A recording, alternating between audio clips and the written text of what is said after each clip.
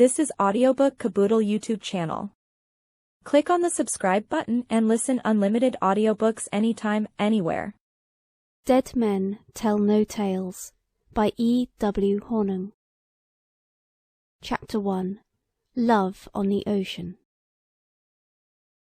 Nothing is so easy as falling in love on a long sea voyage, except falling out of love. Especially was this the case in the days when the wooden clippers did finely to land you in Sydney or in Melbourne under the 4 full months. We all saw far too much of each other, unless, indeed, we were to see still more. Our superficial attractions mutually exhausted, we lost heart and patience in the disappointing strata which lie between the surface and the bedrock of most natures. My own experience was confined to the round voyage of the Lady Jermyn in the year 1853. It was no common experience, as was only too well known at the time. And I may add that I, for my part, had not the faintest intention of falling in love on board. Nay, after all these years, let me confess that I had good cause to hold myself proof against such weakness. Yet we carried a young lady, coming home, who, God knows, might have made short work of many a better man.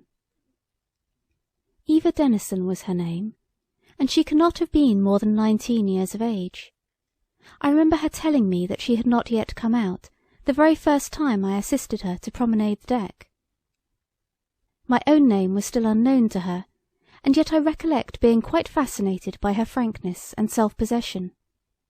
She was exquisitely young, and yet ludicrously old for her years, had been admirably educated, chiefly abroad, and, as we were soon to discover, possessed accomplishments which would have made the plainest old maid a popular personage on board ship. Miss Denison, however, was as beautiful as she was young, with the bloom of ideal health upon her perfect skin. She had a wealth of lovely hair, with strange elusive strands of gold among the brown that drowned her ears. I thought we were to have that mode again, in sunny ripples, and a soul greater than the mind, and a heart greater than either, lay sleeping somewhere in the depths of her grave, grey eyes. We were at sea together so many weeks. I cannot think what I was made of then. It was in the brave old days of Ballarat and Bendigo, when ship after ship went out black with passengers and deep with stores, to bounce home with a bale or two of wool, and hardly hands enough to reef topsails in a gale. Nor was this the worst, for not the crew only, but in many cases captain and officers as well would join in the stampede to the diggings, and we found Hobson's Bay the congested asylum of all manner of masterless and deserted vessels. I have a lively recollection of our skipper's indignation when the pilot informed him of this disgraceful fact. Within a fortnight, however, I met the good man face to face upon the diggings. It is but fair to add that the Lady Jermyn lost every officer and man in the same way, and that the captain did obey tradition to the extent of being the last to quit his ship. Nevertheless, of all who sailed by her in January, I alone was ready to return at the beginning of the following July. I had been to Ballarat. I had given the thing a trial. For the most odious weeks I had been a licensed digger on Black Hill Flats, and I had actually failed to make running expenses. That, however, will surprise you the less when I pause to declare that I have paid as much as 4 shillings and 6pence for half a loaf of execrable bread, that my mate and I, between us, seldom took more than a few pennyweights of gold dust in any one day, and never once struck pick into nugget, big or little, though we had the mortification of inspecting the mammoth masses, of which we found the papers full on landing, and which had brought the gold fever to its height during our very voyage. With me, however, as with many a young fellow who had turned his back on better things, the malady was short-lived. We expected to make our fortunes out of hand, and we had reckoned without the vermin and the villainy which rendered us more than ever impatient of delay. In my fly-blown blankets I dreamt of London until I hankered after my chambers and my club more than after much fine gold. Never shall I forget my first hot bath on getting back to Melbourne. It cost 5 shillings, but it was worth £5, and is altogether my pleasantest reminiscence of Australia. There was, however, one slice of luck in store for me.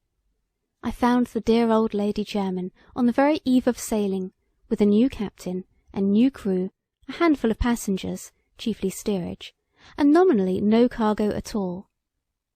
I felt none the less at home when I stepped over her familiar side. In the cuddy we were only 5, but a more uneven quintet I defy you to convene. There was a young fellow named Reddy, packed out for his health and hurrying home to die among friends. There was an outrageously lucky digger, another invalid, for he would drink nothing but champagne with every meal and at any minute of the day, and I have seen him pitch raw gold at the sea-birds by the hour together. Miss Denison was our only lady, and her stepfather, with whom she was travelling, was the one man of distinction on board. He was a Portuguese of 60 or thereabouts, Senor Joaquin Santos by name. At first it was incredible to me that he had no title, so noble was his bearing, but very soon I realized that he was one of those to whom adventitious honours can add no lustre. He treated Miss Denison as no parent ever treated a child, with a gallantry and a courtliness quite beautiful to watch, and not a little touching in the light of the circumstances under which they were travelling together. The girl had gone straight from school to her stepfather's estate on the Zambesi, where, a few months later, her mother had died of the malaria. Unable to endure the place after his wife's death, Senor Santos had taken ship to Victoria, there to seek fresh fortune, with results as indifferent as my own. He was now taking Miss Denison back to England to make her home with other relatives, before he himself returned to Africa, as he once told me, to lay his bones besides those of his wife. I hardly know which of the pair I see more plainly as I write, the young girl with her soft eyes and her sunny hair, or the old gentleman with the erect, though wasted figure, the noble forehead, the steady eye, the parchment skin, the white imperial, and the eternal cigarette between his shrivelled lips. No need to say that I came more in contact with the young girl. She was not less charming in my eyes because she provoked me greatly, as I came to know her intimately. She had many irritating faults. Like most young persons of intellect and inexperience, she was hasty and intolerant in nearly all her judgments, and rather given to being critical in a crude way. She was very musical, playing the guitar and singing in a style that made our shipboard concerts vastly superior to the average of their order. But I have seen her shudder at the efforts of less gifted folks who were also doing their best, and it was the same in other directions where her superiority was less specific. The faults which are most exasperating in another are, of course, one's own faults, and I confess I was very critical of Eva Denison's criticisms. Then she had a little weakness for exaggeration, for unconscious egotism in conversation, and I itched to tell her so. I felt so certain that the girl had a fine character underneath, which would rise to noble heights in stress or storm. All the more would I long now to take her in hand and mould her in little things, and anon to take her in my arms just as she was. The latter feeling was resolutely crushed. To be plain, I had endured what is euphemistically called disappointment already, and, not being a complete coxcomb, I had no intention of courting a second. Yet, when I write of Eva Denison, I am like to let my pen outrun my tale. I lay the pen down, and 100 of her sayings ring in my ears, with my own contradictious comments, that I was doomed so soon to repent. 100 visions of her start to my eyes, and there is the trade wind singing in the rigging and loosening a tress of my darling's hair till it flies out like a tiny golden streamer in the tropic sun. There, it is out. I have called her what she was to be in my heart ever after. Yet at the time I must argue with her. With her! When all my courage should have gone to love-making, I was plucking it up to sail as near as I might to plain remonstrance. I little dreamt how the ghost of every petty word was presently to return and torture me. So it is that I can see her now, and hear her now, on 100 separate occasions, beneath the awning, beneath the stars, on deck, below at noon or night, but plainest of all in the evening of the day we signalled the island of Ascension, at the close of that last concert on the quarter-deck. The watch are taking down the extra awning, they are removing the bunting and the footlights. The lanterns are trailed forward before they are put out. From the break of the poop we watch the vivid shifting patch of deck that each lights up on its way. The stars are very sharp in the vast violet dome above our masts. They shimmer on the sea, and our trucks describe minute orbits among the stars, for the trades have yet to fail us, and every inch of canvas has its fill of the gentle, steady wind. It is a heavenly night. The peace of God broods upon his waters. No jarring note offends the ear. In the forecastle a voice is humming a song of Eva Denison's that has caught the fancy of the men. The young girl who sang it so sweetly not 20 minutes since, who sang it again and again to please the crew, she alone is at war with our little world. She alone would head a mutiny if she could. "I hate the captain," she says again. "My dear Miss Denison," I begin, for she has always been severe upon our bluff old man, and it is not the spirit of contrariety alone which makes me invariably take his part. Coarse he may be, and not one whom the owners would have chosen to command the Lady Jermyn, a good seaman none the less, who brought us round the Horn in foul weather, without losing stitch or stick. I think of the ruddy ruffian in his dripping oilskins, on deck day and night for our sakes, and once more I must needs take his part, but Miss Denison stops me before I can get out another word. "I am not dear, and I am not yours," she cries. "I'm only a schoolgirl. You have all but told me so before to-day. If I were a man, if I were you, I should tell Captain Harris what I thought of him." "Why? What has he done now?" "Now? You know how rude he was to poor Mr. Ready this very afternoon." It was true. He had been very rude indeed. But Ready also had been at fault. It may be that I was always inclined to take an opposite view, but I felt bound to point this out, and at any cost. "You mean when Ready asked him if we were out of our course? I must say I thought it was a silly question to put. It was the same the other evening about the cargo. If the skipper says we're in ballast, why not believe him? Why repeat steerage gossip about mysterious cargoes at the cuddy table? Captain's always touchy about that sort of thing. I wasn't surprised at his letting out." My poor love stares at me in the starlight. Her great eyes flash their scorn. Then she gives a little smile, and then a little nod, more scornful than all the rest. "You never are surprised, are you, Mr. Cole?" says she.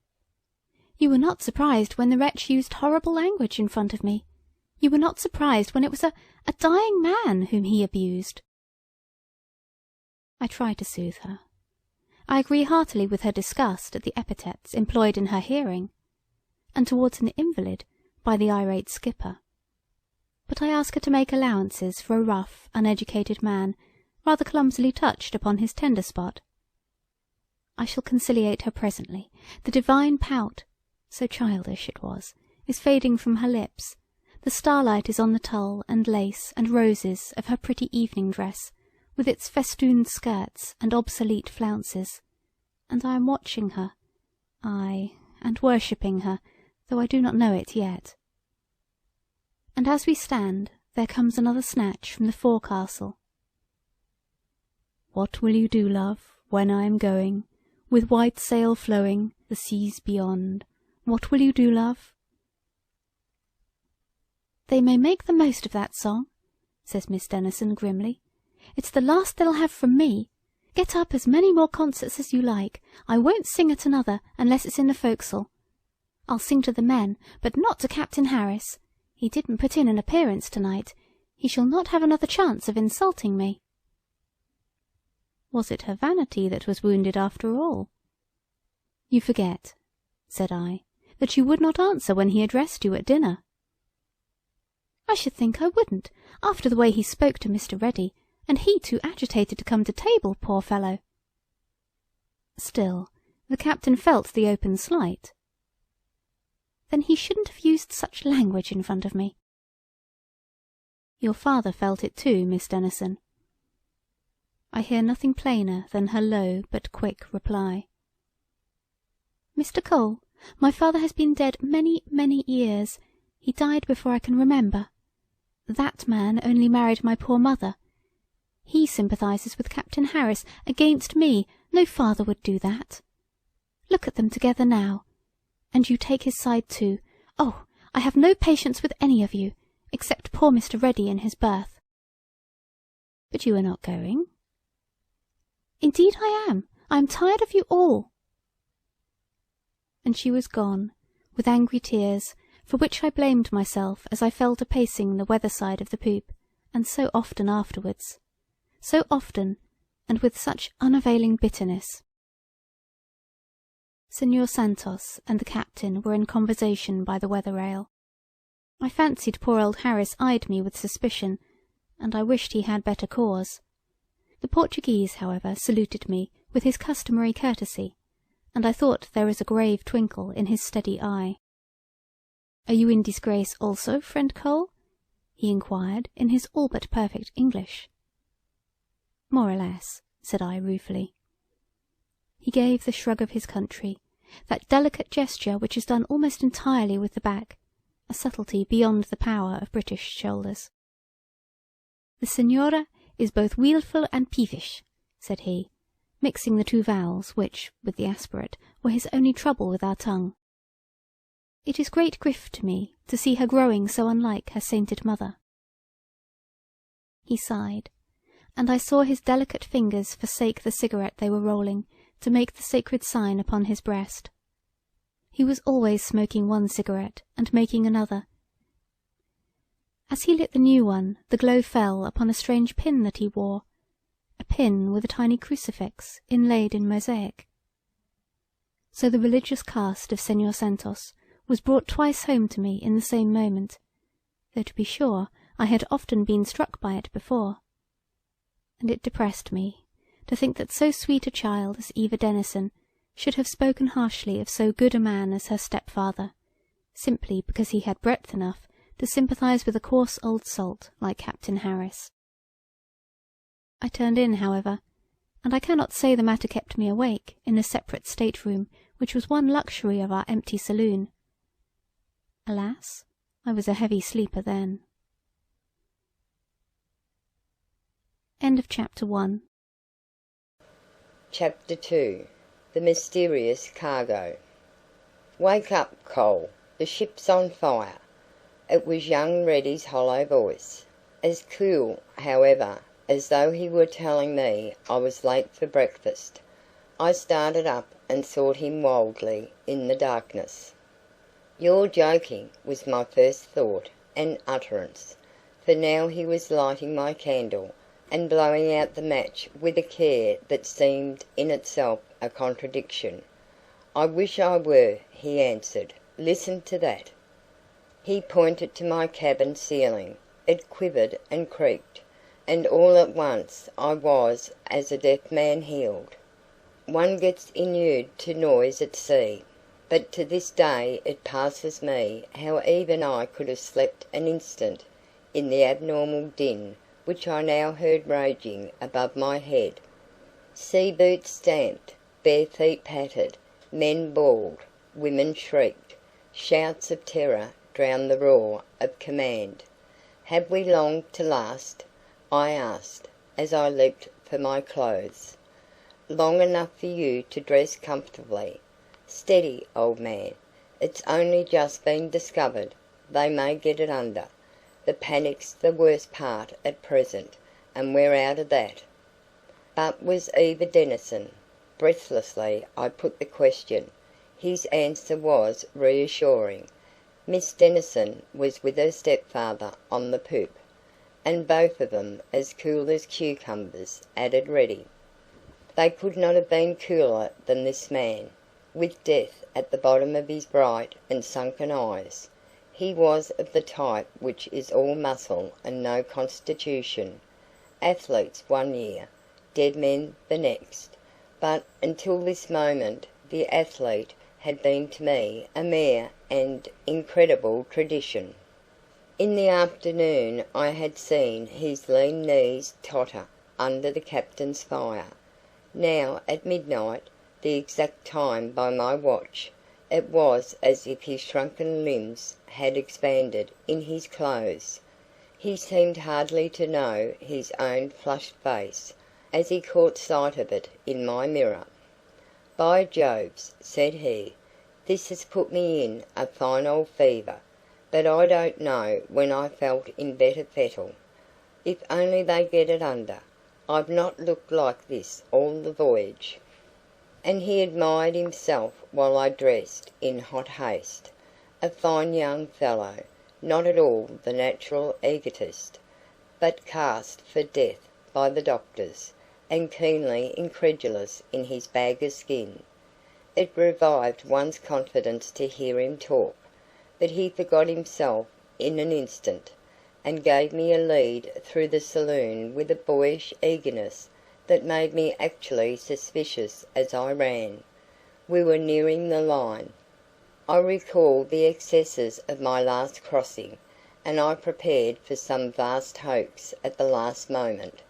It was only when we plunged upon the crowded quarter deck, and my own eyes read lust of life and dread of death in the startling eyes of others, that such lust and such dread consumed me in my turn, so that my veins seemed filled with fire and ice. To be fair to those others, I think that the first wild panic was subsiding even then. At least there was a lull, and even a reaction in the right direction on the part of the males in the second class and steerage. A huge Irishman at their head, they were passing buckets towards the after hold. The press of people hid the hatchway from us until we gained the poop, but we heard the bucket spitting and a hose pipe hissing into the flames below, and we saw the column of white vapour rising steadily from their midst. At the break of the poop stood Captain Harris, his legs planted wide apart, very vigorous, very decisive, very profane. And I must confess that the shocking oaths which had brought us round the Horn inspired a kind of confidence in me now. Besides, even from the poop I could see no flames, but the night was as beautiful as it had been an hour or two back, the stars as brilliant, the breeze even more balmy, the sea even more calm, and we were hove to already against the worst. In this hour of peril the poop was very properly invaded by all classes of passengers, in all manner of incongruous apparel, in all stages of fear, rage, grief, and hysteria. As we made our way among this motley nightmare throng, I took Ready by the arm. "The skipper's a brute," said I, "but he's the right brute in the right place tonight, Ready." "I hope he may be," was the reply, "but we were off our course this afternoon, and we were off it again during the concert, as sure as we're not on it now." His tone made me draw him to the rail. "But how do you know? You didn't have another look, did you?" "Lots of looks at the stars. He couldn't keep me from consulting them, and I'm just as certain of it as I'm certain that we've a cargo aboard which we're none of us supposed to know anything about." The latter piece of gossip was, indeed, all over the ship, but this allusion to it struck me as foolishly irrelevant and frivolous. As to the other matter, I suggested that the officers would have had more to say about it than Ready, if there had been anything in it. "Officers be damned!" cried our consumptive. with a sound man's vigour. They're ordinary seamen dressed up. I don't believe they've a second mate's certificate between them, and they're frightened out of their souls." "Well, anyhow, the skipper isn't that." "No, he's drunk. He can shout straight, but you should hear him try to speak." I made my way aft without rejoinder. "Invalid's pessimism," was my private comment. And yet the sick man was whole for the time being. The virile spirit was once more master of the recreant members, and it was with illogical relief that I found those I sought standing almost unconcernedly beside the binnacle. My little friend was, indeed, pale enough, and her eyes great with dismay, but she stood splendidly calm, in her travelling cloak and bonnet, and with all my soul I hailed the hardihood with which I had rightly credited my love. Yes, I loved her then. It had come home to me at last, and I no longer denied it in my heart. In my innocence and my joy I rather blessed the fire for showing me her true self and my own, and there I stood, loving her openly with my eyes, not to lose another instant, and bursting to tell her so with my lips. But there also stood Senhor Santos, almost precisely as I had seen him last, cigarette, tie-pin, and all. He wore an overcoat, however, and leaned upon a massive ebony cane, while he carried his daughter's guitar in its case, exactly as though they were waiting for a train. Moreover, I thought that for the first time he was regarding me with no very favouring glance. "You don't think it's serious?" I asked him abruptly, my heart still bounding with the most incongruous joy. He gave me his ambiguous shrug, and then, "A fire at sea is surely serious," said he. "Where did it break out?" "No one knows. It may have come of your concert." "But they are getting the better of it?" "They are working wonders so far, Senhor. You see, Miss Denison," I continued ecstatically, "our rough old diamond of a skipper is the right man in the right place after all. A tight man in a tight place, eh?" And I laughed like an idiot in their calm grave faces. "Senhor Cole is right," said Santos, "although his illiterary seems a little out of place. But you must never speak against Captain Ayres again, Menma." "I never will," the poor child said, yet I saw her wince whenever the captain raised that hoarse voice of his in more and more blasphemous exhortation, and I began to fear with Ready that the man was drunk. My eyes were still upon my darling, devouring her, revelling in her, when suddenly I saw her hand twitch within her stepfather's arm. It was an answering start to one on his part.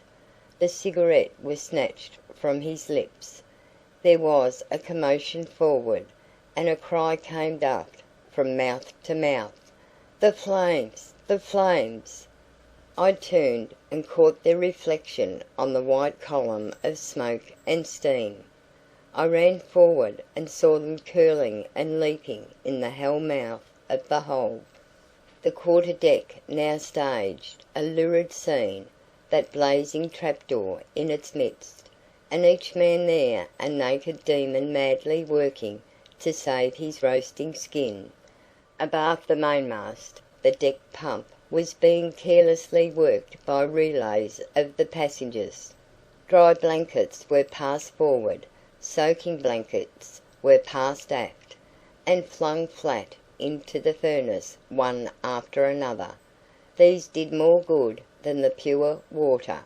The pillar of smoke became blacker, denser. We were at a crisis. A sudden hush denoted it. Even our horse skipper stood dumb.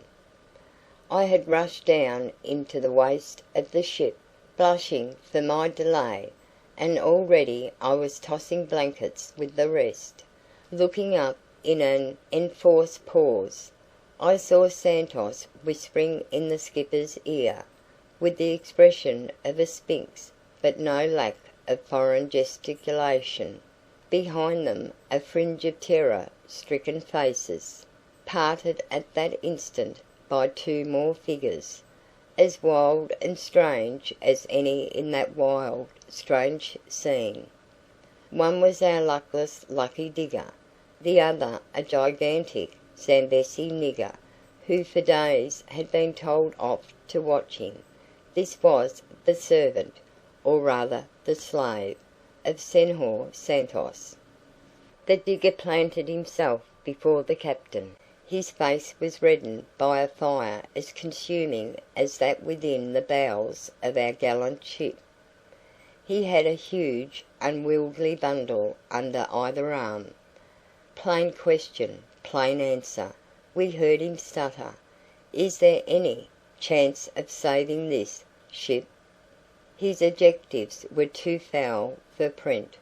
They were given with such a special effort at distinctness, however, that I was smiling one instant, and giving thanks to the next that Eva Denison had not come forward with her guardian. Meanwhile the skipper had exchanged a glance with Senhor Santos, and I think we all felt that he was going to tell us the truth. He told it in 2 words, very little. Then the first individual tragedy was enacted before every eye. With a yell the drunken maniac rushed to the rail. The nigger was at his heels. He was too late. Uttering another and more piercing shriek, the madman was overboard at a bound. One of his bundles preceded him. The other dropped like a cannon ball on the deck. The nigger caught it up and carried it forward to the captain. Harris held up his hand. We were still before we had fairly found our tongues. His words did run together a little, but he was not drunk. "Men and women," said he, "what I told that poor devil is gospel truth, but I didn't tell him we'd no chance of saving our lives, did I? Not me, because we have. Keep your heads and listen to me. There's 2 good boats on the davits amidships. The chief will take one, the second officer the other, and there ain't no reason why every blessed one of you shouldn't sleep in Ascension tomorrow night. As for me, let me see every soul off of my ship, and perhaps I may follow. But by the God that made you, look alive. Mr. Arnott, Mr. McClellan, man them boats and lower away. You can't get quit of the ship too soon, and I don't mind tellin' you why. I'll tell you the worst, and then you'll know. There's been a lot of gossip gossip about my cargo. I give out as I'd none but ships, stores and ballast, and I give out a lie. I don't mind tellin' you now. I give out a cussed lie, but I give it out for the good of the ship. What was the use of frightening folks? But where's the sense in keeping it back now? We have a bit of a cargo," shouted Harris, "and it's gunpowder, every damned ton of it." The effect of this announcement may be imagined. My hand has not the cunning to reproduce it on paper, and if it had, it would shrink from the task. Mild men became brutes, brutal men, devils, women, God help them, shrieking beldams for the most part. Never shall I forget them with their streaming hair, their screaming open mouths, and the cruel ascending fire glinting on their starting eyeballs. Pell-mell they tumbled down the poop ladders, pell-mell they raced amidships, past that yawning open furnace. The pitch was boiling through the seams of the crackling deck. They slipped and fell upon it, one over another, and the wonder is that none plunged headlong into the flames. A handful remained on the poop, cowering and undone with terror. Upon these turned Captain Harris, as Reddy and I, stemming the torrent of maddened humanity, regained the poop ourselves. "For'ard with ye!" yelled the skipper. "The powder's underneath you in the lazarette." They were gone like hunted sheep, and now abaft the flaming hatchway there, where only we four surviving saloon passengers, the captain, his steward, the Zambesi negro, and the quartermaster at the wheel. The steward and the black I observed putting stores aboard the captain's gig, as it overhung the water from the stern davits. "Now, gentlemen," said Harris to the two of us, "I must trouble you to step forward with the rest. Senhor Santos insists on taking his chance along with the young lady in my gig. I've told him the risk, but he insists, and the gig'll hold no more." "But she must have a crew, and I can row." "For God's sake take me, captain," cried I, for Eva Denison sat weeping in her deck chair, and my heart bled faint at the thought of leaving her, I who loved her so, and might die without ever telling her my love. Harris, however, stood firm. "There's that quartermaster and my steward, and Jose the nigger," said he. "That's quite enough, Mr. Cole, for I ain't above an oar myself, but, by God, I'm skipper of this here ship, and I'll skip her as long as I remain aboard." I saw his hand go to his belt. I saw the pistols stuck there for mutineers. I looked at Santos. He answered me with his neutral shrug, and, by my soul, he struck a match and lit a cigarette in that hour of life and death.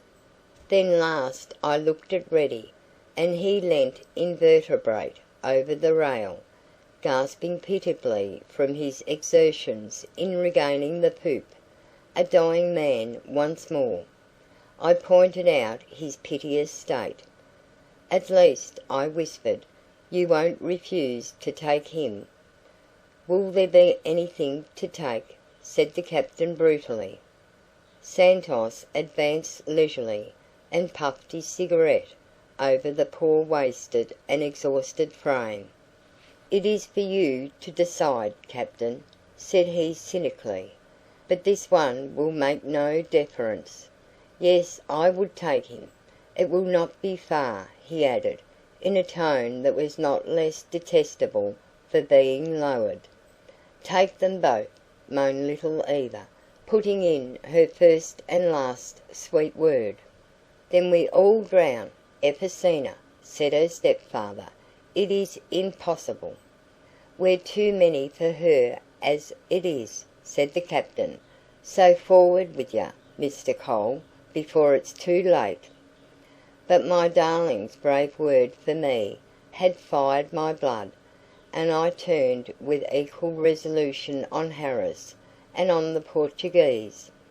"I will go like a lamb," said I, "if you will first give me 5 minutes' conversation with Miss Denison. Otherwise I do not go, and as for the gig, you may take me or leave me, as you choose." "What have you to say to her?" asked Santos, coming up to me, and again lowering his voice. I lowered mine still more.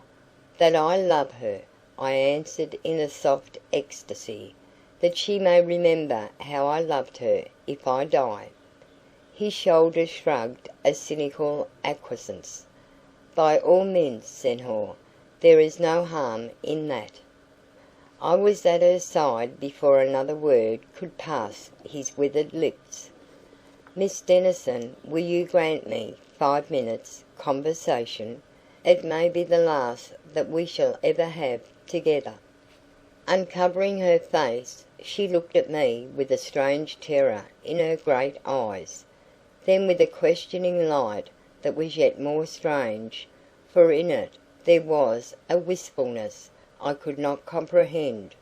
She suffered me to take her hand, however, and to lead her unresisting to the weather rail. "What is it you have to say?" she asked me in her turn. "What is it that you think?" Her voice fell as though she must have the truth. "That we all a very good chance," said I heartily. "Is that all?" cried Eva, and my heart sank at her eager manner. She seemed at once disappointed and relieved. Could it be possible she dreaded a declaration which she had foreseen all along? My evil first experience rose up to warn me. No, I would not speak now.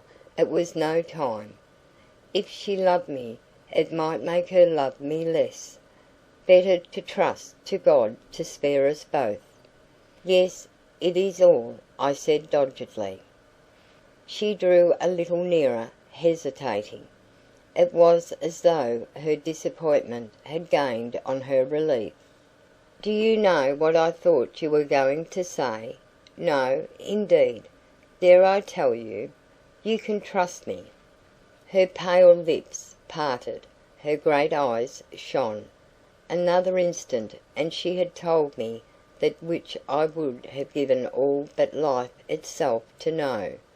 But in that tick of time a quick step came behind me, and the light went out of the sweet face upturned to mine. "I cannot, I must not. Here is that man." Senhor Santos was all smiles and rings of pale blue smoke. "You will be cut off, friend Cole," said he. "The fire is spreading." "Let it spread," I cried, gazing my very soul into the young girl's eyes. "We have not finished our conversation." "We have," said she, with sudden decision. "Go, go, for my sake, for your own sake. Go at once." She gave me her hand. I merely clasped it, and so I left her at the rail. Ah, heaven! How often we had argued on that very spot! So I left her, with the greatest effort of all my life, but one, and yet in passing. Full as my heart was of love and self, I could not but lay a hand on poor Ready's shoulders. "God bless you, old boy," I said to him. He turned a white face that gave me half an instant's pause. "It's all over with me this time," he said. "But I say, I was right about the cargo." And I heard a chuckle as I reached the ladder. But Ready was no longer in my mind. Even Eva was driven out of it, as I stood aghast on the topmost rung. End of chapter 2. Chapter 3. To the Water's Edge. It was not the new panic amidships that froze my marrow. It was not that the pinnace hung perpendicularly by the foretackle, and had shot out those who had swarmed aboard her before she was lowered, as a cart shoots a load of bricks. It was bad enough to see the whole boatload struggling, floundering, sinking in the sea. For selfish eyes, and which of us is all unselfish at such a time, there was a worse sight yet, for I saw all this across an impassable gulf of fire. The quarter-deck had caught. It was in flames to port and starboard of the flaming hatch. Only fore and aft of it was the deck sound to the lips of that hideous mouth, with the 100 tongues shooting out and up. Could I jump it there? I sprang down and looked. It was only a few feet across, but to leap through that living fire was to leap into eternity. I drew back instantly, less because my heart failed me, I may truly say, than because my common sense did not. Some were watching me, it seemed, across this hell. "The bulwarks!" they screamed. "Walk along the bulwarks!" I held up my hand in token that I heard and understood and meant to act. And as I did their bidding, I noticed what indeed had long been apparent to idler eyes. The wind was not. We had lost our southeast trades. The doomed ship was rolling in a dead calm. Rolling, rolling, rolling, so that it seemed minutes before I dared to move an inch. Then I tried it on my hands and knees, but the scorched bulwarks burned me to the bone. And then I leaped up, desperate with the pain, and with my tortured hands spread wide to balance me, I walked those few yards between rising sea and falling fire, and falling sea and rising fire, as an acrobat walks a rope, and by God's grace, without mishap. There was no time to think twice about my feat, or indeed about anything else that befell upon a night when each moment was more pregnant than the last. And yet I did think that those who had encouraged me to attempt so perilous a trick might have welcomed me alive among them. They were looking at something else already, and this is what it was. One of the cabin stewards had presented himself on the poop. He had a bottle in one hand, a glass in the other. In the red glare we saw him dancing in front of the captain like an unruly marionette. Harris appeared to threaten him. What he said we could not hear for the deep-drawn blast and the high staccato crackle of the blazing hold, but we saw the staggering steward offering him a drink, saw the glass flung next instant in the captain's face, the blood running, a pistol drawn, fired without effect, and snatched away by the drunken mutineer. Next instant a smooth black cane was raining blow after blow on the man's head. He dropped. The blows fell thick and heavy as before. He lay wriggling. The Portuguese struck and struck until he lay quite still. Then we saw Joaquin Santos kneel and rub his stick carefully on the still thing's clothes, as a man might wipe his boots. Curses burst from our throats, yet the fellow deserved to die. Nor, as I say, had we time to waste two thoughts upon any one incident. This last had begun and ended in the same minute.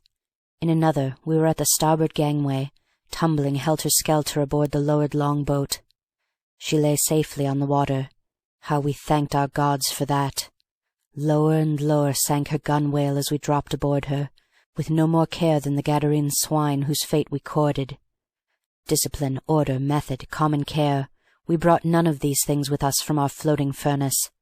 But we fought to be first over the bulwarks, and in the bottom of the long-boat we fought again.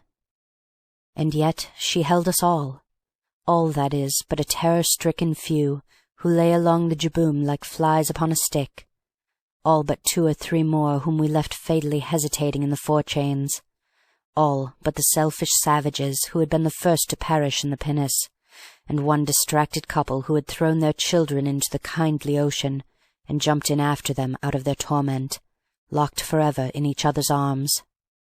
Yes, I saw more things on that starry night, by that blood-red glare, than I have told you in their order, and more things than I shall tell you now.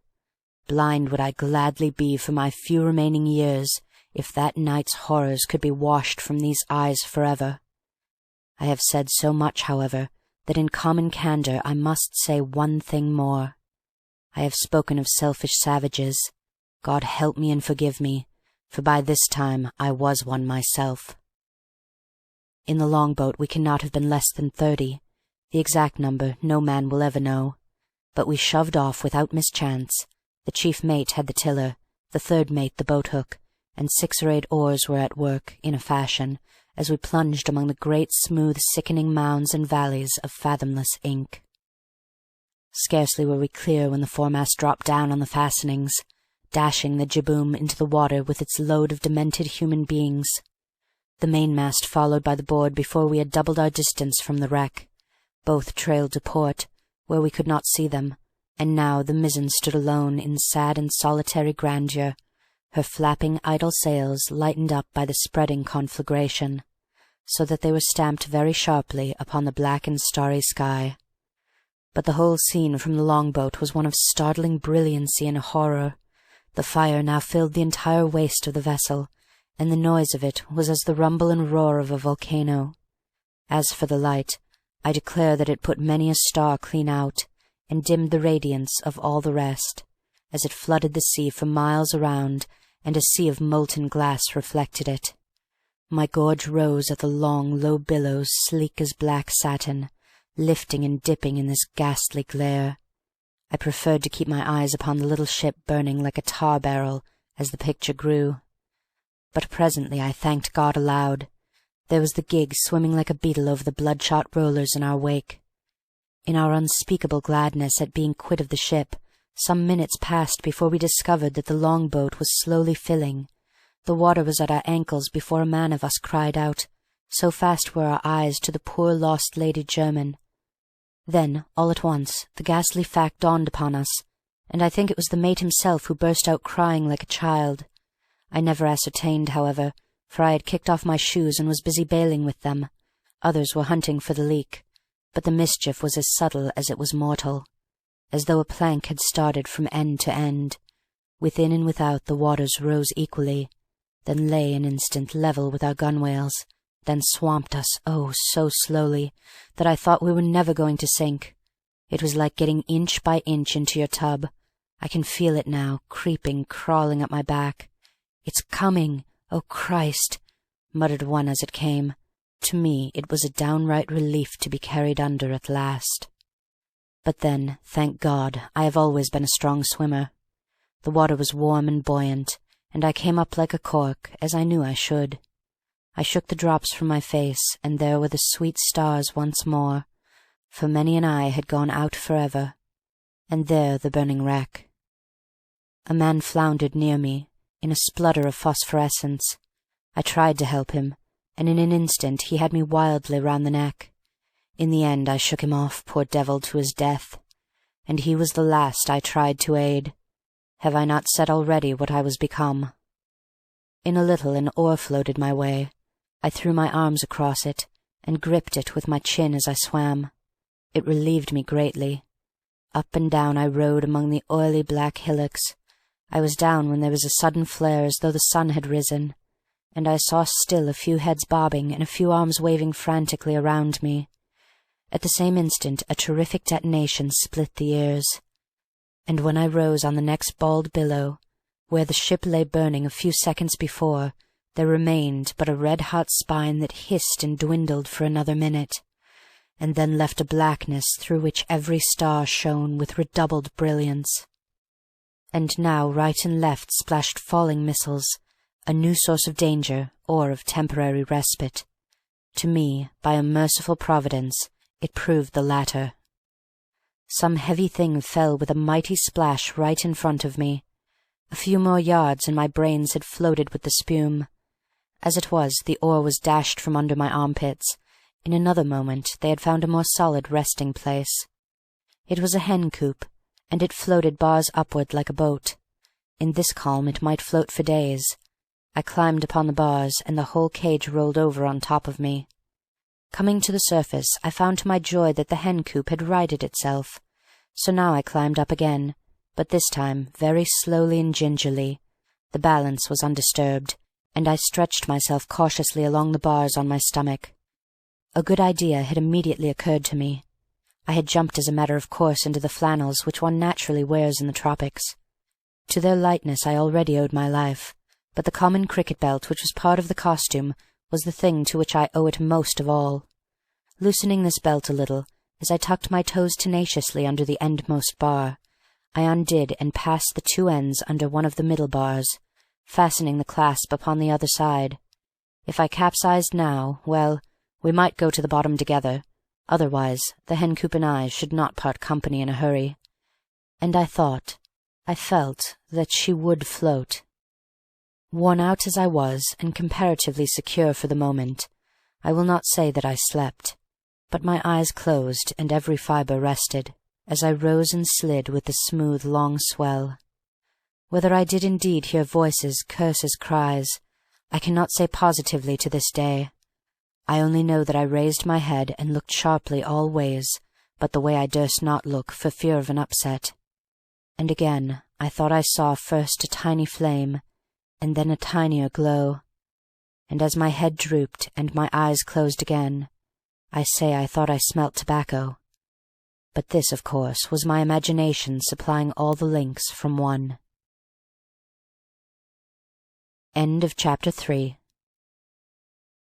This is Audiobook Caboodle YouTube channel. Place for finest collection of audiobooks and novels. Chapter 4 The Silent Sea. Remember, if indeed there be any need to remind you, that it is a flagrant landsman who is telling you this tale. Nothing know I of seamanship, save what one could not avoid picking up on the round voyage of the Lady Jermyn, never to be completed on this globe. I may be told that I have burned that devoted vessel as nothing ever burned on land or sea.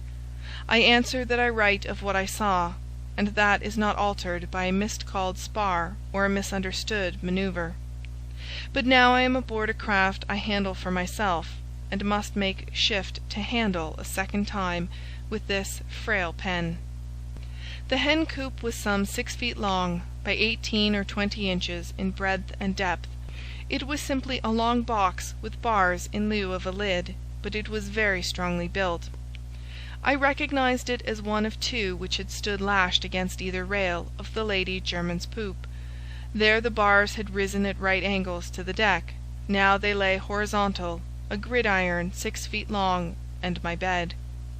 And as each particular bar left its own stripe across my wearied body, and yet its own comfort in my quivering heart, another day broke over the face of the waters, and over me. Discipline, what there was of it originally, had been the very first thing to perish aboard our ill-starred ship. The officers, I am afraid, were not much better than poor Ready made them out, thanks to Bendigo and Ballarat, and little had been done in true ship-shape style all night. All hands had taken their spell at everything as the fancy seized them. Not a bell had been struck from first to last, and I can only conjecture that the fire raged 4 or 5 hours, from the fact that it was midnight by my watch when I left it on my cabin drawers, and that the final extinction of the smouldering keel was so soon followed by the first deep hint of dawn. The rest took place with the trite rapidity of the equatorial latitudes. It had been my foolish way to pooh-pooh the old saying that there is no twilight in the tropics. I saw more truth in it as I lay lonely on this heaving waste. The stars were out, the sea was silver, the sun was up. And oh, the awful glory of that sunrise! It was terrific, it was sickening, my senses swam. Sunlit billows smooth and sinister, without a crest, without a sound, miles and miles of them as I rose, an oily grave among them as I fell, hill after hill of horror, valley after valley of despair, the face of the waters in petty but eternal unrest. And now the sun must shine to set it smiling, to show me its cruel, ceaseless mouthings, to reveal all but the ghastlier horrors underneath. How deep was it? I fell to wondering. Not that it makes any difference whether you drown in 1 fathom or in 10,000, whether you fall from a balloon or from the attic window, but the greater depth or distance is the worse to contemplate, and I was as a man hanging by his hands so high above the world that his dangling feet cover countries, continents, a man who must fall very soon, and wonders how long he will be falling, and how far his soul will bear his body company. In time I became more accustomed to the sun upon this heaving void, less frightened, as a child is frightened by the mere picture, and I have still the impression that, as hour followed hour since the falling of the wind, the nauseous swell in part subsided. I seemed less often on an eminence or in a pit. My glassy azure dales had gentler slopes, or a distemper was melting from my eyes. At least I know that I had now less work to keep my frail ship trim, though this also may have come by use and practice. In the beginning, one or other of my legs had been for ever trailing in the sea, to keep the hen-coop from rolling over the other way. In fact, as I understand they steer the toboggan in Canada, so I my little bark. Now the necessity for this was gradually decreasing, whatever the cause. It was the greatest mercy the day had brought me yet. With less strain on the attention, however, there was more upon the mind. No longer forced to exert some muscle twice or thrice a minute, I had time to feel very faint, and yet time to think. My soul flew homing to its proper prison. I was no longer any unit at unequal strife with the elements. Instincts common to my kind were no longer my only stimulus. I was my poor self again, It was my own little life, and no other, that I wanted to go on living, and yet I felt vaguely there was some special thing I wished to live for, something that had not been very long in my ken, something that had perhaps nerved and strengthened me all these hours. What then could it be? I could not think.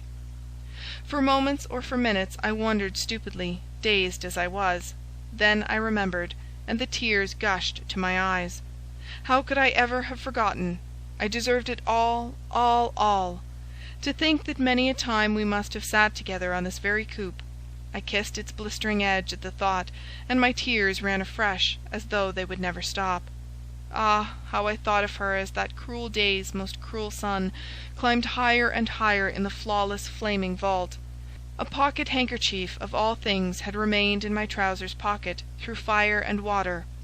I knotted it on the old childish plan, and kept it ever drenched upon the head that had its own fever to endure as well. Eva Denison! Eva Denison! I was talking to her in the past, I was talking to her in the future, and oh, how different were the words, the tone! Yes, I hated myself for having forgotten her, but I hated God for having given her back to my tortured brain. It made my life so many thousandfold more sweet, and death so many thousandfold more bitter. She was saved in the gig, sweet Jesus, thanks for that. But I was dying a lingering death in mid-ocean. She would never know how I loved her, I who could only lecture her when I had her at my side. Dying? No, not yet. I must live, to tell my darling how I had loved her all the time. So I forced myself from my lethargy of despair and grief, and this thought, the sweetest thought of all my life, may or may not have been my unrealized stimulus ere now. It was in very deed my most conscious and perpetual spur, henceforth until the end. From this onward, while my sense stood by me, I was practical, resourceful, alert. It was now high noon, and I had eaten nothing since dinner the night before. How clearly I saw the long saloon table, only laid, however, abaft the mast, the glittering glass, the cool white napery, the poor old dried dessert in the green dishes. Earlier this had occupied my mind an hour. Now I dismissed it in a moment. There was Eva. I must live for her. There must be ways of living at least a day or two without sustenance, and I must think of them. So I undid that belt of mine which fastened me to my gridiron, and I straddled my craft with a sudden keen eye for sharks, of which I never once had thought until now. Then I tightened the belt about my hollow body, and just sat there with the problem. The past hour I had been wholly unobservant. The inner eye had had its turn, but that was over now, and I sat as upright as possible, seeking greedily for a sail. Of course I saw none. Had we indeed been off our course before the fire broke out? Had we burned to cinders aside and apart from the regular track of ships? Then, though my present valiant mood might ignore the adverse chances, they were as 100 to a single chance of deliverance. Our burning had brought no ship to our succour, and how should I, a mere speck amid the waves, bring one to mine? Moreover, I was all but motionless. I was barely drifting at all. This I saw from a few objects which were floating around me now at noon. They had been with me when the high sun rose. One was, I think, the very oar which had been my first support. Another was a sailor's cap, but another, which floated nearer, was new to me, as though it had come to the surface while my eyes were turned inwards. And this was clearly the case, for the thing was a drowned and bloated corpse. It fascinated me, though not with extraordinary horror. It came too late to do that. I thought I recognized the man's back. I fancied it was the mate who had taken charge of the longboat. Was I then the single survivor of those 30 souls? I was still watching my poor lost comrade, when that happened to him against which even I was not proof. Through the deep translucent blue beneath me a slim shape glided. 3 smaller fish led the way. They dallied an instant a fathom under my feet, which were snatched up, with what haste you may imagine. Then on they went to surer prey. He turned over, his dreadful face stared upwards. It was the chief officer, sure enough. Then he clove the water with a rush, his dead hand waved, the last of him to disappear. and I had a new horror to think over for my sins. His poor fingers were all broken and beaten to a pulp. The voices of the night came back to me, the curses and the cries. Yes, I must have heard them. In memory now I recognized the voice of the chief mate, but there again came in the assisted imagination. Yet I was not so sure of this as before. I thought of Santos and his horrible heavy cane. Good God, she was in the power of that? I must live for Eva indeed, must save myself to save and protect my innocent and helpless girl. Again I was a man. Stronger than ever was the stimulus now, louder than ever the call on every drop of true man's blood in my perishing frame. It should not perish, it should not. Yet my throat was parched, my lips were caked, my frame was hollow. Very weak I was already, without sustenance I should surely die. But as yet I was far enough from death, or I had done disdaining the means of life that all this time lay ready to my hand. A number of dead fowls imparted ballast to my little craft. Yet I could not look at them in all these hours, or I could look, but that was all. So I must sit up 1 hour more, and keep a sharper eye than ever for the tiniest glimmer of a sail. To what end, I often asked myself. I might see them, they would never see me. Then my eyes would fail, and "You squeamish fool," I said at intervals, until my tongue failed to articulate. It had swollen so in my mouth. Flying fish skimmed the water like thick spray. Petrels were so few that I could count them. Another shark swam round me for an hour. In sudden panic I dashed my knuckles on the wooden bars to get at a duck to give the monster for a sop. My knuckles bled. I held them to my mouth. My cleaving tongue wanted more. The duck went to the shark. A few minutes more, and I had made my own vile meal as well. End of Chapter 4. Chapter 5. My Reward. The sun declined, my shadow broadened on Dye waters, and now I felt that if my cockleshell could live a little longer, why, so could I. I had got at the fowls without further hurt.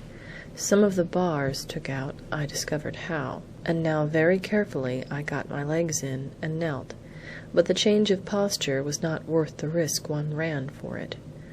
There was too much danger of capsizing and failing to free oneself before she filled and sank. With much caution I began breaking the bars, one by one. It was hard enough, weak as I was. My thighs were of more service than my hands. But at last I could sit. The grating only covered me from the knees downwards, and the relief of that outweighed all danger, which, as I discovered to my untold joy, was now much less than it had been before. I was better ballast than the fowls. These I had attached to the lashings which had been blown asunder by the explosion. At one end of the coop the ring bolt had been torn clean out, but at the other it was the cordage that had parted. To the frayed ends I tied my fowls by the legs, with the most foolish pride in my own cunning. Do you not see? It would keep them fresh for my use. It was a trick I had read of in no book. It was all my own. So evening fell and found me hopeful and even puffed up, but yet no sail. Now, however, I could lie back, and use had given me a strange sense of safety. Besides, I think I knew, I hope I felt, that the hen coop was in other hands than mine. All is reaction in the heart of man. Light follows darkness nowhere more surely than in that hidden self. And now at sunset it was my heart's high moon. Deep peace pervaded me as I lay outstretched in my narrow rocking bed, as it might be in my coffin, a trust in my Maker's will to save me, if that were for the best, a trust in His final wisdom and loving kindness, for though this night should be my last on earth, for myself I was resigned, and for others I must trust Him no less. Who was I to constitute myself the protector of the helpless, when He was in His heaven? Such was my sunset mood. It lasted a few minutes, and then, without radically changing, it became more objective. The west was a broadening blaze of yellow and purple and red. I cannot describe it to you. If you have seen the sun set in the tropics, You would despise my description, and, if not, I for one could never make you see it. Suffice it that a petrel wheeled somewhere between deepening carmine and paling blue, and it took my thoughts off at an earthly tangent. I thanked God there were no big sea-birds in these latitudes, no mollyhawks, no albatrosses, no cape hens. I thought of an albatross that I had caught going out. Its beak and talons were at the bottom with the charred remains of the Lady Germaine. But I could see them still, could feel them shrewdly in my mind's flesh, and so to the old superstition, strangely justified in my case, and so to the poem which I, with my special experience, not unnaturally consider the greatest poem ever penned. But I did not know it then as I do now, and how the lines eluded me. I seemed to see them in the book, yet I could not read the words. Water, water everywhere, nor any drop to drink. That, of course, came first, incorrectly, and it reminded me of my thirst, which the blood of the fowls had so very partially appeased. I see now that it is terribly lucky I could recall but little more. Experience is less terrible than realization, and that poem makes me realize what I went through as memory cannot. It has verses which would have driven me mad. On the other hand, the exhaustive mental search for them distracted my thoughts until the stars were back in the sky. And now I had a new occupation, saying to myself all the poetry I could remember, especially that of the sea, for I was a bookish fellow even then. But I never was anything of a scholar. It is odd, therefore, that the one apposite passage which referred to me in its entirety was in hexameters and parameters.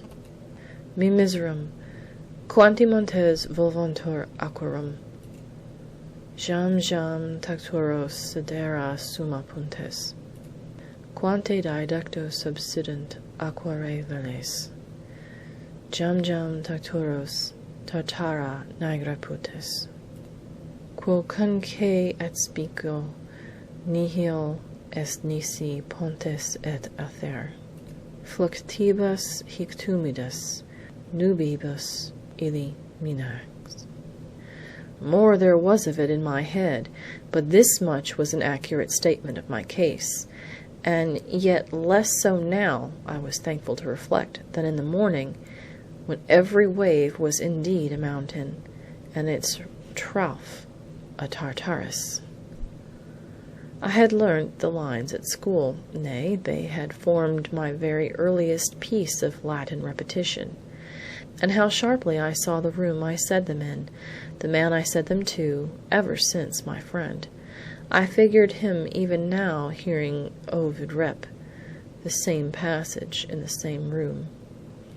And I lay saying it on a hencoop in the middle of the Atlantic Ocean. At last I fell into a deep sleep, a long unconscious holiday of the soul, undefiled by any dream. They say that our dreaming is done as we slowly wake. Then was I out of the way of it that night, for a sudden violent rocking awoke me in one horrid instant. I made it worse by the way I started to a sitting posture. I had shipped some water. I was shipping more. Yet all around the sea was glassy. Whence was the commotion? As my ship came trim again, I saw that my hour was not yet. The cause occurred to me, and my heart turned so sick that it was minutes before I had the courage to test my theory. It was the true one. A shark had been at my trailing fowls, had taken the bunch of them together, dragging the legs from my loose fastenings. Lucky they had been no stronger, else I had been dragged down to perdition too. Lucky, did I say?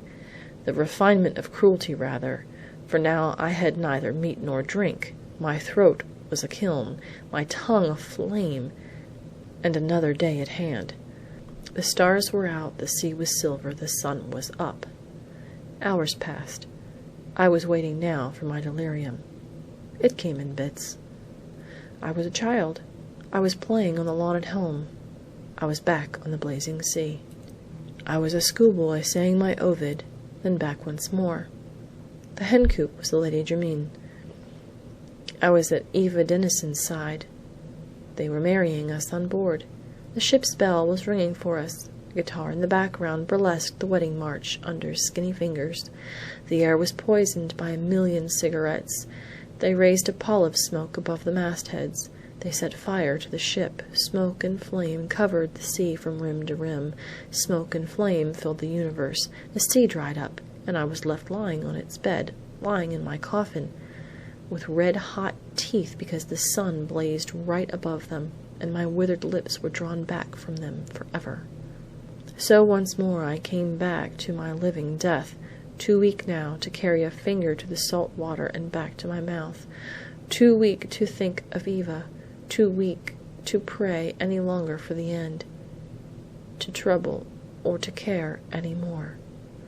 Only so tired. Death has no more terrors for me. I have supped the last horror of the worst death a man can die. You shall hear now for what I was delivered. You shall read of my reward. My floating coffin was many things in turn: a railway carriage, a pleasure boat on the Thames, a hammock under the trees. Last of all, it was the upper berth in a not very sweet-smelling cabin, with a clatter of knives and forks near at hand, and a very strong odor of onions in the Irish stew. My hand crawled to my head. Both felt of wondrous weight, and my head was covered with bristles no longer than those on my chin, only less stubborn. "Where am I?" I feebly asked. The knives and forks clattered on, and presently I burst out crying because they had not heard me, and I knew that I could never make them hear. Well, they heard my sobs, and a huge fellow came with his mouth full and smelling like a pickle bottle. "Where am I?" "Aboard the brig Eliza, Liverpool, homeward bound. Glad to see them, eyes open." "Have I been here long?" "Matter of 10 days." "Where did you find me?" "Floating in a hen coop. Thought you was a dead 'un." "Do you know what ship?" "Do we know? No, that's what you've got to tell us." "I can't," I sighed, too weak to wag my head upon the pillow. The man went to my cabin door. "Here's a go," he said. "Forgotten the name of his blessed ship, he has. Where's that there paper, Mr. Bowles? There's just a chance it may be the same." "I've got it, sir." "Well, fetch it along, and come you in, Mr. Bowles. Likely you may think of something." A reddish hook-nosed man with a jaunty, wicked look came and smiled at me in the friendliest fashion. The smell of onions became more worse than I knew how to endure. "Ever hear of the ship Lady Jermyn?" asked the first corner, winking at the other. I thought very hard. The name did sound familiar, but no, I could not honestly say I had heard it before. The captain looked at his mate. "It was 1,000 to 1, he said. "Still, we may as well try him with other names. Ever hear of Captain Harris, mister?" "Not that I know of." "Of Saunderson's steward?" "No." "Or Crook's quartermaster?" "Never." "Nor yet of Reddy, a passenger?" "No." "It's no use going on," said the captain, folding up the paper. "None whatever, sir," said the mate. "Reddy, Reddy," I repeated. "I do seem to have heard that name before. Won't you give me another chance?" The paper was unfolded with a shrug. "There was another passenger of the name of San Santos, Dutchman, seemingly. Ever heard of him?" My disappointment was keen. I could not say that I had, yet I could not swear I had not. "Oh, won't you? Well, there's only one more chance. Ever heard of Miss Eva Denison?" "By God, yes! Have you?" I was sitting bolt upright on my bunk. The skipper's beard dropped upon his chest. Bless my soul, the last name of the lot, too. "Have you heard of her?" I reiterated. "Wait a bit, my lad, not so fast. Lie down again and tell me who she was." "Who she was!" I screamed. "I want to know where she is." "I can't hardly say," said the captain awkwardly. "We found the gig of the Lady Jermyn the week after we found you, being becalmed like. There wasn't no lady aboard her, though." "Was there anybody?" "2 dead 'uns and this here paper." The skipper hesitated. Hadn't you better wait a bit?" "No, no, for Christ's sake, let me see the worst. Do you think I can't read it in your face?" "I could. I did. I made that plain to them, and at last I had the paper smoothed out upon my knees. It was a short statement of the last sufferings of those who had escaped in the gig, but there was nothing in it that I did not now expect. They had buried Reddy first, then my darling, and her stepfather.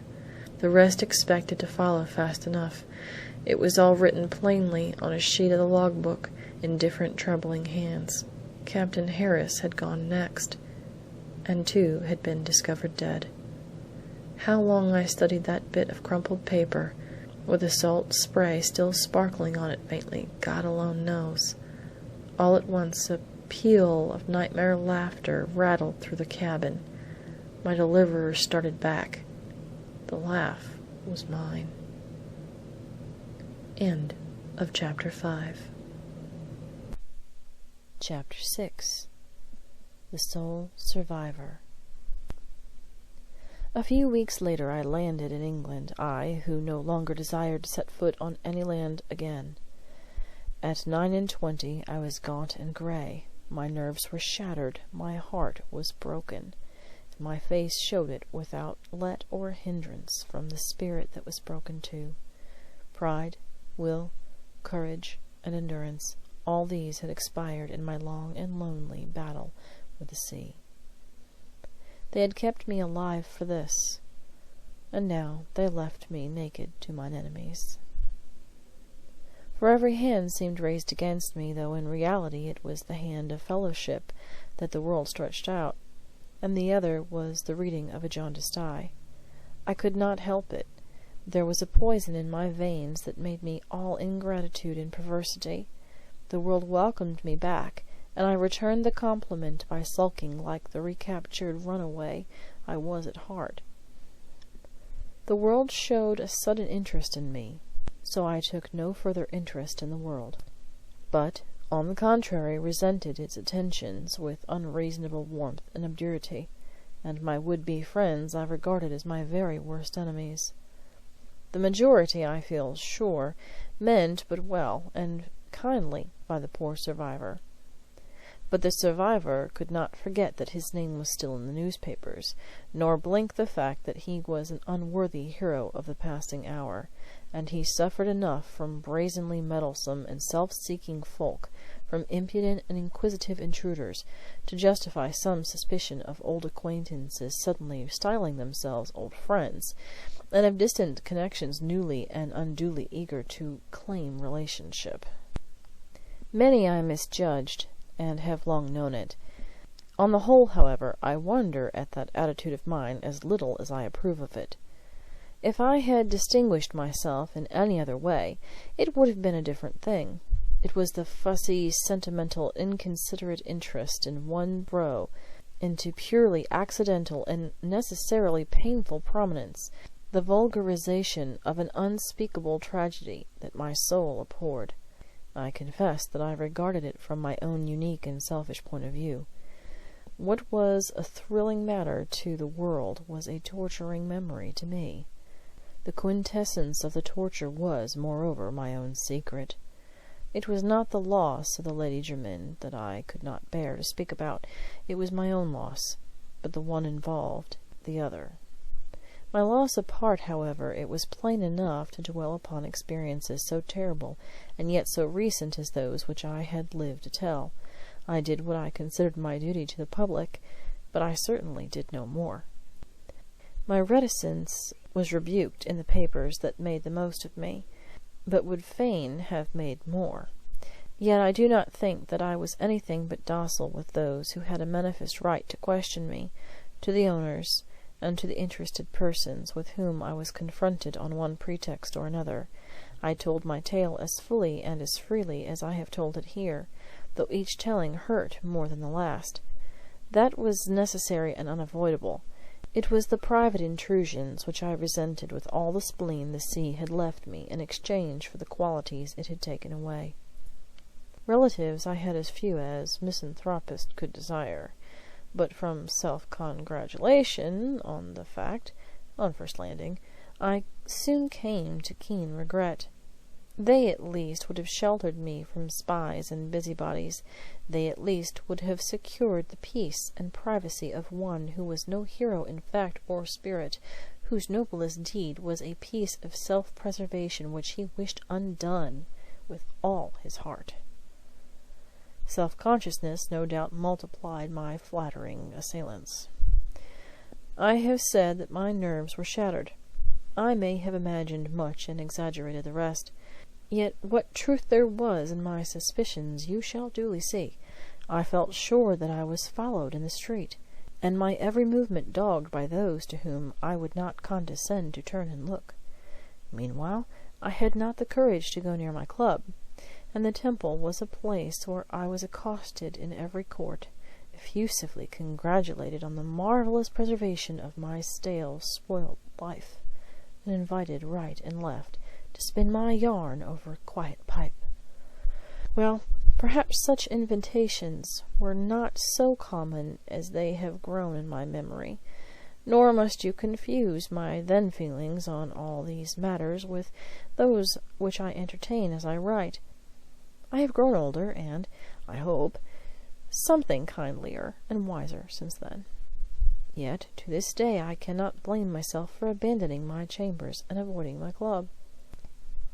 For a temporary asylum I pitched upon a small, quiet, empty private hotel which I knew of in Charterhouse Square. Instantly the room next to mine became occupied. All the first night I imagined I heard voices talking about me in that room next door. It was becoming a disease with me. Either I was being dogged, watched, followed day and night, indoors and out, or I was the victim of a very ominous hallucination. That night I never closed an eye nor lowered my light. In the morning I took a four-wheeled cab and drove straight to Harley Street, and upon my soul, as I stood on the specialist's doorstep, I could have sworn I saw the occupant of the room next to mine dash by me in a hansom. "Ah," said the specialist, "so you cannot sleep. You hear voices. You fancy you are being followed in the street. You don't think these fancies spring entirely from the imagination?" "Not entirely, just so." "And you keep looking behind you as though somebody were at your elbow, and you prefer to sit with your back close to the wall?" "Just so, just so." "Distressing symptoms, to be sure, but hardly to be wondered at in a man who has come through your nervous strain." A keen professional light glittered in his eyes. "And most commonplace," he added, smiling, "compared with the hallucinations you must have suffered from on that hen coop. Ah, my dear sir, the psychological interest of your case is very great." "It may be," I said brusquely, "but I come to you to get that hen coop out of my head, not to be reminded of it. Everybody asks me about the damned thing, and you follow everybody else. I wish it and I were at the bottom of the sea together." This speech had the effect of really interesting the doctor in my present condition, which was indeed one of chronic irritation and extreme excitability, alternating with fits of the very blackest despair. Instead of offending my gentleman, I had put him on his mettle, and for half an hour he honoured me with the most exhaustive inquisition ever elicited from a medical man. His panacea was somewhat in the nature of an anticlimax, but at least it had the merits of simplicity and of common sense. A change of air, perfect quiet, say a cottage in the country, not too near the sea, and he shook my hand kindly when I left. "Keep up your heart, my dear sir," he said. "Keep up your courage and your heart." "My heart!" I cried. "It's at the bottom of the Atlantic Ocean." He was the first to whom I had said as much. He was a stranger. What did it matter? And oh, it was so true, so true. Every day and all day I was thinking of my love. Every hour and all hours she was before me with her sunny hair and young, young face.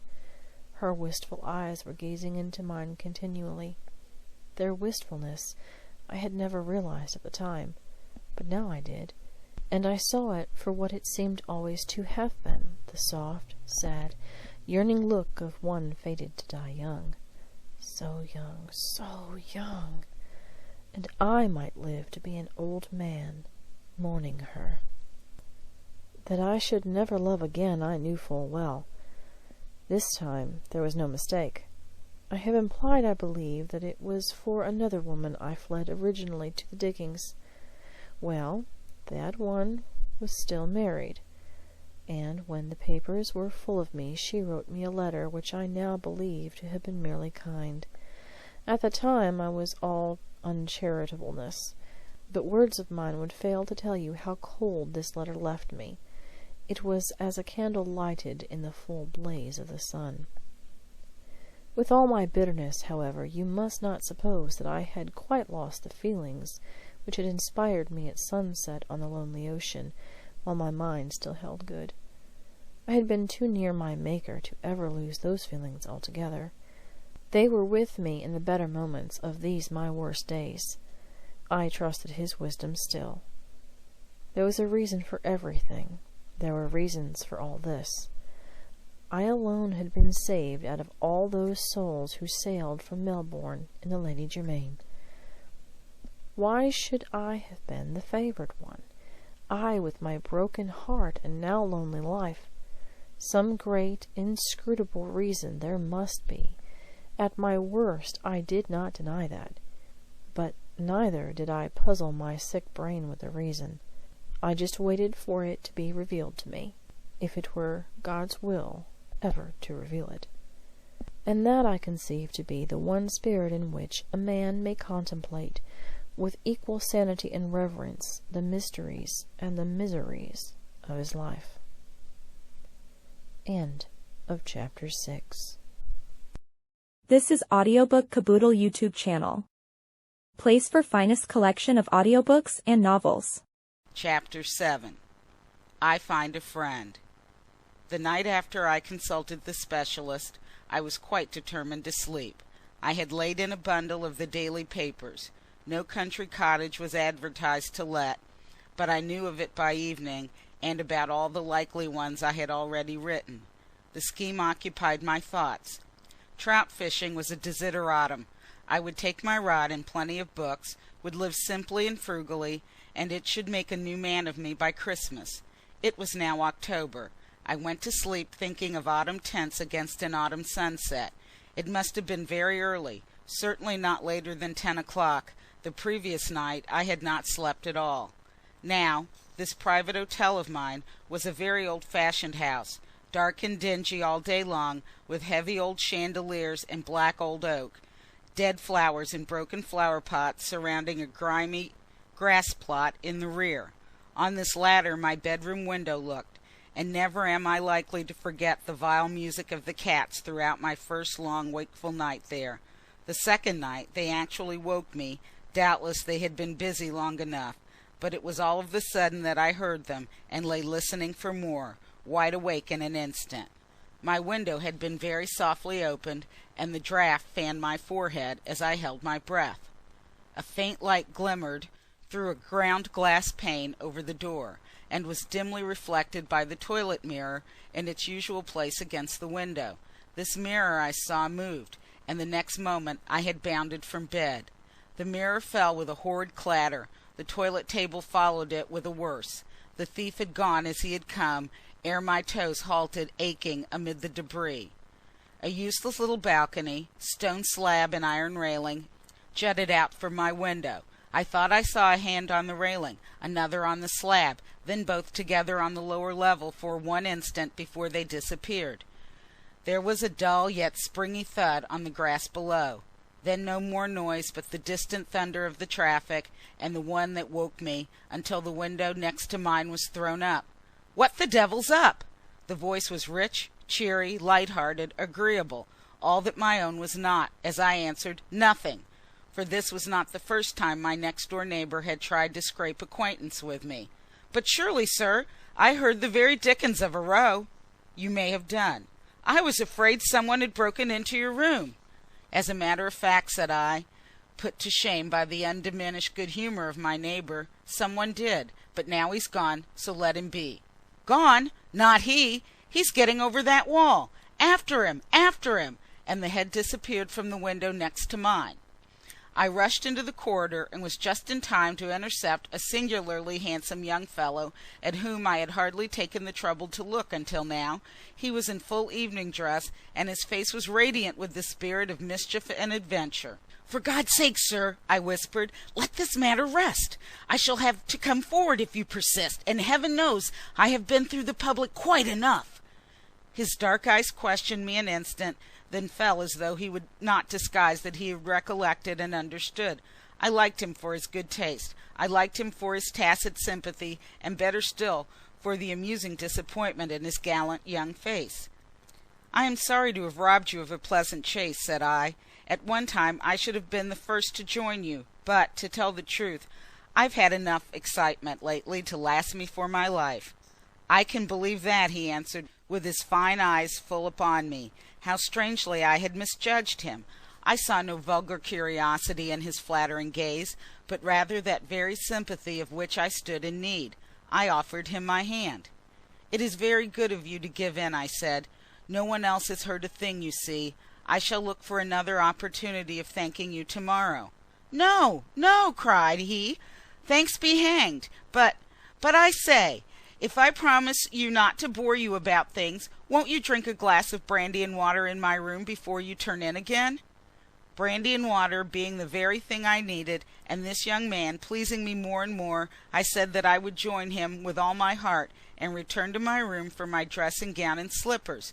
To find them, however, I had to light my candles, when the first thing I saw was the havoc my marauder had left behind him. The mirror was cracked across, the dressing table had lost a leg, and both lay flat, with my brushes and shaving table, and the foolish toilet crockery which no one uses, but I should have to replace, strewn upon the carpet.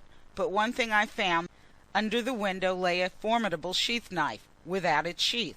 I picked it up with something of a thrill, which did not lessen when I felt its edge. The thing was diabolically sharp. I took it with me to show my neighbor, whom I found giving his order to the boots. It seemed that it was barely midnight, and that he had only just come in when the clatter took place in my room. "Hello!" he cried when the man was gone, and I produced my trophy. "Why, what the mischief have you got there?" "My caller's card," said I. "He left it behind him. Feel the edge." I have seldom seen a more indignant face than the one which my new acquaintance bent over the weapon as he held it to the light, and ran his finger along the blade. He could not have frowned more heavily if he had recognized the knife. "The villains!" he muttered. "The damned villains!" "Villains?" I queried. "Did you see more than one of them, then?" "Didn't you?" he asked quickly. Yes, to be sure. There was at least one other beggar skulking down below. He stood looking at me, the knife in his hand, though mine was held out for it. Don't you think, Mr. Cole, that it is our duty to hand this over to the police? I've heard of other cases about these Inns of Court. There's evidently a gang of them, and this night might convict the lot. There's no saying, anyway. I think the police should have it. If you like, I'll take it to Scotland Yard myself, and hand it over without mentioning your name." "Oh, if you keep my name out of it," said I, "and say nothing about it here in the hotel, you may do what you like, and welcome. It's the proper course, no doubt, only I've had publicity enough, and would sooner have felt that blade in my body than set my name going again in the newspapers." "I understand," he said with his well-bred sympathy, which never went a shade too far, and he dropped the weapon into a drawer as the boots entered with the tray. In a minute he had brewed 2 steaming jorums of spirits and water, as he handed me one. I feared he was going to drink my health, or toast my luck, but no, he was the one man I had met who seemed, as he said, to understand. Nevertheless, he had his toast. "Here's confusion to the criminal classes in general," he cried, "but death and damnation to the owners of that knife." And we clinked tumblers across the little oval table in the middle of the room. It was more of a sitting room than mine. A bright fire was burning in the grate, and my companion insisted on my sitting over it in the armchair, while for himself he fetched the one from his bedside and drew up the table so that our glasses should be handy. He then produced a handsome cigar case admirably stocked, and we smoked and sipped in the cosiest fashion, though without exchanging many words. You may imagine my pleasure in the society of a youth, equally charming in looks, manners, and address, who had not one word to say to me about the Lady Jermyn or my hen-coop. It was unique, yet such, I suppose, was my native contrariety, that I felt I could have spoken of the catastrophe to this very boy with less reluctance than to any other creature whom I had encountered since my deliverance. He seemed so full of silent sympathy. His consideration for my feelings was so marked and yet so unobtrusive.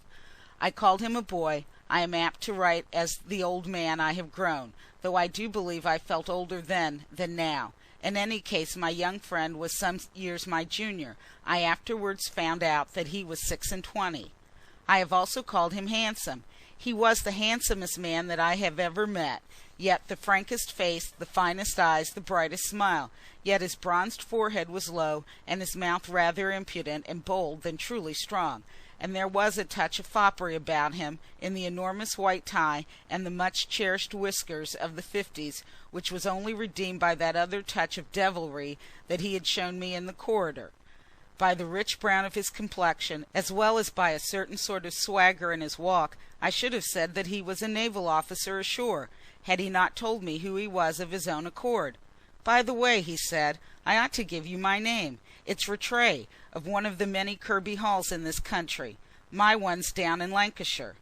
"I suppose there's no need to tell you my name," said I, less sadly, I dare say, than I have ever yet alluded to the tragedy which I alone survived.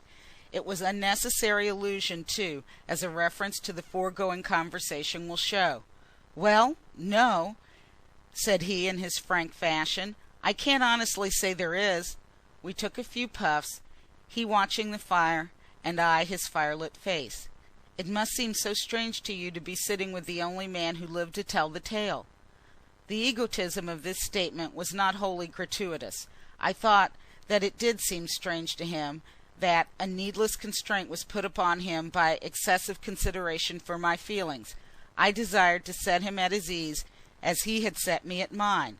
On the contrary, he seemed quite startled by my remark. "It is strange," he said with a shudder, followed by the biggest sip of brandy and water he had yet taken. "It must have been horrible, horrible," he added to himself, his dark eyes staring into the fire. "Ah," I said, "it was even more horrible than you suppose, or can ever imagine." I was not thinking of myself, nor of my love, nor of any particular incident of the fire that still went on burning in my brain. My tone was doubtless confidential, but I was meditating no special confidence when my companion drew one with his next words. These, however, came after a pause in which my eyes had fallen from his face, but in which I heard him emptying his glass. "What do you mean?" he whispered. "That there were other circumstances, things which haven't yet gotten into the papers?" "God knows there were," I answered, my face in my hands, and my grief brought home to me. There I sat with it in the presence of that stranger, without compunction and without shame. He sprang up and paced the room. His tact made me realize my weakness, and I was struggling to overcome it, when he surprised me by suddenly stopping and laying a rather tremulous hand upon my shoulder. "It wouldn't do you any good to speak of those circumstances, I suppose?" he faltered. "No, not now. No good at all." "Forgive me," he said, resuming his walk.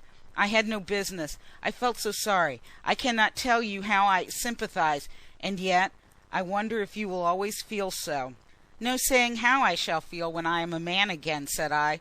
"You see what I am at present," and pulling myself together, I rose to find my new friend quite agitated in his turn. "I wish we had some more brandy," he sighed. "I'm afraid it's too late to get any now." "And I'm glad of it," said I. "A man in my state ought not to look at spirits, or he may never look past them again. Thank goodness, there are other medicines. Only this morning I consulted the best man on nerves in London. I wish I'd gone to him long ago." "Harley Street, was it?" "Yes." "Saw you on his doorstep, by Jove!" cried Rattray at once. "I was driving over to Hampstead, and I thought it was you. Well, what's the prescription?" In my satisfaction at finding that he had not been dogging me intentionally, though I had forgotten the incident till he reminded me of it, I answered his question with unusual fullness. "I should go abroad," said Rattray, "but then I always am abroad. It's only the other day I got back from South America, and I shall up anchor again before this filthy English winter sets in." Was he a sailor after all, or only a well-to-do wanderer on the face of the earth? He now mentioned that he was only in England for a few weeks, to have a look at his estate, and so forth, after which he plunged into more or less enthusiastic advocacy of this or that foreign resort, as opposed to the English cottage upon which I had told him I had set my heart. He was now, however, less spontaneous, I thought, than earlier in the night. His voice had lost its hearty ring, and he seemed preoccupied, as if talking of one matter while he thought upon another. Yet he would not let me go, and presently he confirmed my suspicion, no less than my first impression of his delightful frankness and cordiality, by candidly telling me what was on his mind. "If you really want a cottage in the country," said he, "and the most absolute peace and quiet to be got in this world, I know of the very thing on my land in Lancashire. It would drive me mad in a week, but if you really care for that sort of thing—" "An occupied cottage?" I interrupted. "Yes, a couple rent it from me, very decent people of the name of Braithwaite. The man is out all day, and won't bother you when he's in. He's not like other people, poor chap, but the woman's all there, and would do her best for you in a humble, simple, wholesome sort of way." "You think they would take me in?" "They have taken other men, artists as a rule." "Then it's picturesque country?" "Oh, it's that if it's nothing else, but not a town for miles, mind you, and hardly a village worthy the name." "Any fishing?" "Yes, trout, small but plenty of 'em, in a beck running close to the cottage." "Come," cried I, "this sounds delightful. Shall you be up there?" "Only for a day or two," was the reply. "I shan't trouble you, Mr. Cole." "My dear sir, that wasn't my meaning at all. I'm only sorry I shall not see something of you on your own heath." "I can't thank you enough for your kind suggestion. When do you suppose the Braithwaites could do with me?" His charming smile rebuked my impatience. "We must first see whether they can do with you at all," said he. "I sincerely hope they can, but this is their time of year for tourists, though perhaps a little late. I'll tell you what I'll do. As a matter of fact, I'm going down there to-morrow, and I've got to telegraph to the place in any case to tell them when to meet me. I'll send the telegram first thing, and I'll make them send one back to say whether there's room in the cottage or not." I thanked him warmly, but asked if the cottage was close to Kirby Hall, and whether this would not be giving a deal of trouble at the other end. Whereupon he mischievously misunderstood me a second time, saying the cottage and the hall were not even in sight of each other, and I really had no intrusion to fear, as he was a lonely bachelor like myself, and would only be up there 4 or 5 days at the most. So I made my appreciation of his society plainer than ever to him, for indeed I had found a more refreshing pleasure in it already than I had hoped to derive from mortal man again. And we parted at 3 o'clock in the morning like old fast friends. "Only don't expect too much, my dear Mr. Cole," were his last words to me. "My own place is as ancient and as tumble-down as most ruins that you pay to see over, and I'm never there myself because, I tell you frankly, I hate it like poison." End of chapter 7. Chapter 8. A Small Precaution. My delight in the society of this young Squire Rattray, as I soon was to hear him styled, has been such as to make me almost forget the sinister incident which had brought us together. When I returned to my room, however, there were the open window and the litter on the floor to remind me of what had happened earlier in the night. Yet I was less disconcerted than you might suppose. A common housebreaker can have few terrors for one who has braved those of mid-ocean single-handed. My would-be visitor had no longer any for me, for it had not yet occurred to me to connect him with the voices and the footsteps to which, indeed, I had been unable to swear before the doctor. On the other hand, these morbid imaginings, as I was far from unwilling to consider them, had one and all deserted me in the sane, clean company of the capital young fellow in the next room. I have confessed my condition up to the time of this queer meeting. I have tried to bring young Rattray before you with some hint of his freshness and his boyish charm, and though the sense of failure is heavy upon me there, I who knew the man knew also that I must fail to do him justice. Enough may have been said, however, to impart some faint idea of what this youth was to me in the bitter and embittering anticlimax of my life. Conventional figures spring to my pen, but every one of them is true. He was flowers in the spring, he was sunshine after rain, he was rain following long months of drought. I slept admirably after all, and I awoke to see the overturned toilet table, and to thrill as I remembered there was one fellow creature with whom I could fraternize without fear of a rude reopening of my every wound. I hurried my dressing in the hope of our breakfasting together. I knocked at the next door, and, receiving no answer, even ventured to enter with the same idea. He was not there. He was not in the coffee-room. He was not in the hotel. I broke my fast in disappointed solitude, and I hung about disconsolate all the morning, looking wistfully for my new-made friend. Towards midday he drove up in a cab, which he kept waiting at the curb. "It's all right," he cried out in his hearty way. "I sent my telegram first thing, and I've had the answer at my club.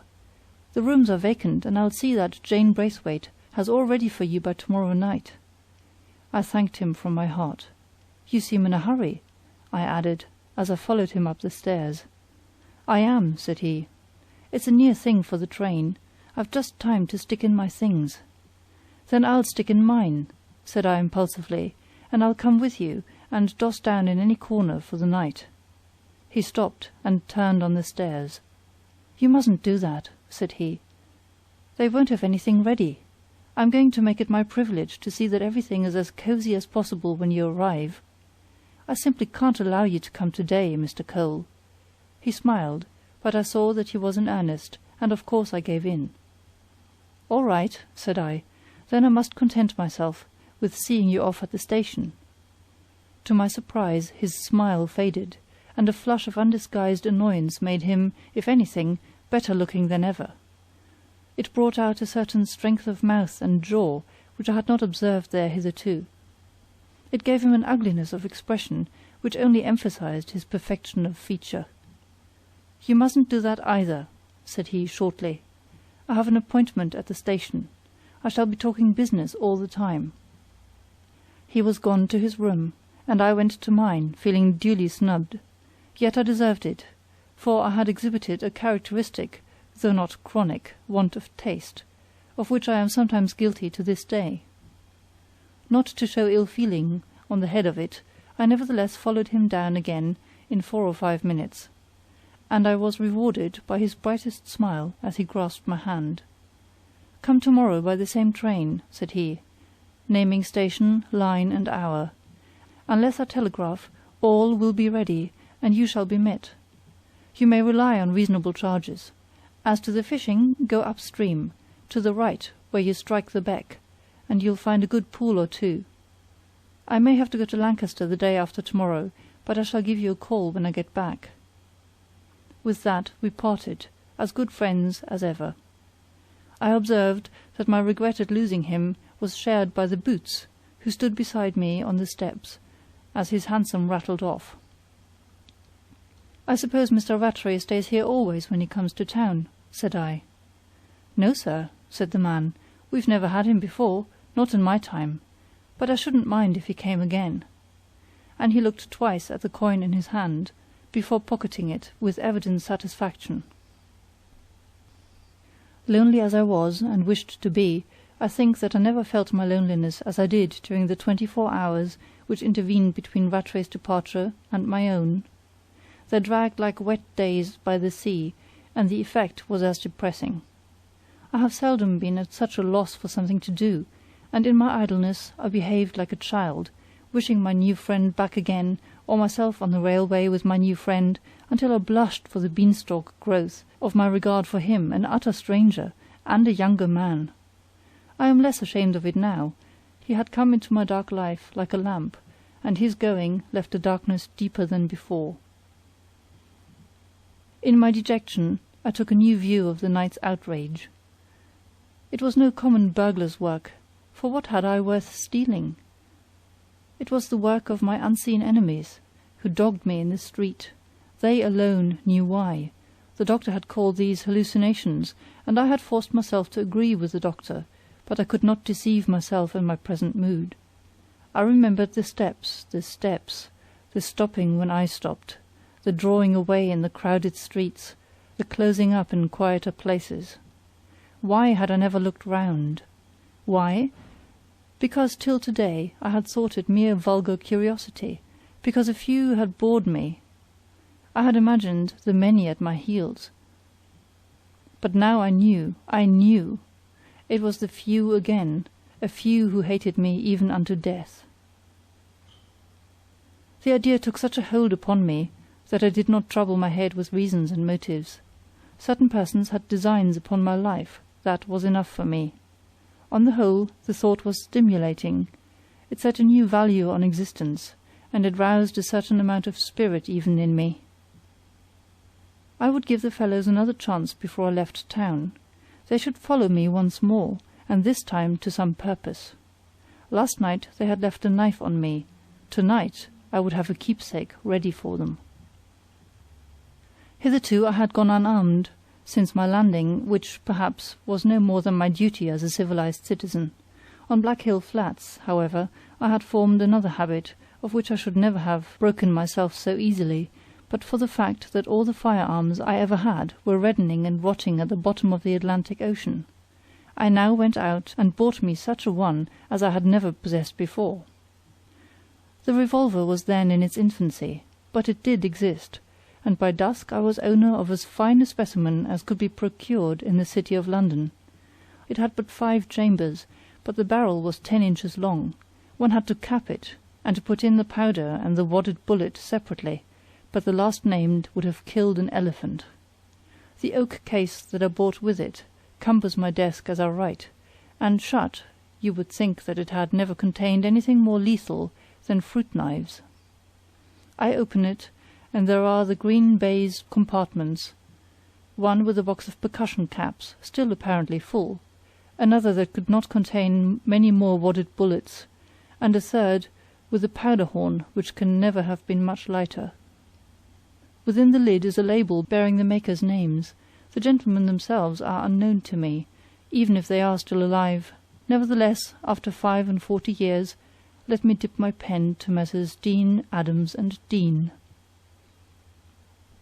That night I left this case in my room, locked, and the key in my waistcoat pocket, and in the right-hand side pocket of my overcoat I carried my Dean and Adams, loaded in every chamber, also my right hand, as innocently as you could wish.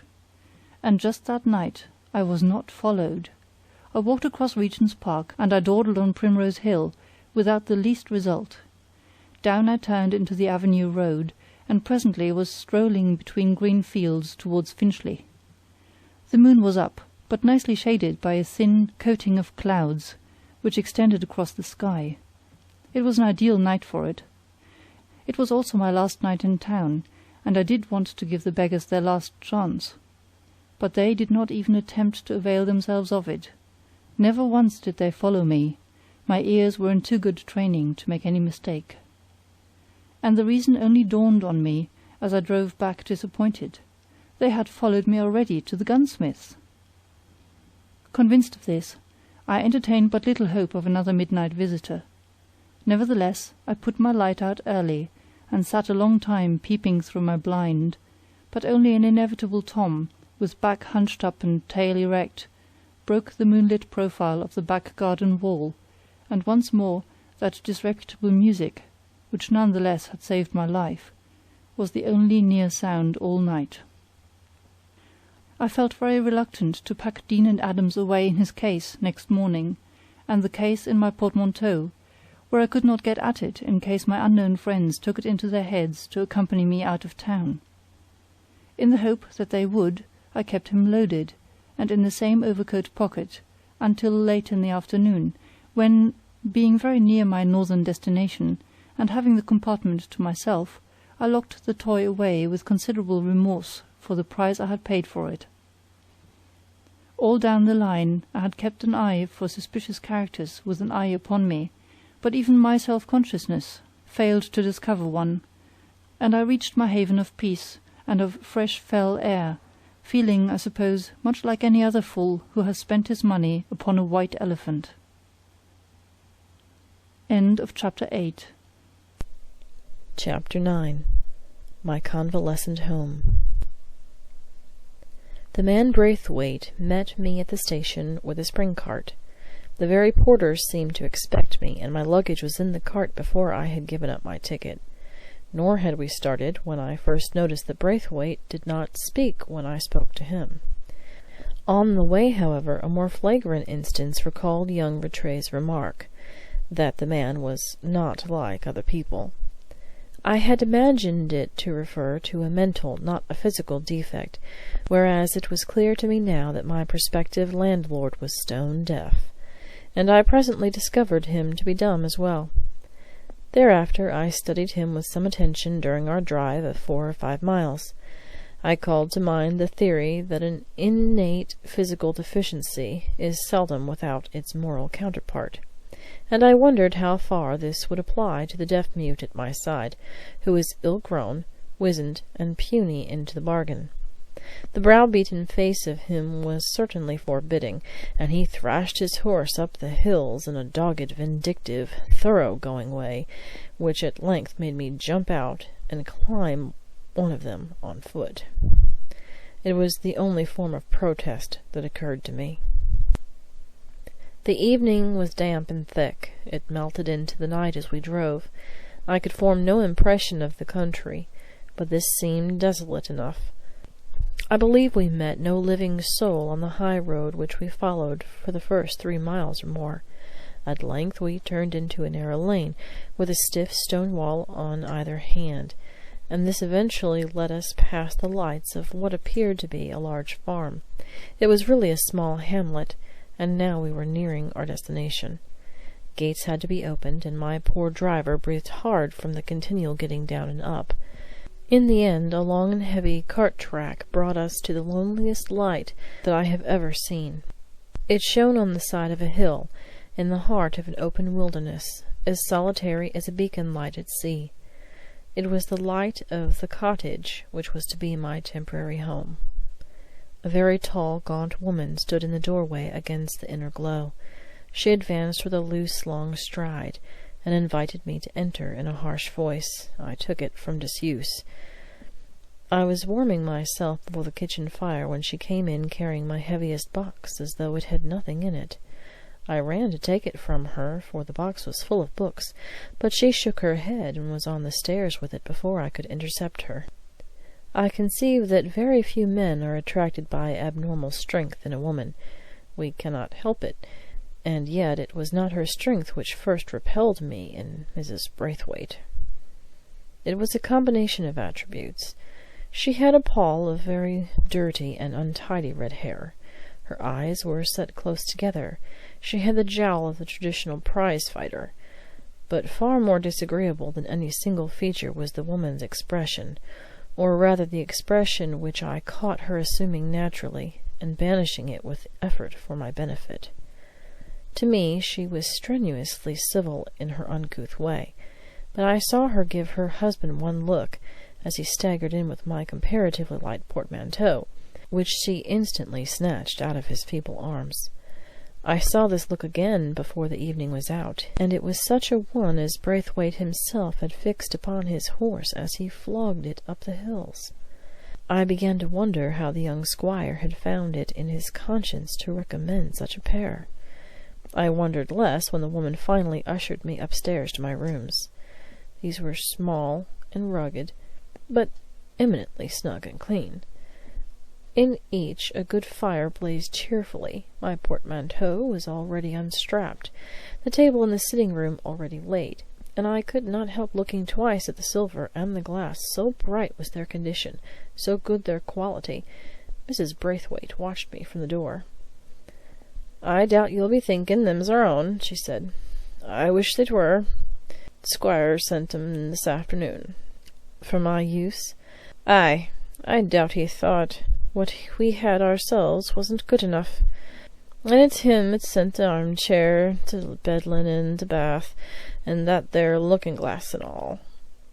She had followed me into the bedroom, where I looked with redoubled interest at each object as she mentioned it, and it was in the glass, a masculine shaving-glass, that I caught my second glimpse of my landlady's evil expression, levelled this time at myself. I instantly turned round and told her that I thought it very kind of Mr. Rattray, but that, for my part, I was not a luxurious man, and that I felt rather sorry the matter had not been left entirely in her hands. She retired seemingly mollified, and she took my sympathy with her, though I was none the less pleased and cheered by my new friend's zeal for my comfort.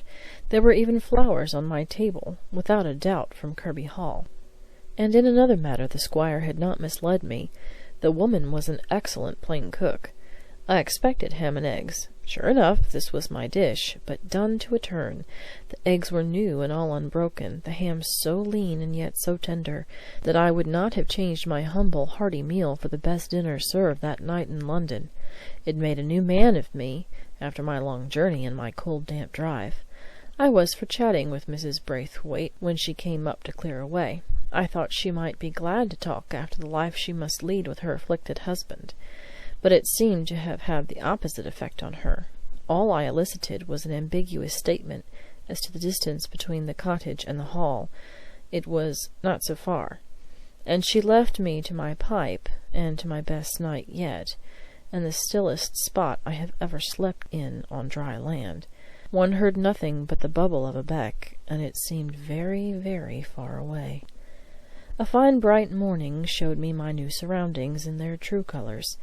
Even in the sunshine these were not very gay, but gaiety was the last thing I wanted. Peace and quiet were my whole desire, and both were here, set in scenery at once lovely to the eye and bracing to the soul.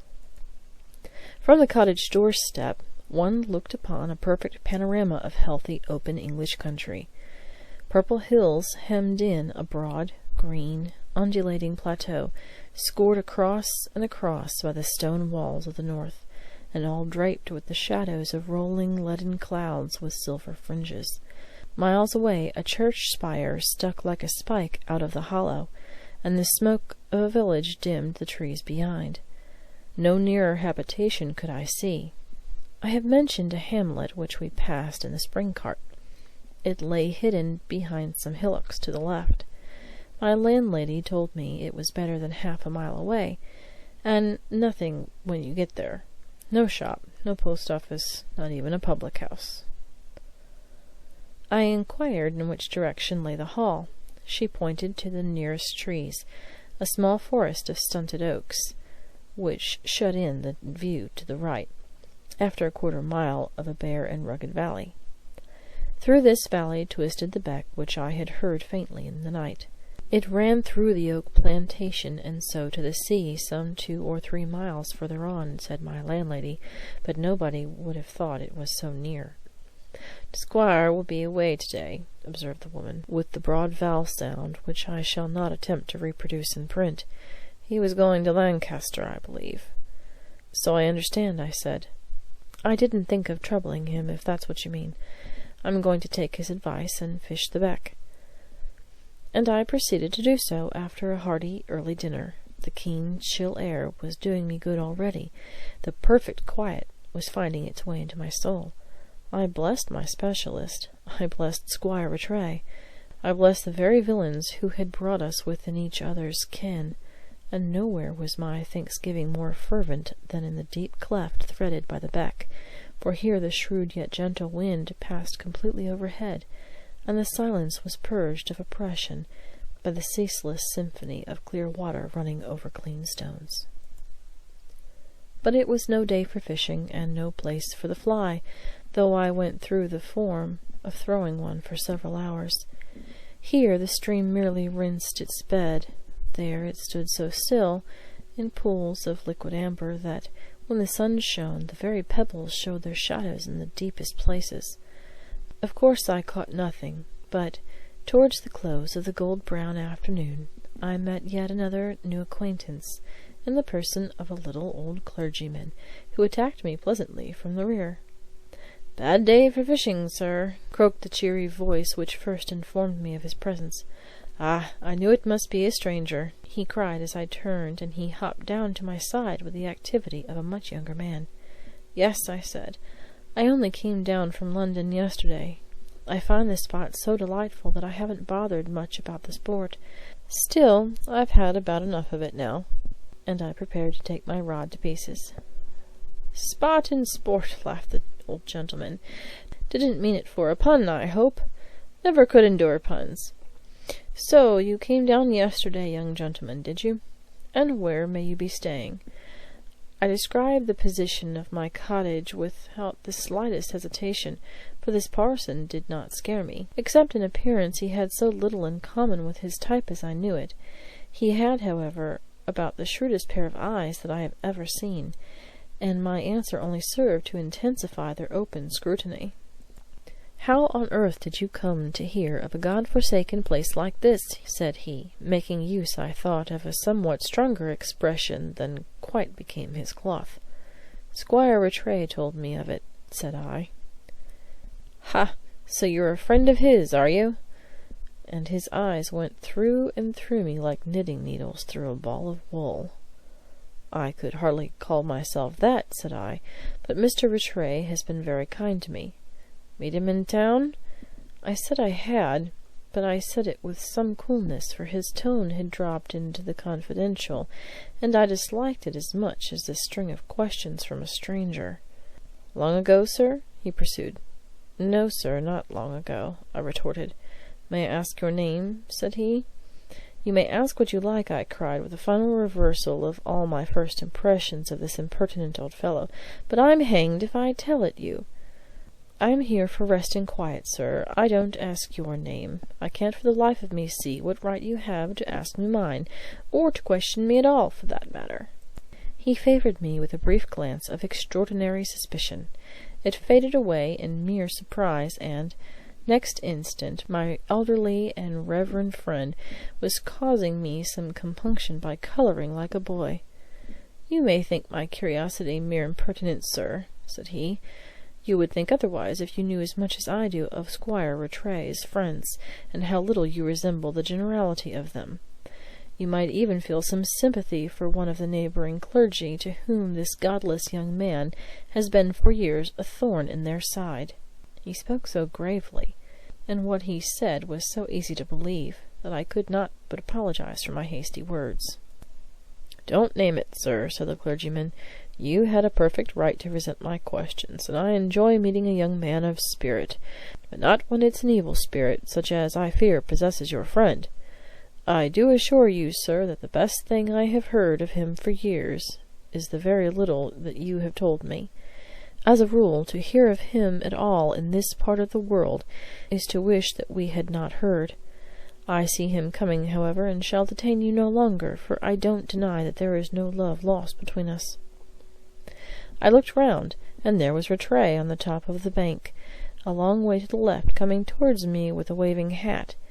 An extraordinary ejaculation brought me to the right about next instant. The old clergyman had slipped on a stone in mid-stream, and, as he dragged a dripping leg up the opposite bank, he had sworn an oath worthy of the godless young man who had put him to flight, and on whose demerits he had descanted with so much eloquence and indignation. End of chapter 9. This is Audiobook Caboodle YouTube channel. Place for finest collection of audiobooks and novels. Chapter 10. Wine and Weakness. "Sporting old parson who knows how to swear," laughed Rattray. "Never saw him in my life before. Wondered who the deuce he was." "Really?" said I. "He professed to know something of you." "Against me, you mean? My dear Cole, don't trouble to perjure yourself. I don't mind, believe me. They're easily shocked, these country clergy, and no doubt I'm a bugbear to 'em. Yet I could have sworn I'd never seen this one before. Let's have another look." We were walking away together. We turned on the top of the bank, and there the old clergyman was planted on the moor side, and watching us intently from under his hollowed hands.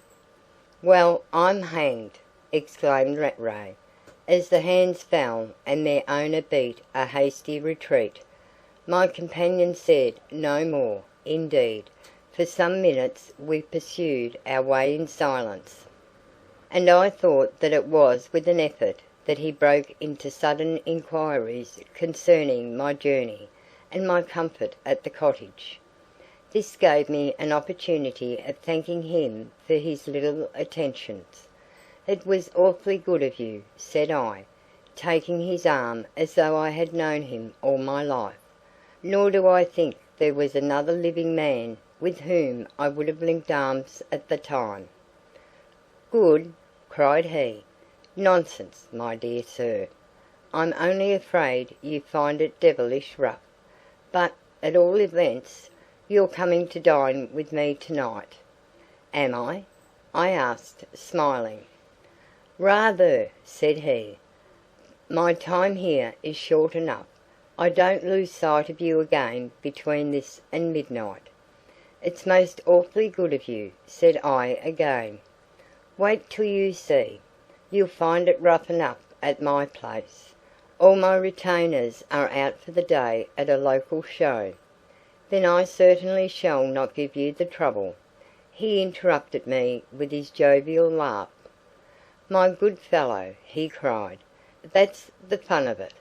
How do you suppose I've been spending the day? Told you I was going to Lancaster, did I? Well, I've been cooking our dinner instead, laying the table, getting up the wines. Never had such a joke. Give you my word, I almost forgot I was in the wilderness." "So you're quite alone, are you?" "Yes, as much so as that other beggar who was monarch of all he surveyed. His right there was none to dispute, from the what is it down to the glade." "I'll come," said I, as we reached the cottage. "Only first you must let me make myself decent." "You're decent enough." "My boots are wet, my hands—" "All serene. I'll give you 5 minutes." And I left him outside, flourishing a handsome watch, while, on my way upstairs, I paused to tell Mrs. Braithwaite that I was dining at the Hall. She was busy cooking, and I felt prepared for her unpleasant expression, but she showed no annoyance at my news. I formed the impression that it was no news to her, and next minute I heard a whispering below. It was unmistakable to that silent cottage, where not a word had reached me yet, save in conversation to which I was myself a party.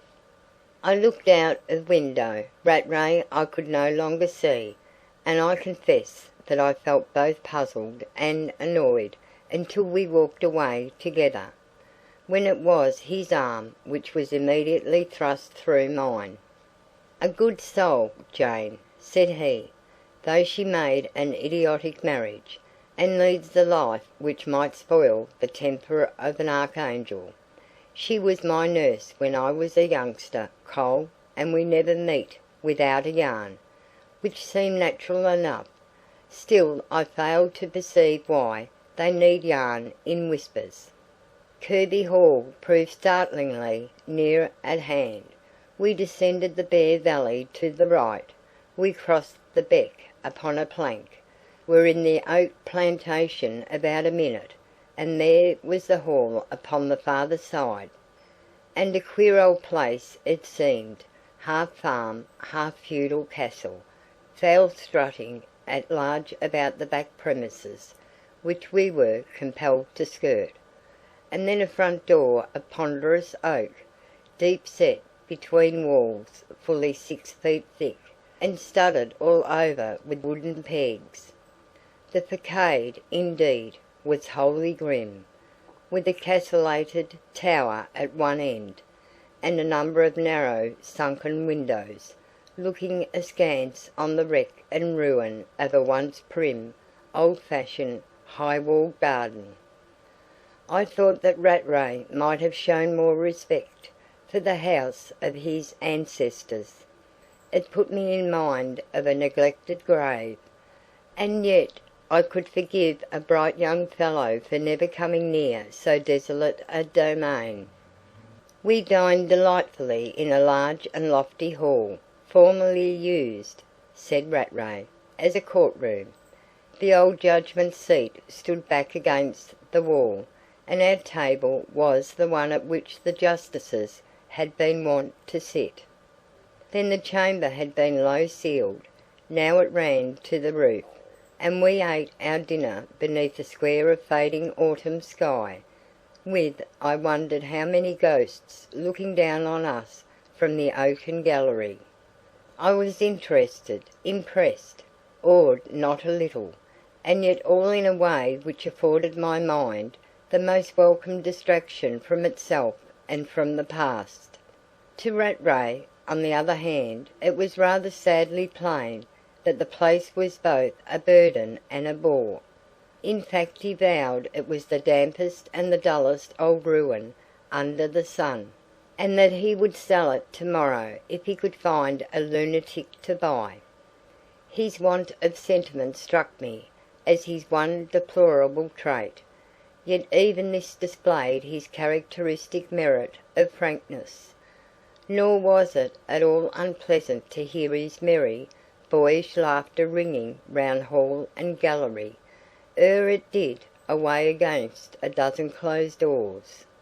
And there were other elements of good cheer, a log fire blazing heartily in the old dog grate, casting a glow over the stone flags, a reassuring flicker into the darkest corner, cold viands of the very best, and the finest old Madeira that has ever passed my lips.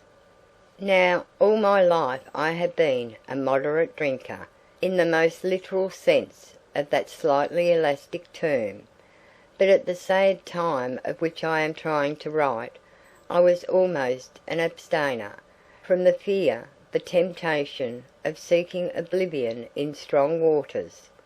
To give way then was to go on giving. I realised the danger, and I took stern measures. Not stern enough, however, for what I did not realise was my weak and nervous state, in which a glass would have the same effect on me as 3 or 4 upon a healthy man. Heaven knows how much or how little I took that evening. I can swear it was the smaller half of either bottle, and the second we never finished. But the amount matters nothing. Even me it did not make grossly tipsy, but it warmed my blood, it cheered my heart, it excited my brain, and it loosened my tongue. It set me talking with a freedom of which I should have been incapable in my normal moments, on a subject whereof I had never before spoken of my own free will. And yet the will to speak to my present companion was no novelty. I had felt it at our first meeting in the private hotel. His tact, his sympathy, his handsome face, his personal charm, his frank friendliness, had one and all tempted me to bore this complete stranger with unsolicited confidences for which an inquisitive relative might have angled in vain. And the temptation was the stronger because I knew in my heart that I should not bore the young squire at all, that he was anxious enough to hear my story from my own lips, but too good a gentleman intentionally to betray such anxiety. Vanity was also in the impulse. A vulgar newspaper prominence had been my final, and very genuine, tribulation, but to please and to interest one so pleasing and so interesting to me was another and a subtler thing. And then there was his sympathy. shall I add his admiration for my reward? I do not pretend that I argued thus deliberately in my heated and excited brain. I merely hold that all these small reasons and motives were there, fused and exaggerated by the liquor which was there as well. Nor can I say positively that Rattray put no leading questions, only that I remember none which had that sound, and that, once started, I am afraid I needed only too little encouragement to run on and on. Well, I was set going before we got up from the table. I continued in an armchair that my host dragged from a little book-lined room adjoining the hall. I finished on my legs, my back to the fire, my hands beating wildly together. I had told my dear Rattray of my own accord more than living man had extracted from me yet. He interrupted me very little, never once until I came to the murderous attack by Santos on the drunken steward. "The brute!" cried Rattray. "The cowardly, cruel, foreign devil! And you never let out one word of that." "What was the good?" said I. "They are all gone now, all gone to their account. Every man of us was a brute at the last. There was nothing to be gained by telling the public that." He let me go on until I came to another point which I had hitherto kept to myself, the condition of the dead mate's fingers, the cries that the sight of them had recalled. "That Portuguese villain again!" cried my companion, fairly leaping from the chair which I had left and he had taken. "It was the work of the same cane that killed the steward. Don't tell me an Englishman would have done it, and yet you said nothing about that either." It was my first glimpse of this side of my young host's character, nor did I admire him the less, in his spirited indignation, because much of this was clearly against myself. His eyes flashed, his face was white. I suddenly found myself the cooler man of the two. "My dear fellow, do consider," said I, "what possible end could have been served by my stating what I couldn't prove against a man who could never be brought to book in this world. Santos was punished as he deserved. His punishment was death, and there's an end on't." "You might be right," said Rattray, "but it makes my blood boil to hear such a story. Forgive me if I have spoken strongly." And he paced his hall for a little in an agitation which made me like him better and better. "The cold-blooded villain," he kept muttering. "The infernal, foreign, bloodthirsty rascal. Perhaps you were right. It couldn't have done any good. I know, but I only wish he'd lived for us to hang him, Cole. Why, a beast like that is capable of anything. I wonder if you've told me the worst even now." And he stood before me, with candid suspicion in his fine, frank eyes. "What makes you say that?" said I, rather nettled. "I shan't tell you if it's going to rile you, old fellow," was his reply, and with it reappeared the charming youth whom I found it impossible to resist. "Heaven knows you have had enough to worry you," he added, in his kindly, sympathetic voice. "So much," said I, "that you cannot add to it, my dear Rattray. Now then, why do you think there was something worse? You hinted as much in town. Rightly or wrongly, I gathered there was something you would never speak about to living man." I turned from him with a groan. "Ay, but that had nothing to do with Santos." "Are you sure?" he cried. "No," I murmured. "It had something to do with him, in a sense, but don't ask me any more." And I leaned my forehead on the high oak mantelpiece, and groaned again. His hand was upon my shoulder. "Do tell me," he urged. I was silent. He pressed me further. In my fancy, both hand and voice shook with his sympathy. "He had a stepdaughter," said I at last. "Yes, yes." "I loved her, that was all." His hand dropped from my shoulder. I remained standing, stooping, thinking only of her whom I had lost forever. The silence was intense.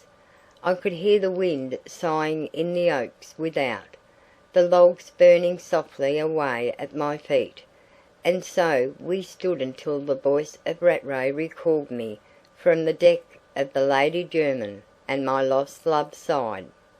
So that was all? I turned and met a face I could not read. "Was it not enough?" cried I. "What more would you have?" "I expected some more foul play." "Ay," I exclaimed bitterly. "So that was all that interested you?" "No, there was no more foul play that I know of, and if there was, I don't care. Nothing matters to me but one thing. Now that you know what it is, I hope you're satisfied." It was no way to speak to one's host, yet I felt that he had pressed me unduly. I hated myself for my final confidence, and his want of sympathy made me hate him too. In my weakness, however, I was the natural prey of violent extremes. His hand flew out to me. He was about to speak. A moment more and I had doubtless forgiven him. But another sound came instead and made the pair of us start and stare. It was the soft shutting of some upstairs door.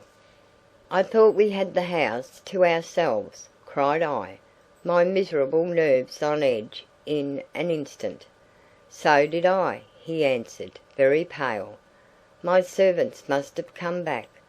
By the Lord, Harry, they shall hear of this." He sprang to a door.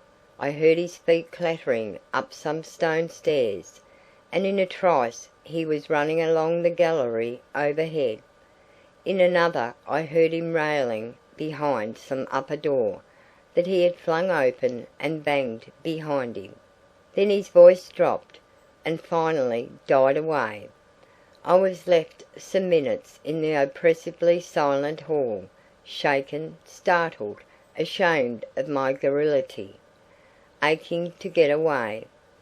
When he returned it was by another of the many closed doors, and he found me awaiting him, hat in hand. He was wearing his happiest look until he saw my hat. "Not going?" he cried. "My dear Cole, I can't apologise sufficiently for my abrupt desertion of you, much less for the cause. It was my man, just come in from the show, and gone up the back way. I accused him of listening to our conversation. Of course he denies it, but it really doesn't matter, as I'm sorry to say he's much too fresh, as they call it down here, to remember anything tomorrow morning. I let him have it, I can tell you.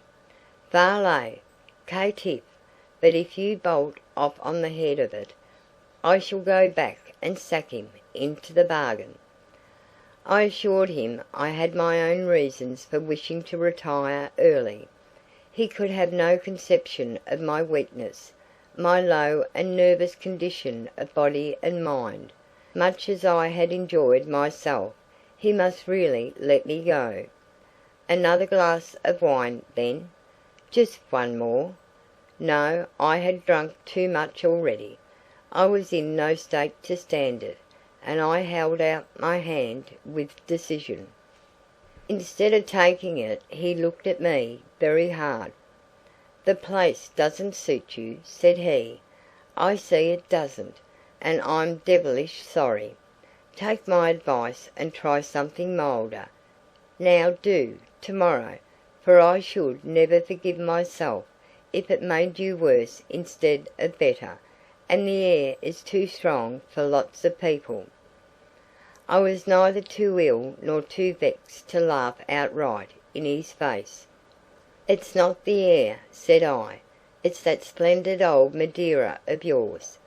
That was too strong for me, if you like. No, no, Rattray, you don't get rid of me so cheaply, much as you seem to want to." "I was only thinking of you," he rejoined, with a touch of pique that convinced me of his sincerity. "Of course I want you to stop, though I shan't be here many days. But I feel responsible for you, Cole, and that's the fact. Think you can find your way?" he continued, accompanying me to the gate. "A postern in the high garden wall. Hadn't you better have a lantern?" No, it was unnecessary. I could see splendidly, had the bump of locality, and as many more lies as would come to my tongue. I was indeed burning to be gone. A moment later I feared that I had shown this too plainly, for his final handshake was hearty enough to send me away something ashamed of my precipitancy, and with a further sense of having shown him small gratitude for his kindly anxiety on my behalf. I would behave differently to-morrow. Meanwhile I had new regrets. At first it was comparatively easy to see, for the lights of the house shone faintly among the nearer oaks, but the moon was hidden behind heavy clouds, and I soon found myself at a loss in a terribly dark zone of timber. Already I had left the path. I felt in my pocket for matches. I had none. My head was now clear enough, only deservedly heavy. I was still quarrelling with myself for my indiscretions and my incivilities, one and all the result of his wine and my weakness. And this new predicament, another and yet more vulgar result, was the final mortification. I swore aloud. I simply could not see a foot in front of my face. Once I proved it by running my head hard against a branch. I was hopelessly and ridiculously lost within 100 yards of the hall. Some minutes I floundered, ashamed to go back, unable to proceed for the trees and the darkness. I heard the heck running over its stones. I could still see an occasional glimmer from the windows I had left. But the light was now on this side, now on that. The running water chuckled in one ear after the other. There was nothing for it but to return in all humility for the lantern which I had been so foolish as to refuse. And as I resigned myself to this imperative though inglorious course, my heart warmed once more to the jovial young squire. He would laugh, but not unkindly, at my grotesque dilemma. At the thought of his laughter I began to smile myself. If he gave me another chance, I would smoke that cigar with him before starting home afresh, and remove from my mind, no less than from his, all ill impressions. After all, it was not his fault that I had taken too much of his wine, but a far worse offence was to be sulky in one's cups. I would show him that I was myself again in all respects. I have admitted that I was temporarily, at all events, a creature of extreme moods. It was in this one that I retraced my steps towards the light, and at length let myself into the garden by the postern at which I had shaken Rattray's hand not 10 minutes before. Taking heart of grace, I stepped up jauntily to the porch. The weeds muffled my steps. I myself had never thought of doing so, when all at once I halted in a vague terror. Through the deep lattice windows I had seen into the lighted hall, and Rattray was once more seated at his table, a little company of men around him. I crept nearer, and my heart stopped. Was I delirious, or raving mad with wine, or had the sea given up its dead? End of chapter 10. Chapter 11. I Live Again. Squire Rattray, as I say, was seated at the head of his table, where the broken meats still lay as he and I had left them. His fingers, I remember, were playing with the crust, and his eyes fixed upon a distant door as he leant back in his chair. Behind him hovered the nigger of the Lady Jermyn, whom I had been the slower to recognize, had not her skipper sat facing me on the squire's right. Yes, there was Captain Harris in the flesh, eating heartily between gulps of wine, instead of feeding the fishes, as all the world supposed. And nearer still, nearer me than any, with his back to my window, but his chair slewed around a little, so that he also could see that door, and I his profile, sat Joaquin Santos with his cigarette.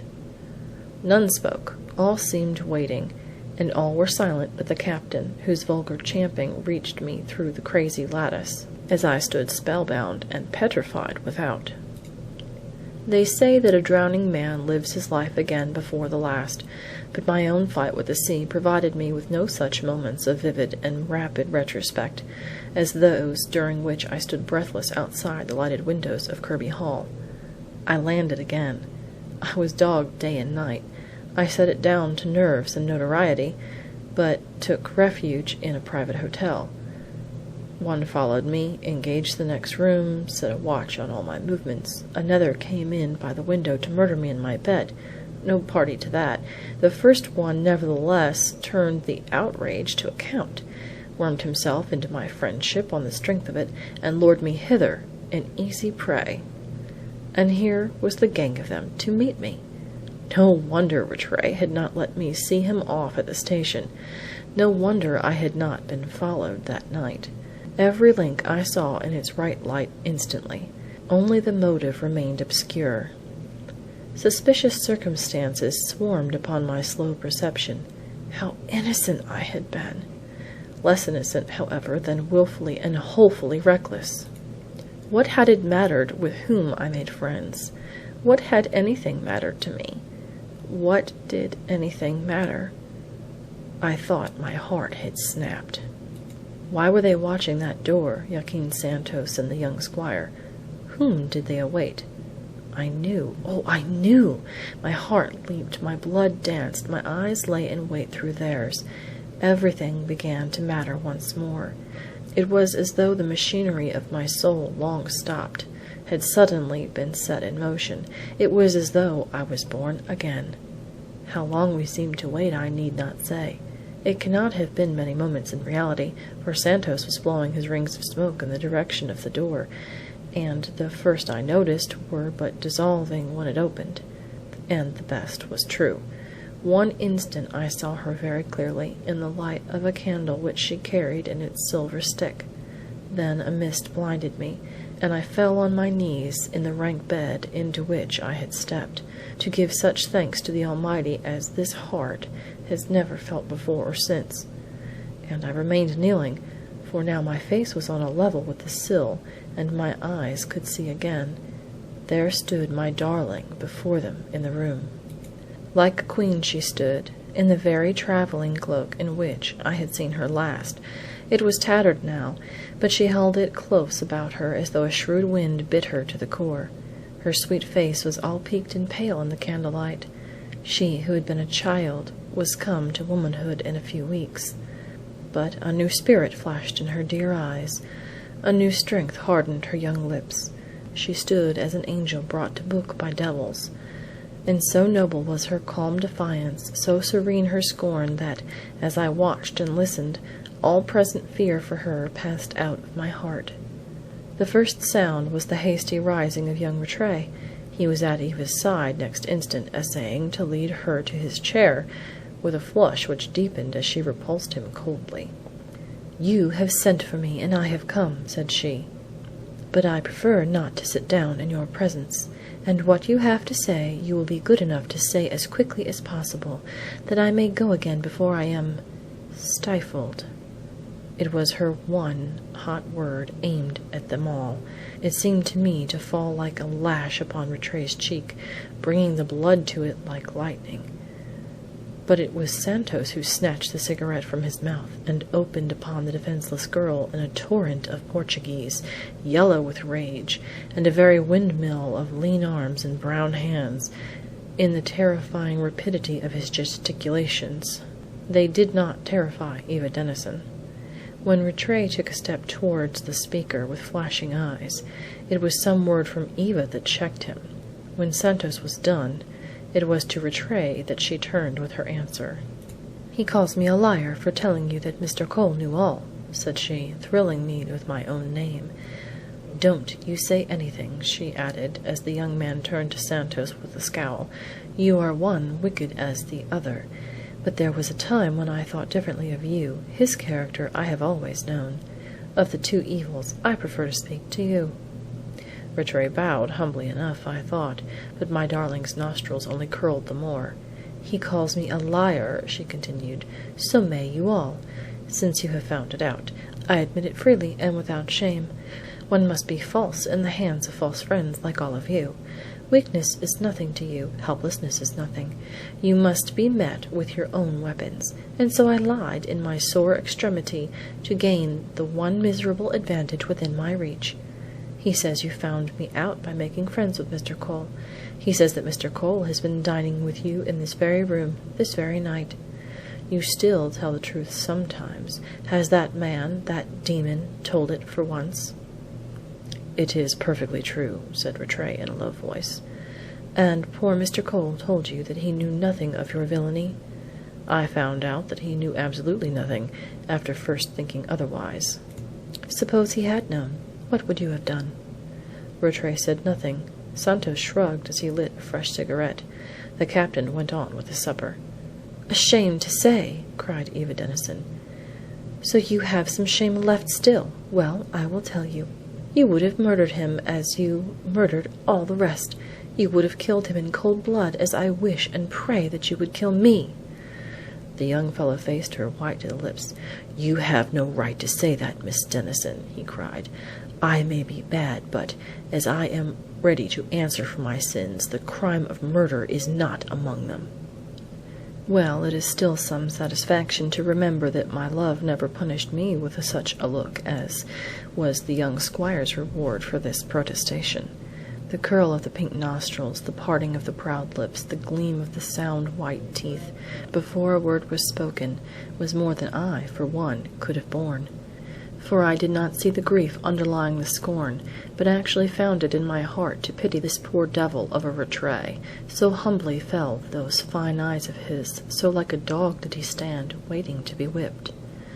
"Yes, you are very innocent," she began at last, so softly that I could scarcely hear. "You have not committed murder, so you say. Let it stand to your credit by all means. You have no blood upon your hands. You say so. That is enough. No, you are comparatively innocent, I admit. All you have done is to make murder easy for others, to get others to do the dirty work, and then shelter them and share the gain. All you need have on your conscience is every life that was lost with the Lady Jermyn, and every soul that lost itself in losing them. You call that innocence? Then give me honest guilt. Give me the man who set fire to the ship, and who sits there eating his supper. He is more of a man than you. Give me the wretch who has beaten men to death before my eyes. There's something great about a monster like that. There's something to loathe. His assistant is only little, mean, despicable." Loud and hurried in its wrath, low and deliberate in its contempt, all this was uttered with a furious and abnormal eloquence, which would have struck me, loving her, to the ground. On Rattray it had a different effect. His head lifted as she heaped abuse upon it, until he met her flashing eye with that of a man very thankful to take his deserts, and something more. And to mine he was least despicable when that last word left her lips. When he saw that it was her last, he took her candle, she had put it down on the ancient settle against the door, and presented it to her with another bow, And so, without a word, he led her to the door, opened it, and bowed yet lower as she swept out, but still without a tinge of mockery in the obeisance. He was closing the door after her when Joaquin Santos reached it. "Diablo!" cried he. "Why let her go? Why not have done with her?" "That doesn't matter. She is done with us," was the stern reply. "It does matter," retorted Santos. "What is more, she is my stepdaughter, and back she shall come." "She is also my visitor, and I'm damned if you're going to make her." An instant Santos stood, his back to me, his fingers working, his neck brown with blood. Then his coat went into creases across the shoulders, and he was shrugging still as he turned away. "Your visitor," said he. "Your visitor! Your visitor!" Harris laughed outright as he raised his glass. The hot young squire had him by the collar, and the wine was spilling on the cloth as I rose very cautiously and crept back to the path. When rogues fall out, I was thinking to myself, I shall save her yet. I shall save my darling. Already I was accustomed to the thought that she still lived, and to the big heart she had set beating in my feeble frame. Already the continued existence of these villains, with the first dim inkling of their villainy, was ceasing to be a novelty in a brain now quickened and prehensile beyond belief. And yet, but a few minutes had I knelt at the window, but a few more was it since Rattray and I had shaken hands.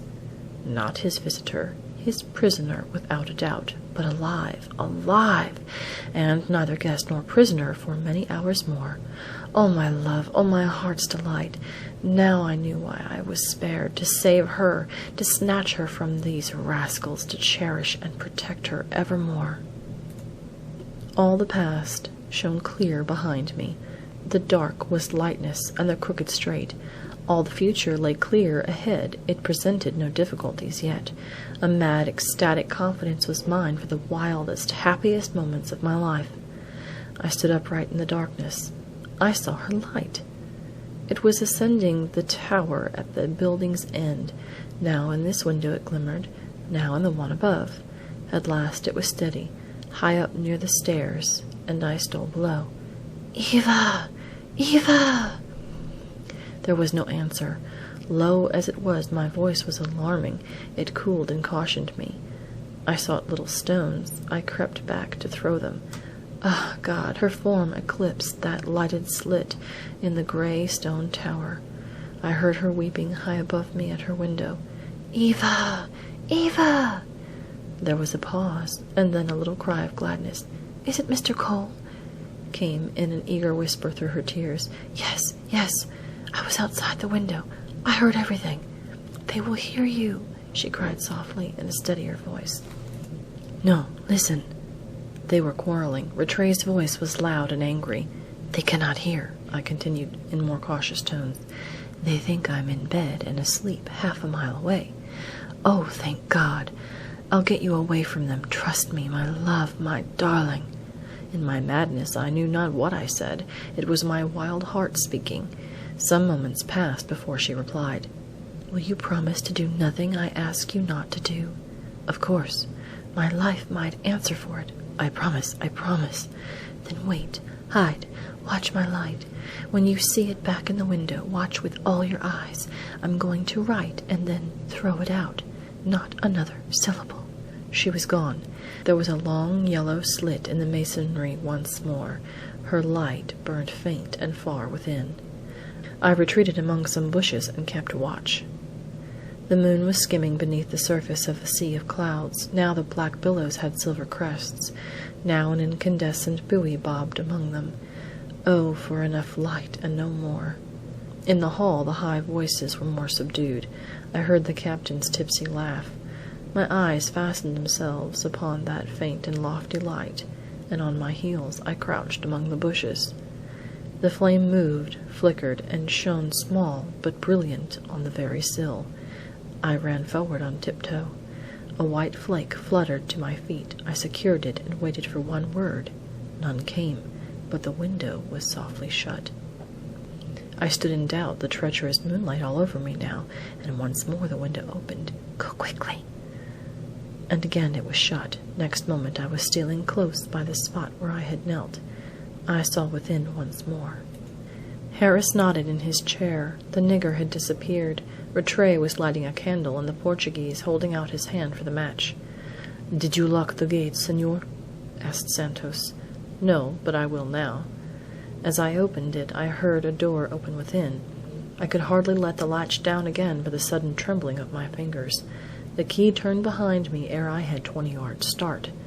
Thank God there was light enough now. I followed the beck. I found my way. I stood in the open valley, between the oak plantation and my desolate cottage, and I kissed my tiny twisted note again and again in a paroxysm of passion, of an insensate joy. Then I unfolded it and held it to my eyes in the keen October moonshine. End of Chapter 11. Chapter 12. My Lady's Bidding. Scribbled in sore haste by a very tremulous little hand, with a pencil, on the fly-leaf of some book, my darling's message is still difficult to read. It was doubly so in the moonlight, 45 autumns ago. My eyesight, however, was then perhaps the soundest thing about me, and in a little I had deciphered enough to guess correctly, as it proved, at the whole. You say you heard everything just now, and there is no time for further explanations. I am in the hands of villains, but not ill-treated, though they are one as bad as the other. You will not find it easy to rescue me. I don't see how it is to be done. You have promised not to do anything I ask you not to do, and I implore you not to tell a soul until you have seen me again and heard more. You might just as well kill me as come back now with help. You see you know nothing, though I told them you knew all, and so you shall as soon as I can see you for 5 minutes face to face. In the meantime do nothing, know nothing until you see Mr. Rattray, unless you wish to be my death. It would have been possible last night, and it may be again tomorrow night. They all go out every night when they can, except José, who is left in charge. They are out from 9 or 10 till 2 or 3. If they are out tomorrow night, my candle will be close to the window, as I shall put it when I have finished this. You can see my window from over the wall. If the light is in front, you must climb the wall, for they will leave the gate locked. I shall see you, and will bribe José to let me out for a turn. He has done it before for a bottle of wine. I can manage him. Can I trust to you? If you break your promise, but you will not. One of them would as soon kill me as smoke a cigarette, and the rest are under his thumb. I dare not write more, but my life is in your hands. Eva Denison. Oh, beware of the woman Braithwaite. She's about the worst of the gang. I could have burst out crying in my bitter discomfiture, mortification, and alarm, to think that her life was in my hands, and that it depended not on that prompt action which was the one course I had contemplated, but on 24 hours of resolute inactivity. I could not think it. I refused the condition. It took away my one prop, my one stay, that prospect of immediate measures which alone preserved in me such coolness as I had retained until now.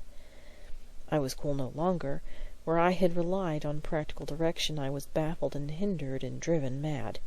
On my honor, believe I was little less for some moments, groaning, cursing, and beating the air with impotent fists. In one of them my poor love's letter crushed already into a ball. Danger and difficulty I had been prepared to face, but the task that I was set was 100-fold harder than any that had whirled through my teeming brain. To sit still, to do nothing, to pretend I knew nothing, an hour of it would destroy my reason, and I was invited to wait 24. No, my word was passed. Keep it I must. She knew the men. She must know best, and her life depended on my obedience. She made that so plain. Obey I must and would, to make a start. I tottered over to the plank that spanned the beck, and soon I saw the cottage against the moonlit sky. I came up to it. I drew back in sudden fear. It was alight upstairs and down, and the gaunt strong figure of the woman Braithwaite stood out as I had seen it first, in the doorway, with the light showing warmly through her rank red hair. "Is that you, Mr. Cole?" she cried in a tone that she reserved for me, yet through the forced amiability there rang a note of genuine surprise. She had been prepared for me never to return at all. My knees gave under me as I forced myself to advance, but my wits took new life from the crisis, and in a flash I saw how to turn my weakness into account. I made a false step on my way to the door. When I reached it I leant heavily against the jamb, and I said with a slur that I felt unwell. I had certainly been flushed with wine when I left Rattray. It would be no bad thing for him to hear that I had arrived quite tipsy at the cottage. Should he discover I had been near an hour on the way, here was my explanation, cut and dried. So I shammed a degree of intoxication with apparent success, and Jane Braithwaite gave me her arm up the stairs. My God, how strong it was, and how weak was mine! Left to myself, I reeled about my bedroom, pretending to undress, then out with my candles, and into the bed in all my clothes, until the cottage should be quiet. Yes, I must lie still and feign sleep, with every nerve and fibre leaping within me, lest the she-devil below should suspect me of suspicions. It was with her I had to cope for the next 24 hours, and she filled me with a greater present terror than all those villains at the Hall. For had not the poor little helpless captive described her as about the worst of the gang? And to think that my love lay helpless there in the hands of those wretches, and to think that her lover lay helpless here in the supervision of this vile virago. It must have been 1 or 2 in the morning when I stole to my sitting-room window, opened it, and sat down to think steadily, with the counterpane about my shoulders. The moon sailed high and almost full above the clouds. These were dispersing as the night wore on, and such as remained were a beautiful soft tint between white and grey. The sky was too light for stars, and beneath it the open country stretched so clear and far that it was as though it looked out at noonday through slate-coloured glass. Down the dewy slope below my window a few calves fed with toothless mouthings. The beck was very audible, the oak trees less so. But for these peaceful sounds the stillness and the solitude were equally intense. I may have sat there like a mouse for half an hour. The reason was that I had become mercifully engrossed in one of the subsidiary problems, whether it would be better to drop from the window or to trust the creaking stairs. Would the creaking be much worse than the thud, and the difference worth the risk of a sprained ankle? Well worth it, I at length decided. The risk was nothing. My window was scarce a dozen feet from the ground. How easily it could be done, how quickly, and how safely in this deep stillness and bright moonlight. I would fall so lightly in my stocking soles. A single soft dull thud, then away under the moon without fear or risk of a false step, away over the stone walls to the main road, and so to the nearest police station with my tale, and before sunrise the villains would be taken in their beds, and my darling would be safe. I sprang up softly. Why not do it now? Was I bound to keep my rash, blind promise? Was it possible these murderers would murder her? I struck a match on my trousers. I lit a candle. I read her letter carefully again.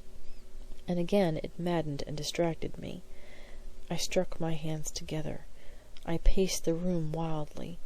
Caution deserted me, and I made noise enough to wake the very mute, lost to every consideration but that of the terrifying day before me, the day of silence and of inactivity that I must live through with an unsuspecting face, a cool head, a civil tongue. The prospect appalled me as nothing else could or did. Nay, the sudden noise upon the stairs, the knock at my door, and the sense that I had betrayed myself already, even now all was over. These came as a relief after the haunting terror which they interrupted. I flung the door open, and there stood Mrs. Braithwaite, as fully dressed as myself. "You'll not be very well, sir?" "No, I'm not. What's the matter with you?" The second question was rude and fierce with suspicion. The real woman rang out in it. Yet its effect on me was astonishing. Once again I was inspired to turn my slip into a move. "Matter?" I cried. "Can't you see what's the matter? Couldn't you see when I came in? Drink's the matter. I came in drunk, and now I'm mad. I can't stand it. I'm not in a fit state. Do you know nothing of me? Have they told you nothing? I'm the only man that was saved from the Lady Germaine, the ship that was burned to the water's edge with every soul but me. My nerves are in little ends. I came down here for peace and quiet and sleep. Do you bow that I have hardly slept for 2 months? And now I shall never sleep again. Oh, my God, I shall die for want of it. The wine has done it. I never should have touched a drop. I can't stand it. I can't sleep after it. I shall kill myself if I get no sleep. Do you hear, you woman? I shall kill myself in your house if I don't get to sleep." I saw her shrink, virago as she was. I waved my arms. I shrieked in her face. It was not all acting. Heaven knows how true it was about the sleep. I was slowly dying of insomnia. I was a nervous wreck. She must have heard it. Now she saw it for herself. No, it was by no means all acting. Intending only to lie, I found myself telling little but the strictest truth, and longing for sleep as passionately as though I had nothing to keep me awake. And yet, when my heart cried aloud in spite of me, and my nerves relieved themselves in this unpremeditated ebullition, I was all the time watching its effect as closely as though no word of it had been sincere. Mrs. Braithwaite seemed frightened, not at all pitiful, and as I calmed down she recovered her courage and became insolent. I had spoiled her night. She had not been told she was to take in a raving lunatic. She would speak to Squire Rattray in the morning. "Morning!" I yelled after her as she went. "Send your husband to the nearest chemist as soon as it's dawn. Send him for chloral, chloroform, morphia, anything they've got, and as much of it as they'll let him have. I'll give you £5 if you'll get me what they'll send me to sleep all tomorrow, and tomorrow night." Never, I feel sure, were truth and falsehood more craftily interwoven, yet I had thought of none of it until the woman was at my door, while of much I had not thought at all. It had rushed from my heart and my lips, and no sooner was I alone than I burst into hysterical tears, only to stop and compliment myself because they sounded genuine, as though they were not. Towards morning I took to my bed in a burning fever and lay there, now congratulating myself upon it, because when night came they would all think me so secure, and now weeping because the night might find me dying or dead. So I tossed, with her note clasped in my hand underneath the sheets, and beneath my very body that stout weapon that I had bought in town. I might not have to use it, but I was fatalist enough to fancy that I should.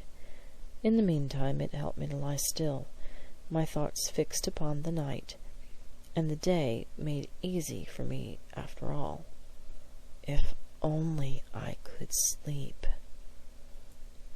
About 9 o'clock Jane Braithwaite paid me a surly visit.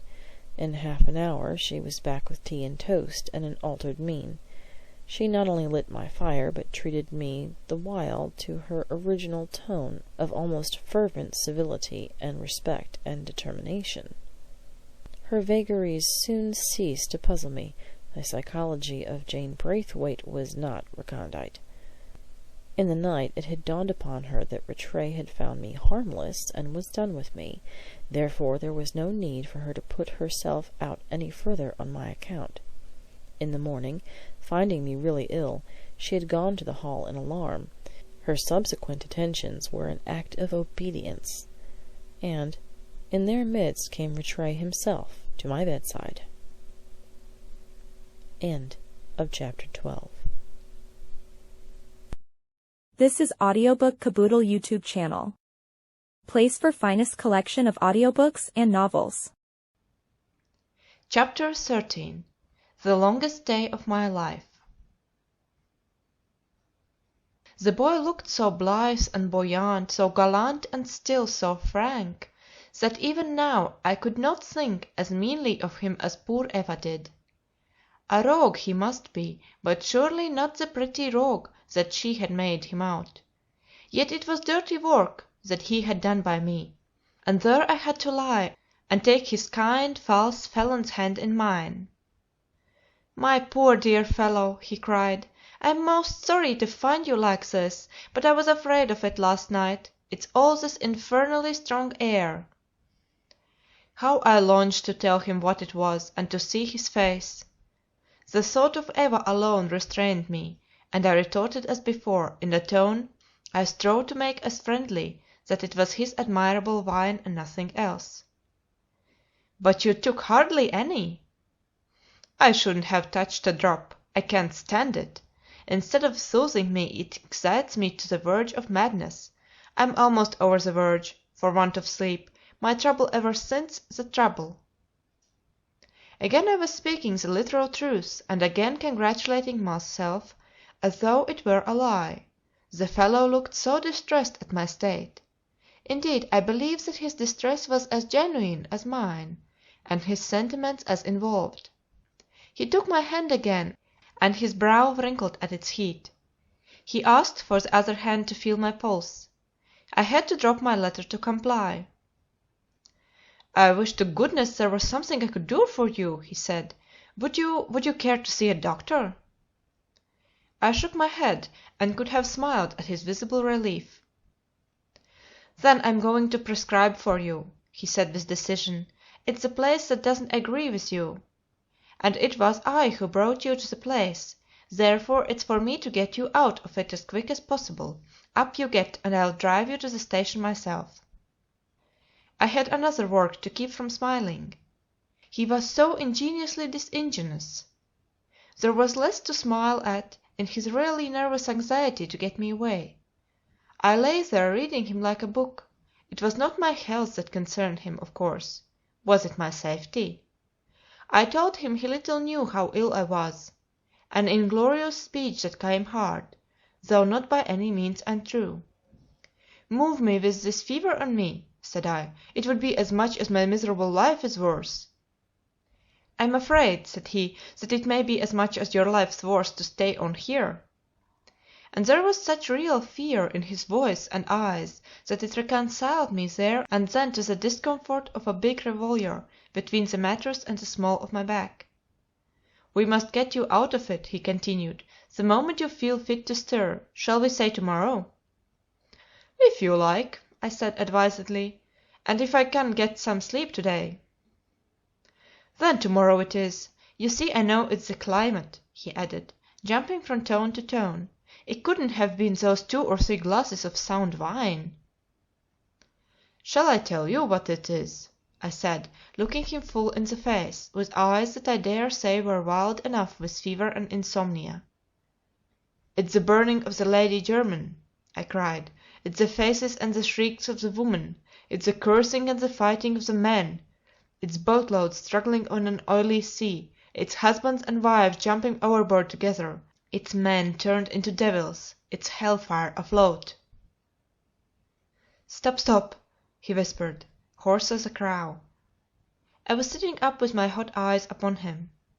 He was white as the gilt, and the bed shook with his trembling. I had gone as far as was prudent, and I lay back with a glow of secret satisfaction. "Yes, I will stop," said I, "and I wouldn't have begun if you hadn't found it so difficult to understand my trouble. Now you know what it is. It's the old trouble. I came up here to forget it. Instead of that I drink too much and tell you all about it, and the 2 things together have bowled me over. But I'll go tomorrow, only give me something to put me asleep till then." "I will," he vowed. "I'll go myself to the nearest chemist, and he shall give me the very strongest stuff he's got. Good bye, and don't you stir till I come back, for your own sake. I'll go this minute, and I'll ride like hell." And if ever 2 men were glad to be rid of each other, they were this young villain and myself. But what was his villainy? It was little enough that I had overheard at the window, and still less that poor Eva had told me, in her hurried lines. All I saw clearly was that the Lady Jermyn and some 100 souls had perished by the foulest of foul play; that, besides Eva and myself, only the incendiaries had escaped; that somehow these wretches had made a second escape from the gig, leaving dead men and word of their own death behind them in the boat. And here the motive was as such a mystery to me as the means. But, in my present state, both were also matters of supreme indifference. My one desire was to rescue my love from her loathsome captors. Of little else did I pause to think. Yet Rattray's visit left its own mark on my mind, and long after he was gone I lay puzzling over the connection between a young Lancastrian, of good name, of ancient property, of great personal charm, and a crime of unparalleled atrocity committed in cold blood on the high seas. That his complicity was flagrant I had no room to doubt, after Eva's own indictment of him, uttered to his face and in my hearing. Was it then the usual fraud on the underwriters, and was Rattray the inevitable accomplice on dry land? I could think of none but the conventional motive for destroying a vessel. Yet I knew there must be another, and a subtler one, to account not only for the magnitude of the crime, but for the pains which the actual perpetrators had taken to conceal the fact of their survival, and for the union of so diverse a trinity as Senhor Santos, Captain Harris, and the young squire. It must have been about midday when Rattray reappeared, ruddy, spurred and splashed with mud, a comfort to sick eyes, I declare, in spite of all. He brought me 2 little vials, put one on the chimney piece, poured the other into my tumbler, and added a little water. "There, old fellow," said he, "swallow that, and if you don't get some sleep the chemist who made it up is the greatest liar unhung." "What is it?" I asked, the glass in my hand and my eyes on those of my companion. "I don't know," said he. "I just told them to make up the strongest sleeping draught that was safe, and I mentioned something about your case. Toss it off, man. It's sure to be all right." Yes, I could trust him. He was not that sort of villain for all that Eva Denison had said. I liked his face as well as ever. I liked his eye, and could have sworn to its honesty as I drained the glass. Even had it been otherwise, I must have taken my chance or shown him all. As it was, when he had pulled down my blind, and shaken my pillow, and he gave me his hand once more, I took it with involuntary cordiality. I only grieved that so fine a young fellow should have involved himself in so villainous a business. Yet for Eva's sake I was glad that he had, for my mind failed, rather than refused, to believe him so black as she had painted him. The long, long afternoon that followed I never shall forget. The opiate racked my head; it did not do its work, and I longed to sleep till evening with a longing I have never known before or since. Everything seemed to depend upon it. I should be a man again, if only I could first be a log for a few hours. But no, my troubles never left me for an instant, and there I must lie, pretending that they had. For the other draught was for the night, and if they but thought the first one had taken due effect, so much the less would they trouble their heads about me when they believed that I had swallowed the second. Oh, but it was cruel! I lay and wept with weakness and want of sleep. Ere night fell I knew that it would find me useless, if indeed my reason lingered on. To lie there helpless when Eva was expecting me, that would be the finishing touch. I should rise a maniac if ever I rose at all. More probably I would put one of my 5 big bullets into my own splitting head. It was no small temptation, lying there in a double agony, with a loaded weapon by my side. Then sometimes I thought it was coming, and perhaps for an instant would be tossing in my hencoop, then back once more. And I swear that my physical and mental torments, here in my bed, would have been incomparably greater than anything I had endured on the sea, but for the saving grace of one sweet thought. She lived, she lived! And the God who had taken care of me a castaway, would surely deliver her also from the hands of murderers and thieves. But not through me. I lay weak and helpless, and my tears ran again and yet again as I felt myself growing hourly weaker. I remember what a bright fine day it was, with the grand open country all smiles beneath a clear, almost frosty sky, once when I got up on tiptoe and peeped out. A keen wind whistled about the cottage. I felt it on my feet as I stood, but never have I known a more perfect and invigorating autumn day. And there I must lie, with the manhood ebbing out of me, the manhood that I needed so for the night. I crept back into bed. I swore that I would sleep, yet there I lay, listening sometimes to that wild woman's tread below, sometimes to mysterious whispers, between whom I neither knew nor cared, anon to my watch ticking by my side, to the heart beating in my body, hour after hour, hour after hour. I prayed as I have seldom prayed. I wept as I have never wept. I railed and blasphemed, not with my lips because the woman must think I was asleep, but so much the more viciously in my heart. Suddenly it turned dark. There were no gradations, not even a tropical twilight. One minute I saw the sun upon the blind, the next, thank God, oh thank God, no light broke any longer through the blind, just a faint and narrow glimmer stole between it and the casement, and the light that had been bright golden was palest silver now. It was the moon. I had been in dreamless sleep for hours. The joy of that discovery! The transport of waking to it, and waking refreshed! The swift and sudden miracle that it seemed! I shall never, never forget it, still less the sickening thrill of fear which was cruelly quick to follow upon my joy. The cottage was still as the tomb. What if I had slept too long? With trembling hand I found my watch. Luckily I had wound it in the early morning. I now carried it to the window, drew back the blind, and held it in the moonlight. It was not quite 10 o'clock. And yet the cottage was so still, so still. I stole to the door, opened it by cautious degrees, and saw the reflection of a light below. Still not a sound could I hear, save the rapid drawing of my own breath, and the startled beating of my own heart. I now felt certain that the Braithwaites were out, and dressed hastily, making as little noise as possible, and still hearing absolutely none from below. Then, feeling faint with hunger, though a new being after my sleep, I remembered a packet of sandwiches which I had not opened on my journey north. These I transferred from my travelling bag, where they had lain forgotten, to my jacket pocket, before drawing down the blind, leaving the room on tiptoe, and very gently fastening the door behind me. On the stairs, too, I trod with the utmost caution, feeling the wall with my left hand, my right was full, lest by any chance I might be mistaken in supposing I had the cottage to myself. In spite of my caution there came a creak at every step, and to my sudden horror I heard a chair move in the kitchen below. My heart and I stood still together. But my right hand tightened on stout wood, my right forefinger trembled against thin steel.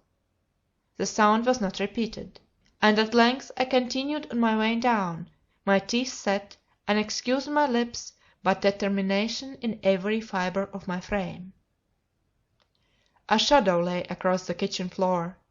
It was that of the deaf mute, as he stood on a chair before the fire, supporting himself on the chimney-piece with one puny arm, while he reached overhead with the other. I stood by for an instant, glorying in the thought that he could not hear me. The next, I saw what it was he was reaching up for. A bell-mouthed blunderbuss, and I knew the little devil for the impostor that he was. "You're touched," said I, "and you'll drop dead on that hearth." He pretended not to hear me, but he heard the click of the splendid spring which Messrs. Deane and Adams had put into that early revolver of theirs. And he could not have come down much quicker with my bullet in his spine. "Now then," I said, What the devil do you mean by strumming deaf and dumb?" "I niver said I was out of sort," he whimpered, cowering behind the chair in a sullen ague. "But you acted it, and I've a jolly good mind to shoot you dead. Remember, I was so weak myself that I thought my arm would break from presenting my 5 chambers and my 10-inch barrel; otherwise I should be sorry to relate how I bullied that mouse of a man. I may let you off," I continued, "if you answer questions. Where's your wife?" "She'll be back directly," said Braithwaite with some tact, but his look was too cunning to give the warning weight. "I have a bullet to spare for her," said I cheerfully. "Now then, where is she?" "Gone with the others, for aught I know." "And where are the others gone?" "Where they allus go, over to the say." "Over to the sea, ah! We're getting on. What takes them there?" "That's more than I can tell you, sir," said Braithwaite, with so much emphasis and so little reluctance as to convince me that for once at least he had spoken the truth. There was even a spice of malice in his tone. I began to see possibilities in the little beast. "Well," I said, "you're a nice lot. I don't know what your game is, and don't want to. I've had enough of you without that. I'm off tonight." "Before they get back?" asked Braithwaite, plainly in doubt about his duty, and yet as plainly relieved to learn the extent of my intention. "Certainly," said I. "Why not? I'm not particularly anxious to see your wife again, and you may ask Mr. Rattray from me why the devil he led me to suppose you were deaf and dumb. Or, if you like, you needn't say anything at all about it," I added, seeing his thin jaw fall. "Tell him I never found you out, but just felt well enough to go, and went. When do you expect them back?" "It won't be yet a bit," said he. "Good. Now look here. What would you say to these?" And I showed him a couple of sovereigns. I longed to offer him 20, but feared to excite his suspicions. "These are yours if you have a conveyance at the end of the lane. The lane we came up the night before last, in an hour's time." His dull eyes glistened, but a tremor took him from top to toe, and he shook his head. "I'm ill, man," I cried. "If I stay here I'll die. Mr. Rattray knows that, and he wanted me to go this morning. He'll be only too thankful to find me gone." This argument appealed to him. Indeed, I was proud of it. "But I was to stop and look after you," he mumbled. "It'll get me into trouble, it will that." I took out 3 more sovereigns. Not a penny higher durst I go. "Will £5 repay you?" "No need to tell your wife it was 5, you know. I should keep 4 of them all to myself." The cupidity of the little wretch was at last overcoming his abject cowardice. I could see him making up his miserable mind. And I still flatter myself that I took only safe, and really cunning, steps to precipitate the process. To offer him more money would have been madness; instead, I poured it all back into my pocket. "All right," I cried, "you're a greedy, cowardly old idiot, and I'll just save my money." And out I marched into the moonlight very briskly towards the lane. He was so quick to follow me that I had no fears of the blunderbuss, but quickened my step and soon had him running at my heels. "Stop, stop, sir! You're that hasty with a poor old man." So he whimpered as he followed me like the little cur he was. "I'm hanged if I stop," I answered without looking back, and had him almost in tears before I swung around on him so suddenly that he yelped with fear. "What are you bothering me for?" I blustered. "Do you want me to wring your neck?" "Oh, I'll go, sir, I'll go," he moaned. "I've a good mind not to let you. I wouldn't if I was fit to walk 5 miles." "But I'll ruin them, sir. I will that. I'll go as fast as ever I can." "And have a conveyance at the road end of the lane as near an hour hence as you possibly can." "Why there, sir," he cried, crassly inspired, "I could drive you in our own trap in half the time." "Oh no, you couldn't. I'm not fit to be out at all. It must be a closed conveyance. But I'll come to the end of the lane to save time, so let him wait there.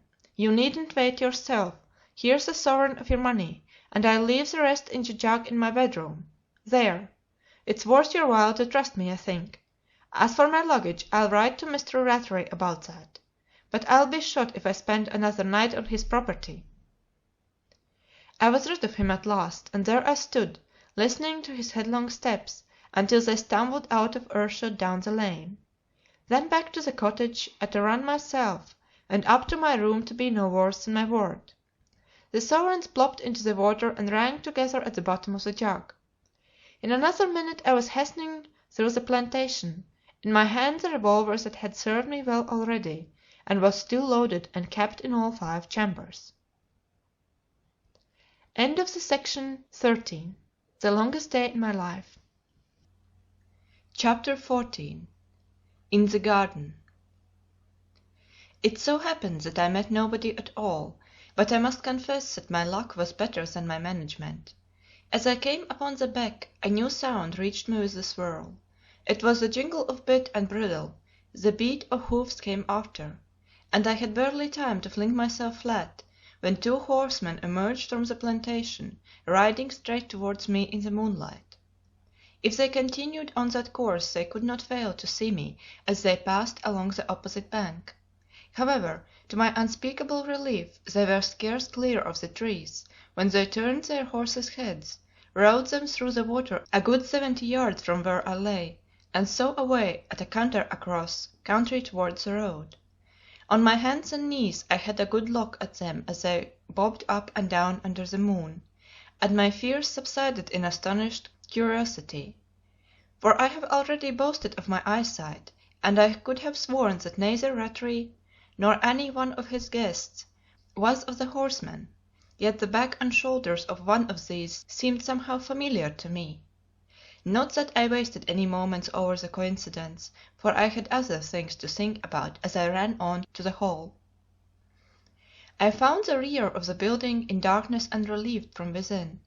On the other hand, the climbing moon beat so full upon the garden wall, it was as though a lantern pinned me as I crept beneath it. In passing, I thought I might as well try the gate, but Eva was right, it was locked, and that made me half inclined to distrust my eyes in the matter of the 2 horsemen, for whence could they have come, if not from the Hall? In any case, I was well rid of them.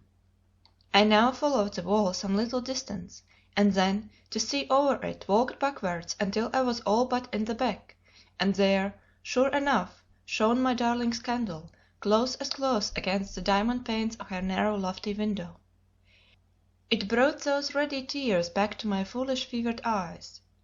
But for sentiment there was no time, and every other emotion was either futile or premature. So I mastered my full heart, I steeled my wretched nerves, and braced my limp muscles for the task that lay before them. I had a garden wall to scale, nearly twice my own height, and without notch or cranny in the ancient, solid masonry. I stood against it on my toes, and I touched it with my finger tips as high up as possible. Some 4 feet severed them from the coping that left only half a sky above my upturned eyes. I do not know whether I have made it plain that the house was not surrounded by 4 walls, but merely filled a breach in one of the 4, which nipped it, as it were, at either end. The back entrance was approachable enough, but barred or watched, I might be very sure. It is ever the vulnerable points which are most securely guarded, and it was my one comfort that the difficult way must also be the safe way, if only the difficulty could be overcome. How to overcome it was the problem. I followed the wall right round to the point at which it abutted on the tower that immured my love. The height never varied, nor could my hands or eyes discover a single foothold, ledge, or other means of mounting to the top. Yet my hot head was full of ideas, and I wasted some minutes in trying to lift from its hinges a solid, thick barred outlying gate, that my weak arms could hardly stir. More time went in pulling branches from the oak trees about the beck, where the latter ran nearest to the moonlit wall. I had an insane dream of throwing a long forked branch over the coping, and so swarming up, hand over hand. But even to me the impracticability of this plan came home at last, and there I stood in a breathless lather, much time and strength thrown away together, and the candle burning down for nothing in that little lofty window, and the running water swirling noisily over its stones at my back. This was the only sound. The wind had died away, the moonlit valley lay as still as the dread old house in its midst but for the splash and gurgle of the beck. I fancied this grew louder as I paused and listened in my helplessness. All at once was it the tongue of nature telling me the way, or common gumption returning at the 11th hour? I ran down to the water's edge and could have shouted for joy. Great stones lay in equal profusion on bed and banks. I lifted one of the heaviest in both hands. I staggered with it to the wall. I came back for another. For some 20 minutes I was so employed, my ultimate reward a fine heap of boulders against the wall. Then I began to build, then mounted my pile, clawing the wall to keep my balance. My fingers were still many inches from the coping. I jumped down and gave another 10 minutes to the back-breaking work of carrying more boulders from the water to the wall. Then I widened my cairn below, so that I could stand firmly before springing upon the pinnacle with which I completed it. I knew well that this would collapse under me if I allowed my weight to rest more than an instant upon it, and so at last it did, but my fingers had clutched the coping in time, had grabbed it, even as the insecure pyramid crumbled and left me dangling. Instantly exerting what muscle I had left and the occasion gave me, I succeeded in pulling myself up until my chin was on a level with my hands, when I flung an arm over and caught the inner coping. The other arm followed, then a leg, and at last I sat astride the wall, panting and palpitating, and hardly able to credit my own achievement. One great difficulty had been my huge revolver. I had been terribly frightened it might go off, and had finally used my cravat to sling it at the back of my neck.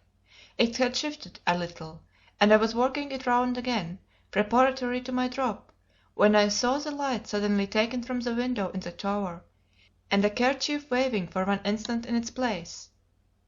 So she had been waiting and watching for me all these hours! I dropped into the garden in a very ecstasy of grief and rapture, to think that I had been so long in coming to my love, but that I had come at last. And I picked myself up in a very frenzy of fear lest, after all, I should fail to spirit her from this horrible place. Doubly desolate it looked in the rays of that bright October moon.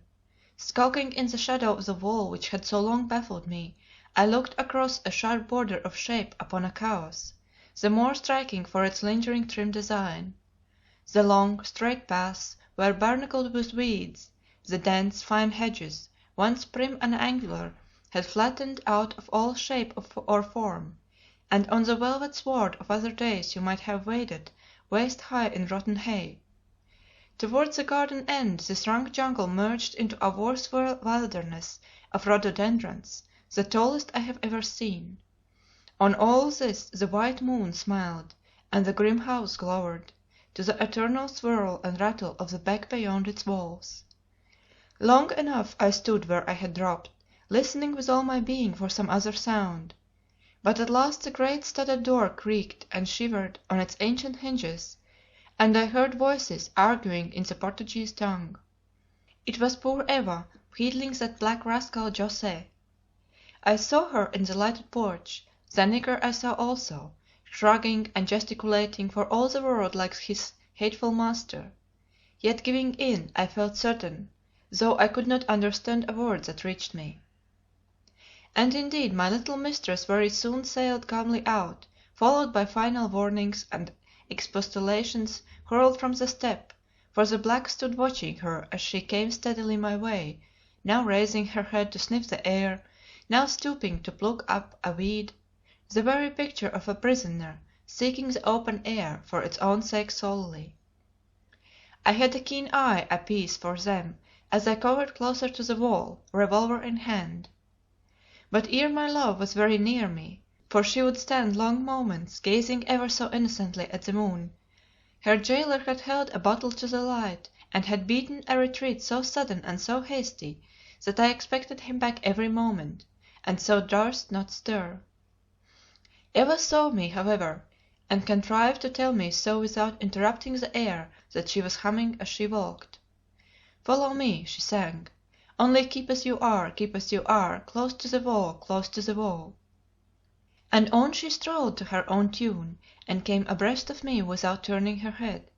So I crept in the shadow, my ugly weapon tucked out of sight, and she sauntered in the shine, until we came to the end of the garden, where the paths turned at right angles, running behind the rhododendrons. Once in their shelter, she halted and beckoned me, and next instant I had her hands in mine. "At last," was all that I could say for many a moment, as I stood there gazing into her dear eyes, no hero in my heroic hour, but the bigger, lovesick fool than ever. "But quick, quick, quick!" I added, as she brought me to my senses by withdrawing her hands. "We've no time to lose."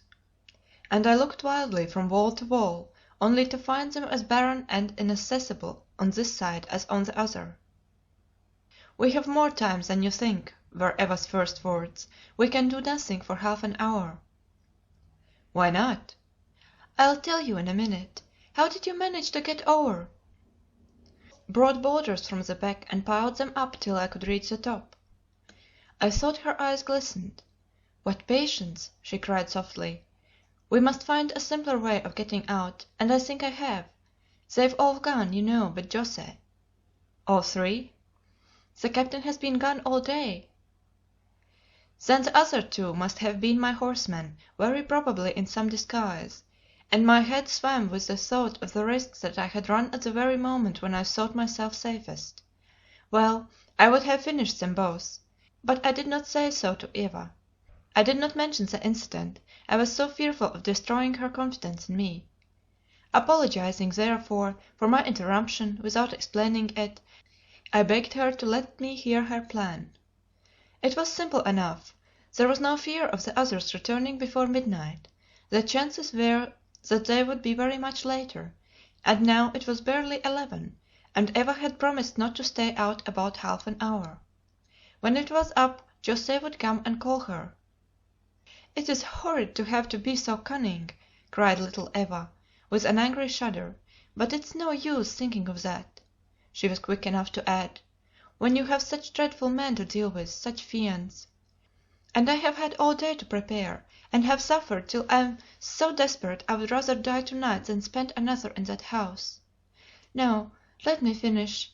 José would come round here to look for me, but you and I will be hiding in the other side of those rhododendrons, and when we hear him here, we'll make a dash for it across the long grass.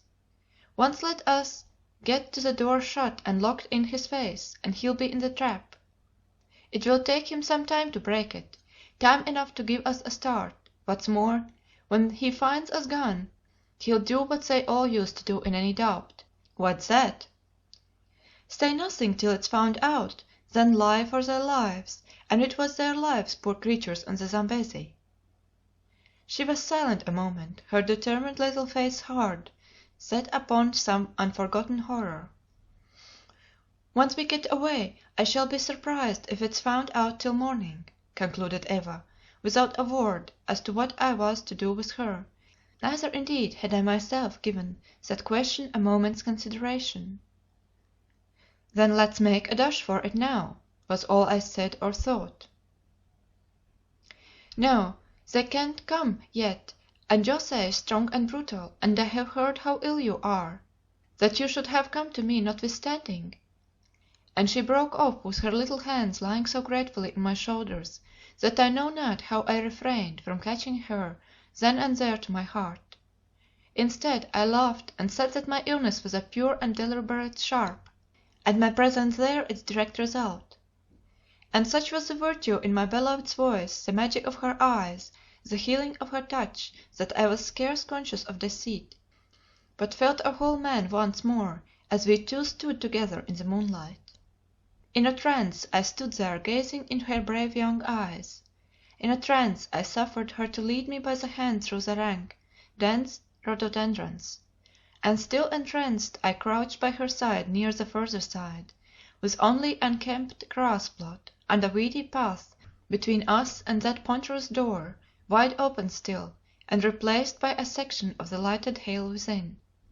On this we fixed our attention, with mingled dread and impatience, those contending elements of suspense.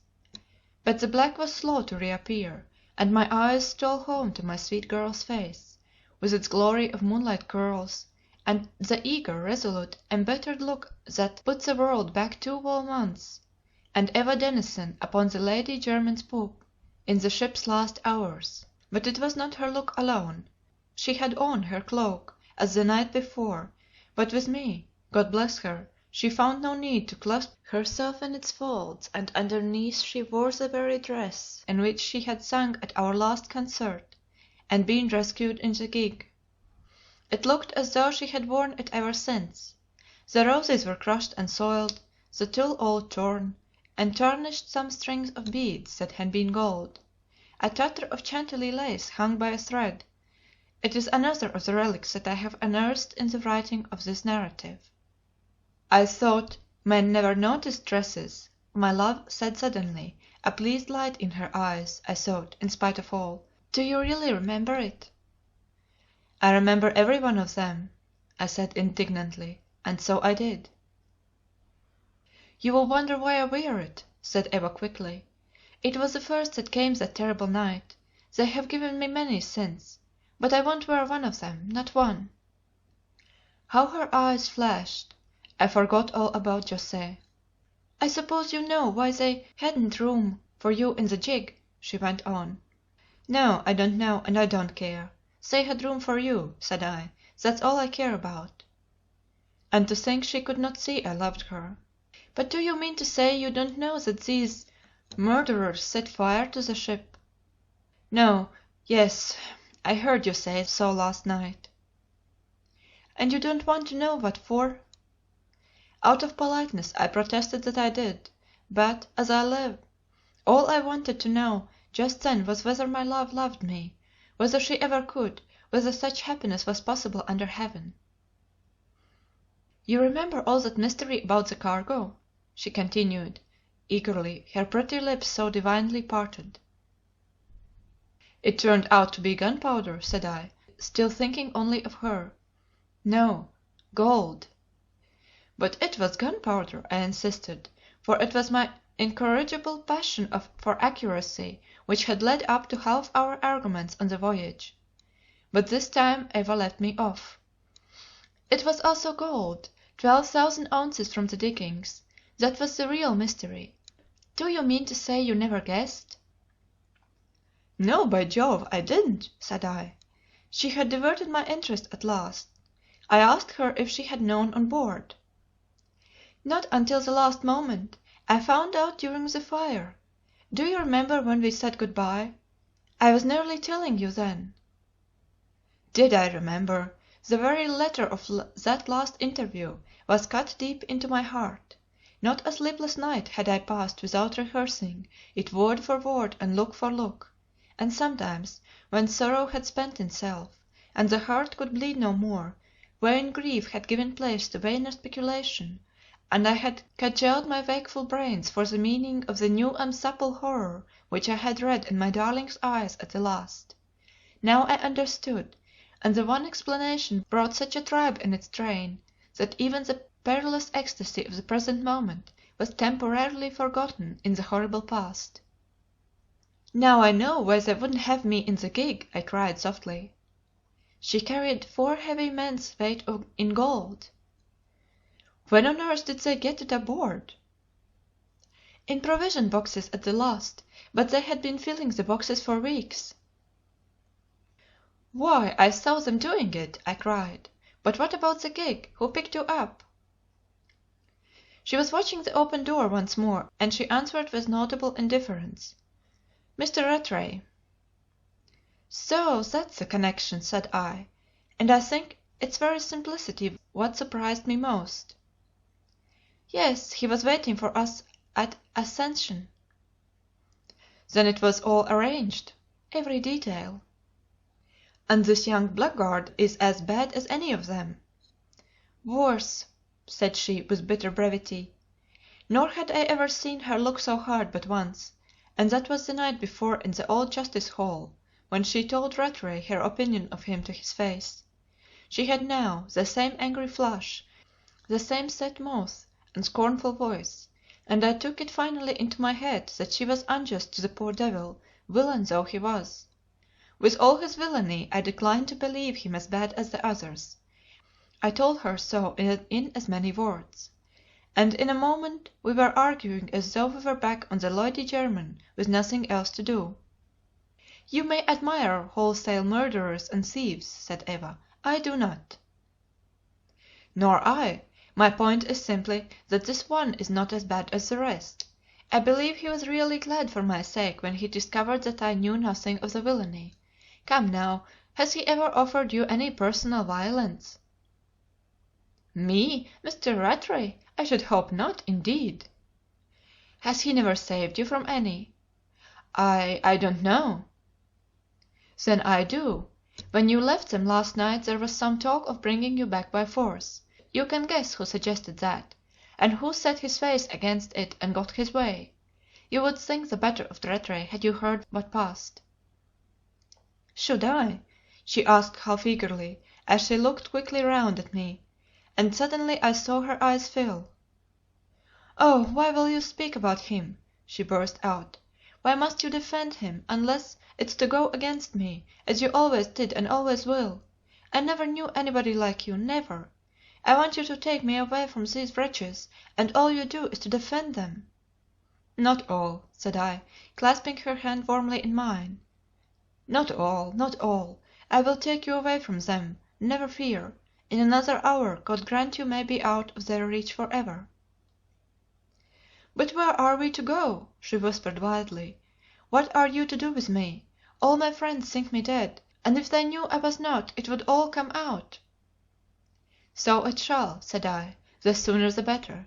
If I'd had my way it would all be out already." I see her yet, my passionate darling, as she turned upon me, whiter than the full white moon. "Mr. Cole," said she, "you must give me your sacred promise that so far as you are concerned it shall never come out at all." This monstrous conspiracy, this cold-blooded massacre! And I crouched aghast. "Yes, it could do no good, and at any rate, unless you promise I remain where I am." "In their hands?"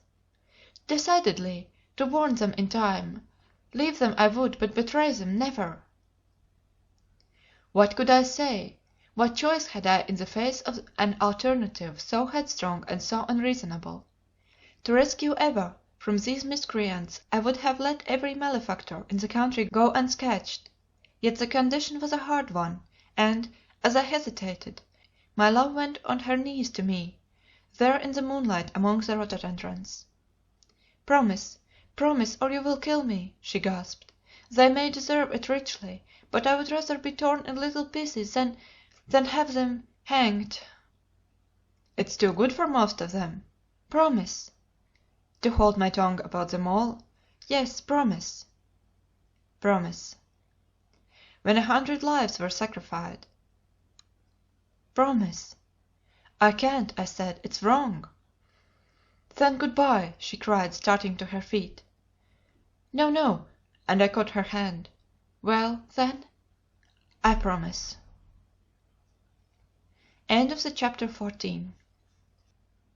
Chapter 15. First Blood. So I bound myself to a guilty secrecy for Eva's sake, to save her from these wretches, or, if you will, to win her for myself.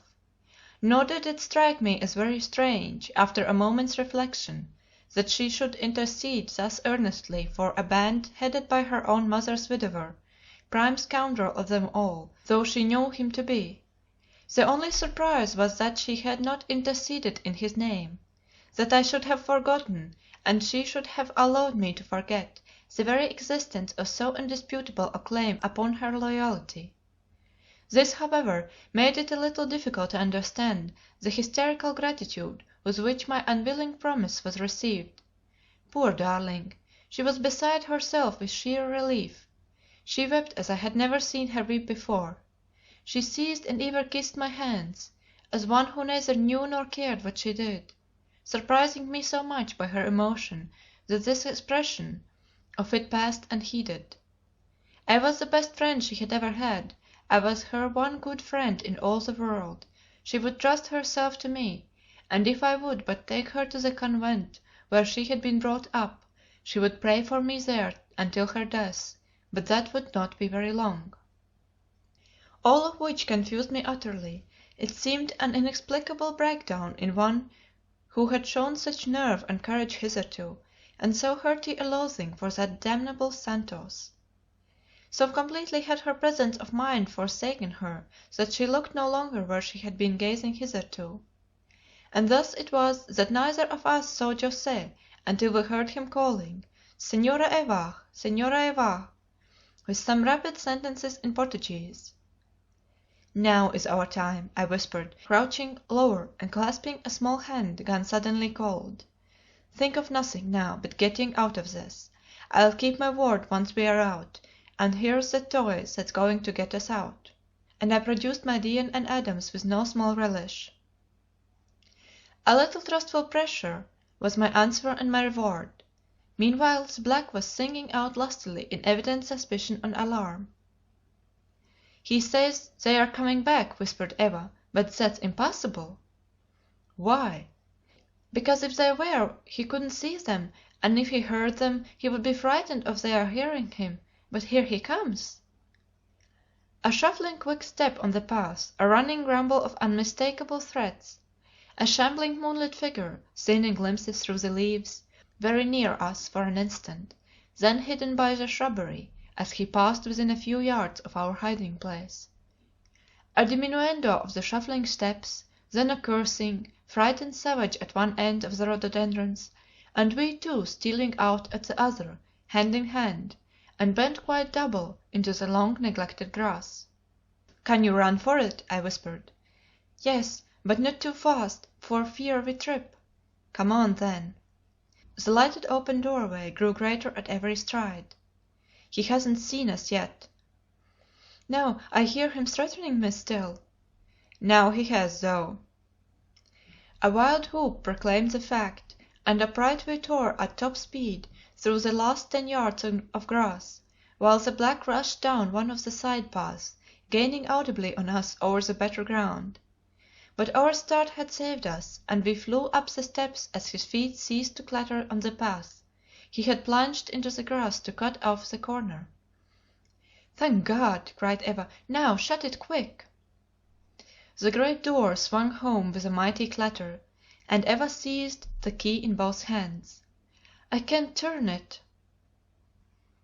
To lose a second was to take a life, and unconsciously I was sticking at that, perhaps from no higher instinct than distrust of my aim. Our pursuer, however, was on the steps when I clapped my free hand on top of those little white straining ones, and by a timely effort bent both them and the key round together. The word shot home as José hurled himself against the door. Eva bolted it. But the thud was not repeated, and I gathered myself together between the door and the nearest window, for by now I saw there was but one thing for us. The nigger must be disabled, if I could manage such a nicety; if not, the devil take his own. Well, I was not one tick too soon for him. My pistol was not cocked before the crash came that I was counting on, and with it a shower of small glass driving across the 6-foot sill and tinkling of the flags. Next came a black and bloody face, at which I could not fire. I had to wait till I saw his legs, when I promptly shattered one of them at disgracefully short range. The report was as deafening as one upon the stage. The hall filled with white smoke, and remained hideous with the bellowing of my victim. I searched him without a qualm, but threats of annihilation instead, and found him unarmed but for that very knife which Rattray had induced me to hand over to him in town, I had a grim satisfaction in depriving him of this, and but small compunction in turning my back upon his pain. "Come," I said to poor Eva, "don't pity him, though I dare say he is the most pitiable of the lot. Show me the way through, and I'll follow with this lamp." One was burning on the old oak table. I carried it along a narrow passage, through a great low kitchen, where I bumped my head against the black oak beams, and I held it on high at a door almost as massive as the one which we had succeeded in shutting in the nigger's face. "I was afraid of it," cried Eva, with a sudden sob. "What is it?" "They've taken away the key." Yes, the keen air came through an empty keyhole, and my lamp, held close, not only showed that the door was locked, but that the lock was one with which an unskilled hand might tamper for hours without result. I dealt it a hearty kick by way of a test. The heavy timber did not budge. There was no play at all at either lock or hinges, nor did I see how I could spend one of my 4 remaining bullets upon the former, with any chance of a return. "Is this the only other door?" "Then it must be a window." "All the back ones are barred." "Securely?" "Yes." "Then we have no choice in the matter." And I led the way back to the hall, where the poor black devil lay, blubbering in his blood. In the kitchen I found the bottle of wine, Rattray's best port, that they were trying to make her take for her health, with which Eva had bribed him, and I gave it to him before laying hands on a couple of chairs. "What are you going to do?" "Go out the way we came." "But the wall?" "Pile up these chairs, and as many more as we may need if we can't open the gate." But Eva was not paying attention any longer, either to me or to José. His white teeth were showing in a grin for all his pain. Her eyes were fixed in horror on the floor. "They've come back," she gasped. "The underground passage. Hark! hark!" There was a muffled rush of feet beneath our own, then a dull but very distinguishable clatter on some invisible stair. "Underground passage!" I exclaimed, and in my sheer disgust I forgot what was due to my darling. "Why on earth didn't you tell me of it before?" "There was so much to tell you. It leads to the sea. Oh, what shall we do? You must hide upstairs, anywhere," cried Eva, wildly. "Leave them to me, leave them to me." "I like that," said I, and I did, but I detested myself for the tears my words had drawn, and I prepared to die for them. "They'll kill you, Mr. Cole." "It would serve me right, but we'll see about it." And I stood with my revolver very ready in my right hand, while with the other I caught poor Eva to my side, even as a door flew open, and Rattray himself burst upon us, a lantern in his hand, and the perspiration shining on his handsome face in its light. I can see him now as he stood dumbfounded on the threshold of the hall, and yet at the time my eyes sped past him into the room beyond. It was the one I have described as being lined with books.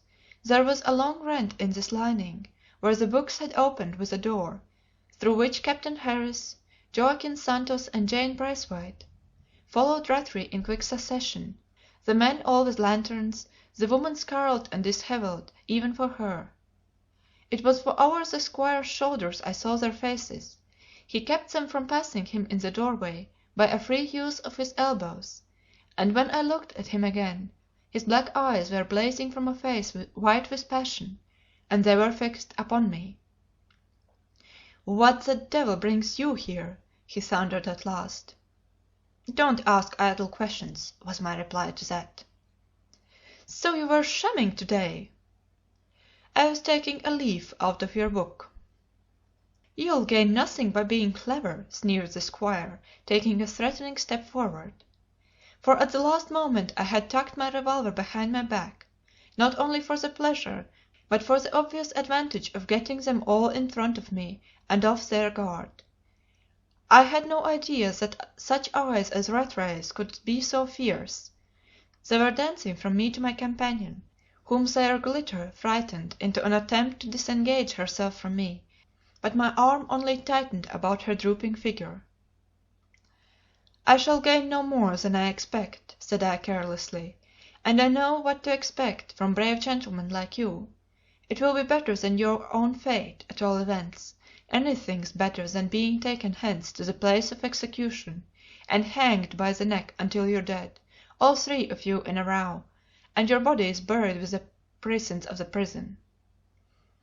"The very thing for him," murmured Santos, "the very thing." "But I'm so soft-hearted," I went insanely on, "that I should be sorry to see that happen to such fine fellows as you are. Come out of that, you little fraud behind there." It was my betrayers skulking in the room.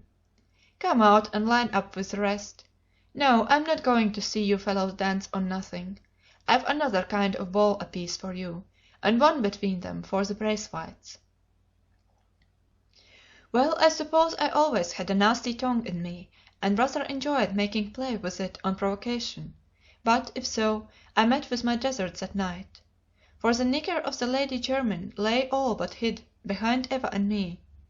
If they saw him at all, they may have thought him drunk; but, as for myself, I had fairly forgotten his existence until the very moment came for showing my revolver, when it was twisted out of my grasp instead, and a ball sang under my arm as the brute fell back exhausted and the weapon clattered beside him.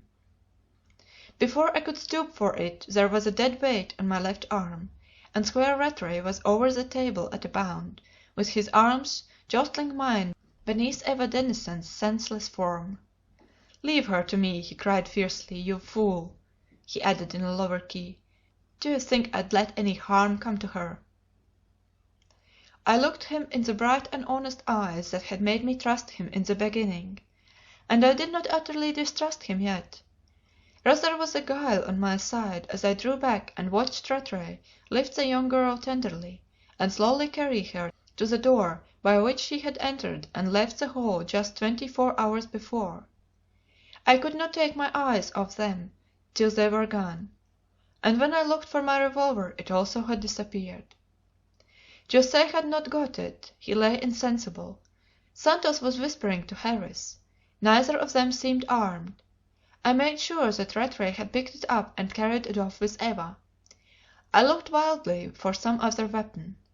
2 unarmed men and a woman were all I had to deal with, for Braithwaite had long since vanished. Could I but knock the worthless life out of the men, I should have but the squire and his servants to deal with, and in that quarter I still had my hopes of a bloodless battle and a treaty of war. A log fire was smouldering in the open grate. I darted to it, and had a heavy, half burned brand whirling round my head next instant. Harris was the first within my reach. He came gamely at me with his fists. I sprang upon him and struck him to the ground with one blow, the sparks flying far and wide as my smoking brand met the seaman's skull. Santos was upon me next instant, and him, by sheer luck, I managed to serve the same; but I doubt whether either man was stunned, and I was standing ready for them to rise, when I felt myself seized round the neck from behind, and a mass of fluffy hair tickling my cheek, while a shrill voice set up a lusty scream for the squire. I have said that the woman Braithwaite was of a sinister strength, but I had little dreamed how strong she really was. First it was her arms that wound themselves about my neck, long, sinuous, and supple as the tentacles of some vile monster; then, as I struggled, her thumbs were on my windpipe like pads of steel. Tighter she pressed, and tighter yet. My eyeballs started, my tongue lolled. I heard my brand drop, and through a mist I saw it picked up instantly. It crashed upon my skull as I still struggled vainly; again and again it came down mercilessly in the same place, until I felt as though a sponge of warm water had been squeezed over my head, and saw 100 withered masks grinning sudden exultation into mine. But still the lean arm whirled, and the splinters flew, till I was blind with my blood, and the 7 senses were beaten out of me. End of the chapter 15. This is Audiobook Caboodle YouTube channel.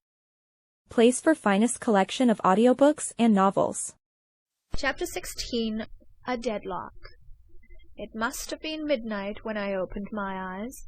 The clock was striking as though it never would stop. My mouth seemed fire. A pungent flavor filled my nostrils. The wine-glass felt cold against my teeth. "That's more like it," muttered a voice close to my ear. An arm was withdrawn from under my shoulders. I was allowed to sink back upon some pillows, and now I saw where I was. The room was large and poorly lighted.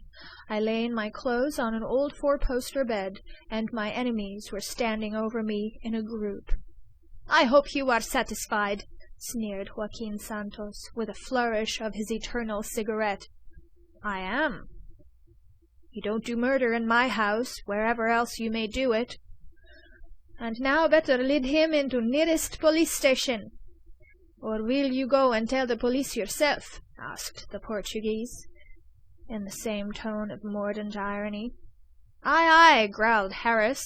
"That's the next thing." "No," said Rattray. "The next thing's for you two to leave him to me." "We'll see you damned," cried the captain. "No, no, my friend," said Santos with a shrug. "Let him have his way. He is as fond of his skin as you are of yours. He'll come round to our way in the end. I know the Senor Cole. It is necessary for him to die, but it is not necessary this moment. Let us leave them together for a little bit." "That's all I ask," said Rattray. "You won't ask it twice," rejoined Santos, shrugging. "I know the Senor Cole. There is only one way of dealing with a man like that. Besides, he has half killed my good José. It is necessary for him to die." "I agree with the Senor," said Harris, whose forehead was starred with sticking-plaster. "It's him or us, and we're all agin you, squire. You'll have to give in first or last." And the pair were gone. Their steps grew faint in the corridor. When we could no longer hear them, Rattray closed the door and quietly locked it. Then he turned to me, stern enough, and pointed to the door with a hand that shook. "You see how it is?" "Perfectly." "They want to kill you." "Of course they do." "It's your own fault you've run yourself into this. I did my best to keep you out of it, but in you come and spill first blood." "I don't regret it," said I. "Oh, you're damned mule enough not to regret anything," cried Rattray. "I see the sort you are. Yet but for me, I tell you plainly, you'd be a dead man now." "I can't think why you interfered." "You've heard the reason. I won't have murder done here if I can prevent it. So far I have. It rests with you whether I can go on preventing it or not." "With me, does it?" He sat down on the side of the bed. He threw an arm to the far side of my body and leaned over me with savage eyes now staring into mine, now resting with a momentary gleam of pride upon my battered head. I put up my hand. It lit upon a very turban of bandages, and at that I tried to take his hand in mine. He shook it off, and his eyes met mine more fiercely than before. "See here, Cole," said he. "I don't know how the devil you got wind of anything to start with, and I don't care. What I do know is that you've made bad enough a long chalk worse for all concerned. And you'll have to get yourself out of the mess you've got yourself into, and there's only one way. I suppose Miss Dennison has really told you everything this time. What's that? Oh, yes, she's all right again, no thanks to you. Now let's hear what she did tell you. It'll save time." I repeated the hurried disclosures made by Eva in the rhododendrons. He nodded grimly, in confirmation of their truth. "Yes, those are the rough facts. The game was started in Melbourne. My part was to wait at Ascension till the Lady German signalled herself, follow her in a schooner we had bought, and pick up the gig with the gold aboard. Well, I did so, never mind the details now, and never mind the bloody massacre the others had made of it before I came up. God knows I was never a consenting party to that, though I know I'm responsible. I'm in this thing as deep as any of them. I've shared the risks, and I'm going to share the plunder, and I'll swing with the others if it ever comes to that. I deserve it hard enough, and so here we are, we three and the nigger, all four fit to swing in a row. So you were fool enough to tell us, and you step in and find out everything. What's to be done? You know what the others want to do. I say it rests with you whether they do it or not.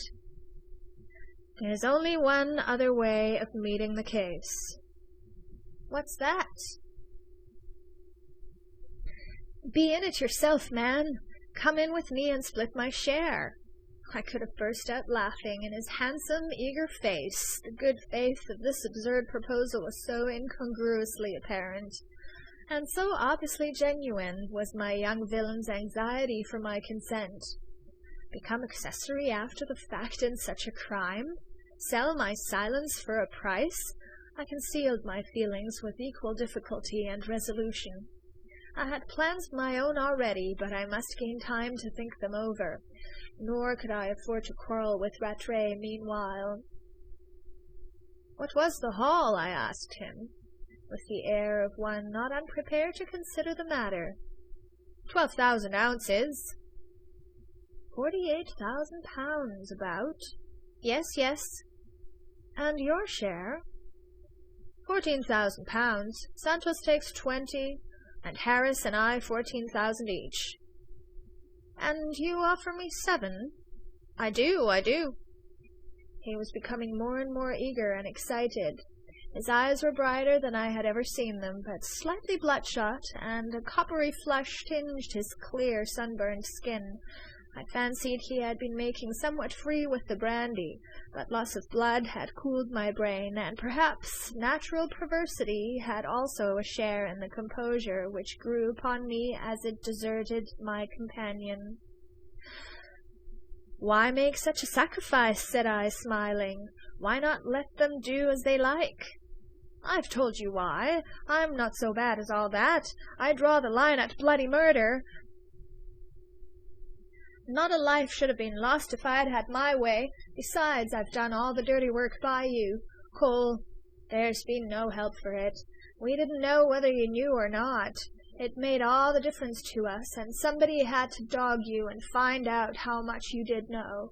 I was the only one who could possibly do it. God knows how I detested the job. I'm more ashamed of it than of worse things. I had to worm myself into your friendship, and by Jove, you made me think you did know, but hadn't let it out, and might any day. So then I got you up here, where you would be in our power if it was so. Surely you can see every move. But this much I'll swear, I had nothing to do with Jose breaking into your room at the hotel. They went behind me there, curse them! And when at last I found out for certain, down here, that you knew nothing after all, I was never more sincerely thankful in my life. I give you my word it took a load off my heart." "I know that," I said. "I also know who broke into my room, and I'm glad I'm even with one of you." "It's done you no good," said Rattray. "Their first thought was to put you out of the way, and it's more than ever their last. You see the sort of men you've got to deal with, and they're 3 to 1, counting the nigger, but if you go in with me, they'll only be 3 to 2. He was manifestly anxious to save me in this fashion, and I suppose that most sensible men, in my dilemma, would at least have nursed or played upon goodwill so lucky and so enduring. But there was always a twist in me that made me love, in my youth, to take the unexpected course, and it amused me the more to lead my young friend on. "And where have you got this gold?" I asked him, in a low voice, so promising that he instantly lowered his, and his eyes twinkled naughtily into mine. "In the old tunnel that runs from this place nearly to the sea," said he. "We Rattrays have always been a pretty warm lot, Cole, and in the old days we were the most festive smugglers on the coast. This tunnel's a relic of 'em. although it was only a tradition till I came into the property. I swore I'd find it, and when I'd done so, I made a new connection, which you shall see. I'm rather proud of it, and I won't say I haven't used the old drain once or twice after the fashion of my rude forefathers. But never was it such a godsend as it's been this time. By Jove, it would be a sin if you didn't come in with us, Cole. But for the lives these blackguards lost, the thing's gone splendidly. It would be a sin if you went and lost yours, whereas if you come in, the two of us would be able to shake off these devils. We should be too strong for 'em." £7,000, I murmured. 28,000 between us. "Yes, and nearly all of it down below at this end of the tunnel, and the rest where we dropped it when we heard you were trying to bolt. We've got it all at the other end, ready to pop aboard the schooner that's lying there still, if you turned out to know anything and to have told what you knew to the police. There was always the possibility of that, you see. We simply daren't show our noses at the bank until we knew how much you knew, and what you'd done and were thinking of doing. As it is, we can take 'em the whole 12,000 ounces, or rather I can, as soon as I like, in broad daylight. I'm a lucky digger. It's all right. Everybody knows I've been out there." He jumped up all excitement, and was at the door next instant. "Stop!" I cried. "Where are you going?" "Downstairs to tell them." "Tell them what?" "That you're going in with me, and it's all right." "And do you really think I am?" He had unlocked the door. After a pause I heard him lock it again. But I did not see his face until he returned to the bedside, and then it frightened me. It was distorted and discolored with rage and chagrin. "You've been making a fool of me," he cried fiercely. "No, I have been considering the matter, Rattray." "And you won't accept my offer?" "Of course I won't. I didn't say I'd been considering it." He stood over me with clenched fists and staring eyes. "Don't you see that I want to save your life?" he cried. "Don't you see that this is the only way? Do you suppose a murder more or less makes any difference to that lot downstairs? Are you really such a fool as to die rather than hold your tongue?" "I won't hold it for money, at all events," said I. "But that's what I was coming to." "Very well," he interrupted. "You shall only pretend to touch it. And all I want is to convince the others that it's against your interest to split. Self-interest is the one motive they understand. Your bare word would be good enough for me." "Suppose I won't give my bare word," said I, in a gentle manner which I did not mean to be as irritating as it doubtless was. Yet his proposals and his assumptions were between them making me irritable in my turn. "For heaven's sake, don't be such an idiot, Cole," he burst out in a passion. "You know I'm against the others, and you know what they want, yet you do your best to put me on their side. You know what they are, and yet you hesitate. For the love of God, be sensible. At least give me a word that you'll hold your tongue forever about all you know." "All right," I said. "I'll give you my word, my sacred promise, Rattray, on one condition." "What's that?" "That you let me take Miss Denison away from you, for good and all." His face was transformed with fury. Honest passion faded from it, and left it bloodless, deadly, sinister. "Away from me?" said Rattray through his teeth. "From the lot of you. I remember. You told me that night. You were in love with her. You! "That was nothing to do with it," said I, shaking the bed with my anger and my agitation. "I should hope not. You, indeed, to look at her!" "Well," I cried, "she may never love me, but at least she doesn't loathe me as she loathes you. Yes, the sight of you, and your very name." So I drew blood for blood, and for an instant I thought he was going to make an end of it by incontinently killing me himself. His fists flew out. Had I been a whole man on my legs, he took care to tell me what he would have done, and to drive it home with a mouthful of the oaths which were conspicuously absent from his ordinary talk. "You take advantage of your weakness like any cur," he wound up, "And you of your strengths, like the young bully you are," I retorted. "You do your best to make me one," he answered bitterly. "I try to stand by you at all costs. I want to make amends to you. I want to prevent a crime. Yet there you lie and set your face against a compromise, and there you lie and taunt me with the thing that's gall and wormwood to me already. I know I gave you provocation, and I know I'm rightly served. Why do you suppose I went into this accursed thing at all? Not for the gold, my boy, but for the girl. She won't look at me, and it serves me right. But I say, do you really think she loathes me, Cole?" "I don't see how she can think much better of you than of the crime in which you've had a hand," was my reply, made, however, with as much kindness as I could summon. "The word I used was spoken in anger," said I, for his hand disappeared, and he looked such a miserable, handsome dog as he stood there hanging his guilty head in the room, I fancied, where he once had lain as a pretty, innocent child.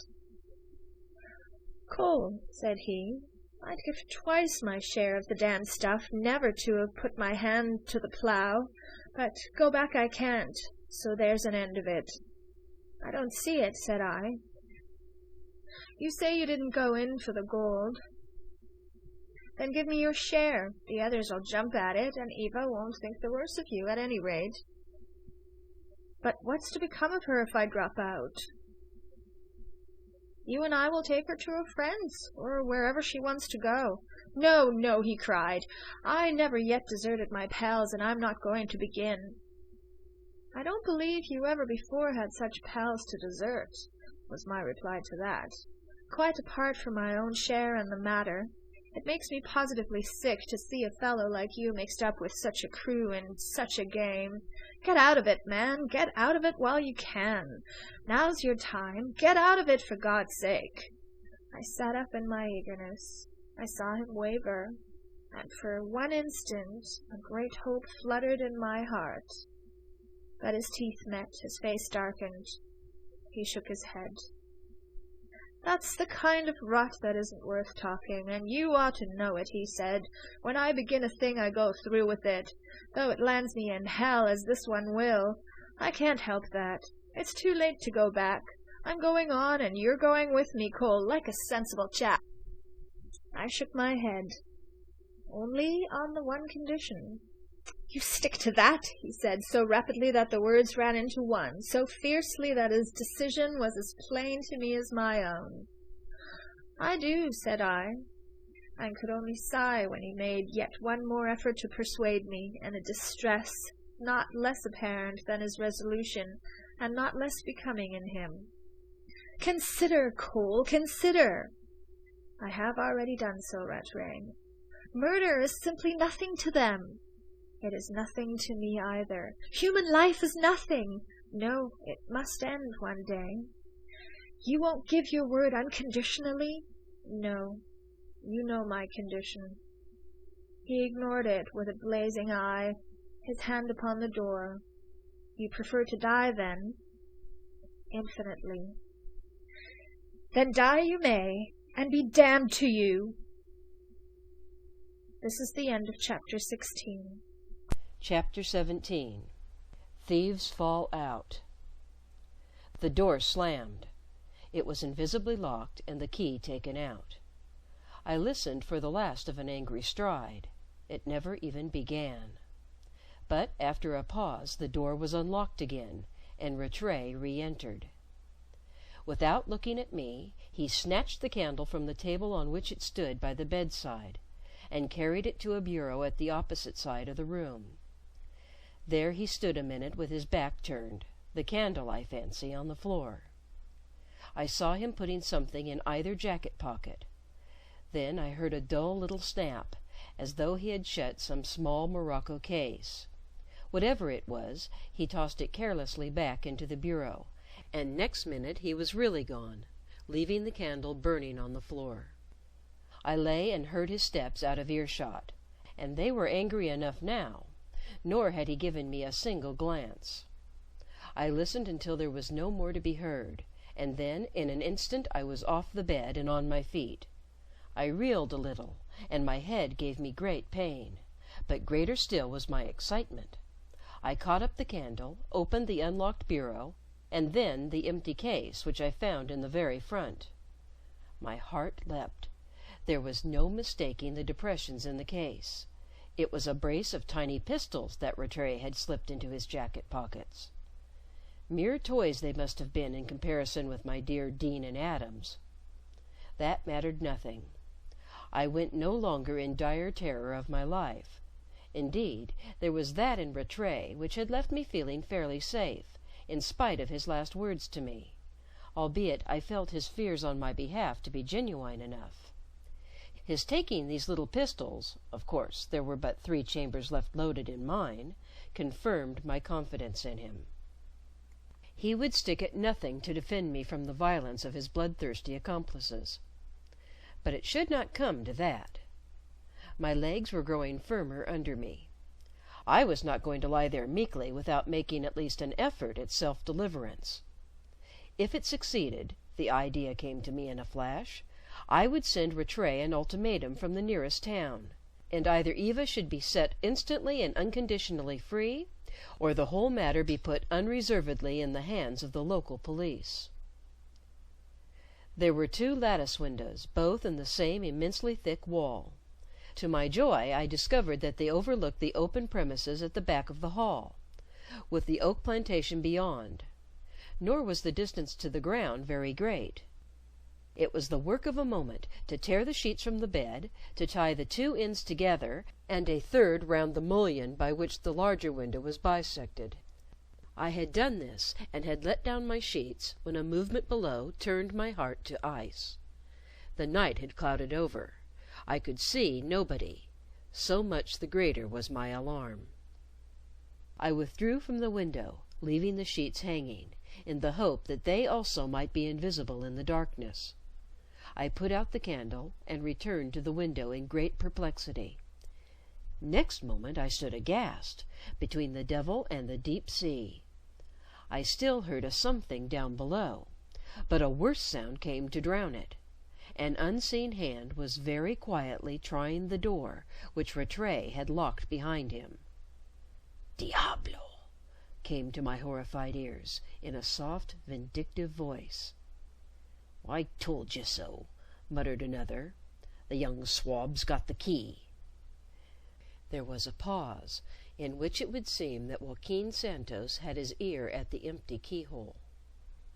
"I think he must be slipping," at last I heard him sigh. "It was not necessary to awaken him in this world. It is a pity." "One kick over the lock would do it," said Harris. "Only the young swab'll hear." "Not, perhaps, while he is dancing attendance on the Senhora. Was it not good to send him to her? If he does hear, well, his own turn will come the queecker, that is all. But it would be better to take them one at a time. So keek away, my friend, and I will give him no time to squill."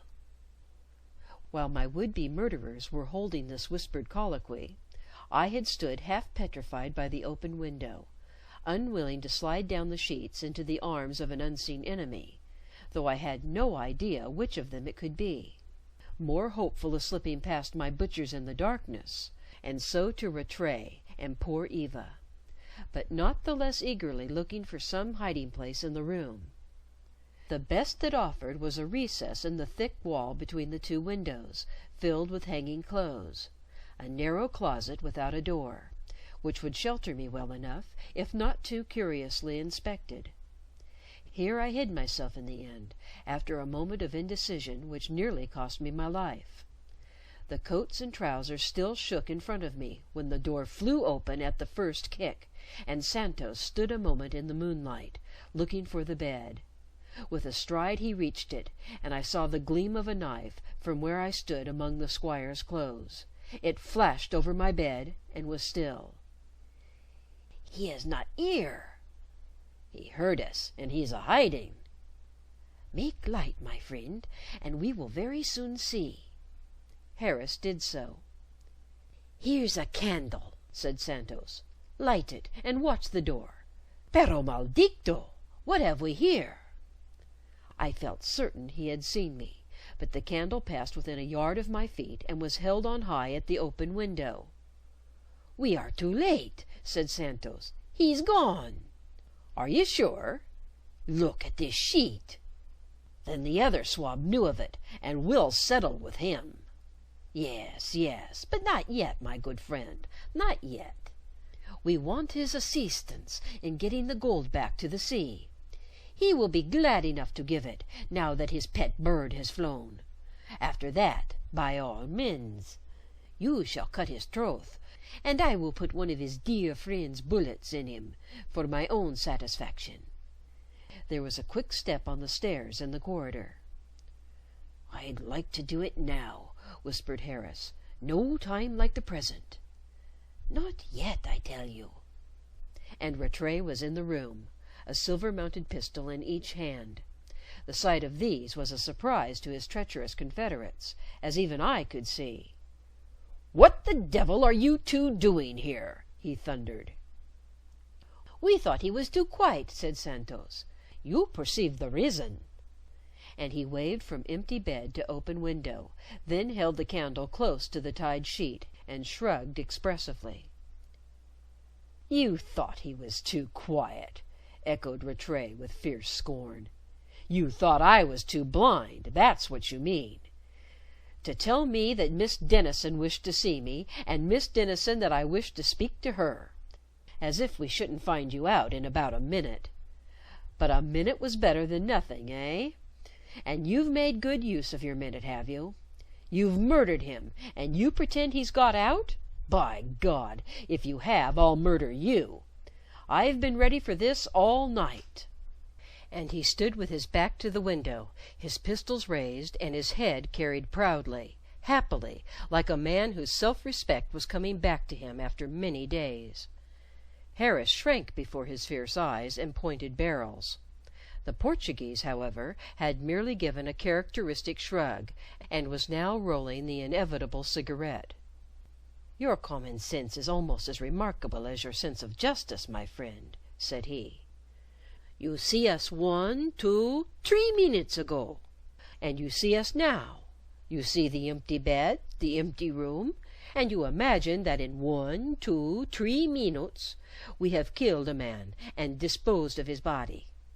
Truly, you are very wise and just, and very loyal also to your friends.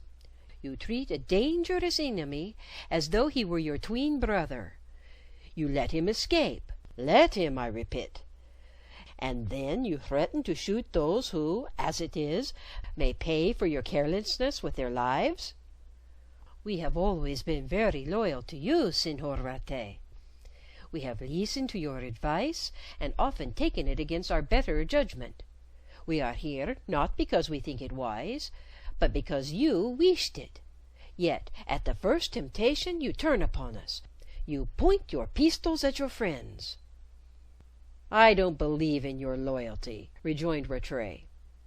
"I believe you would shoot me sooner than I would you. The only difference would be that I should be shot in the back."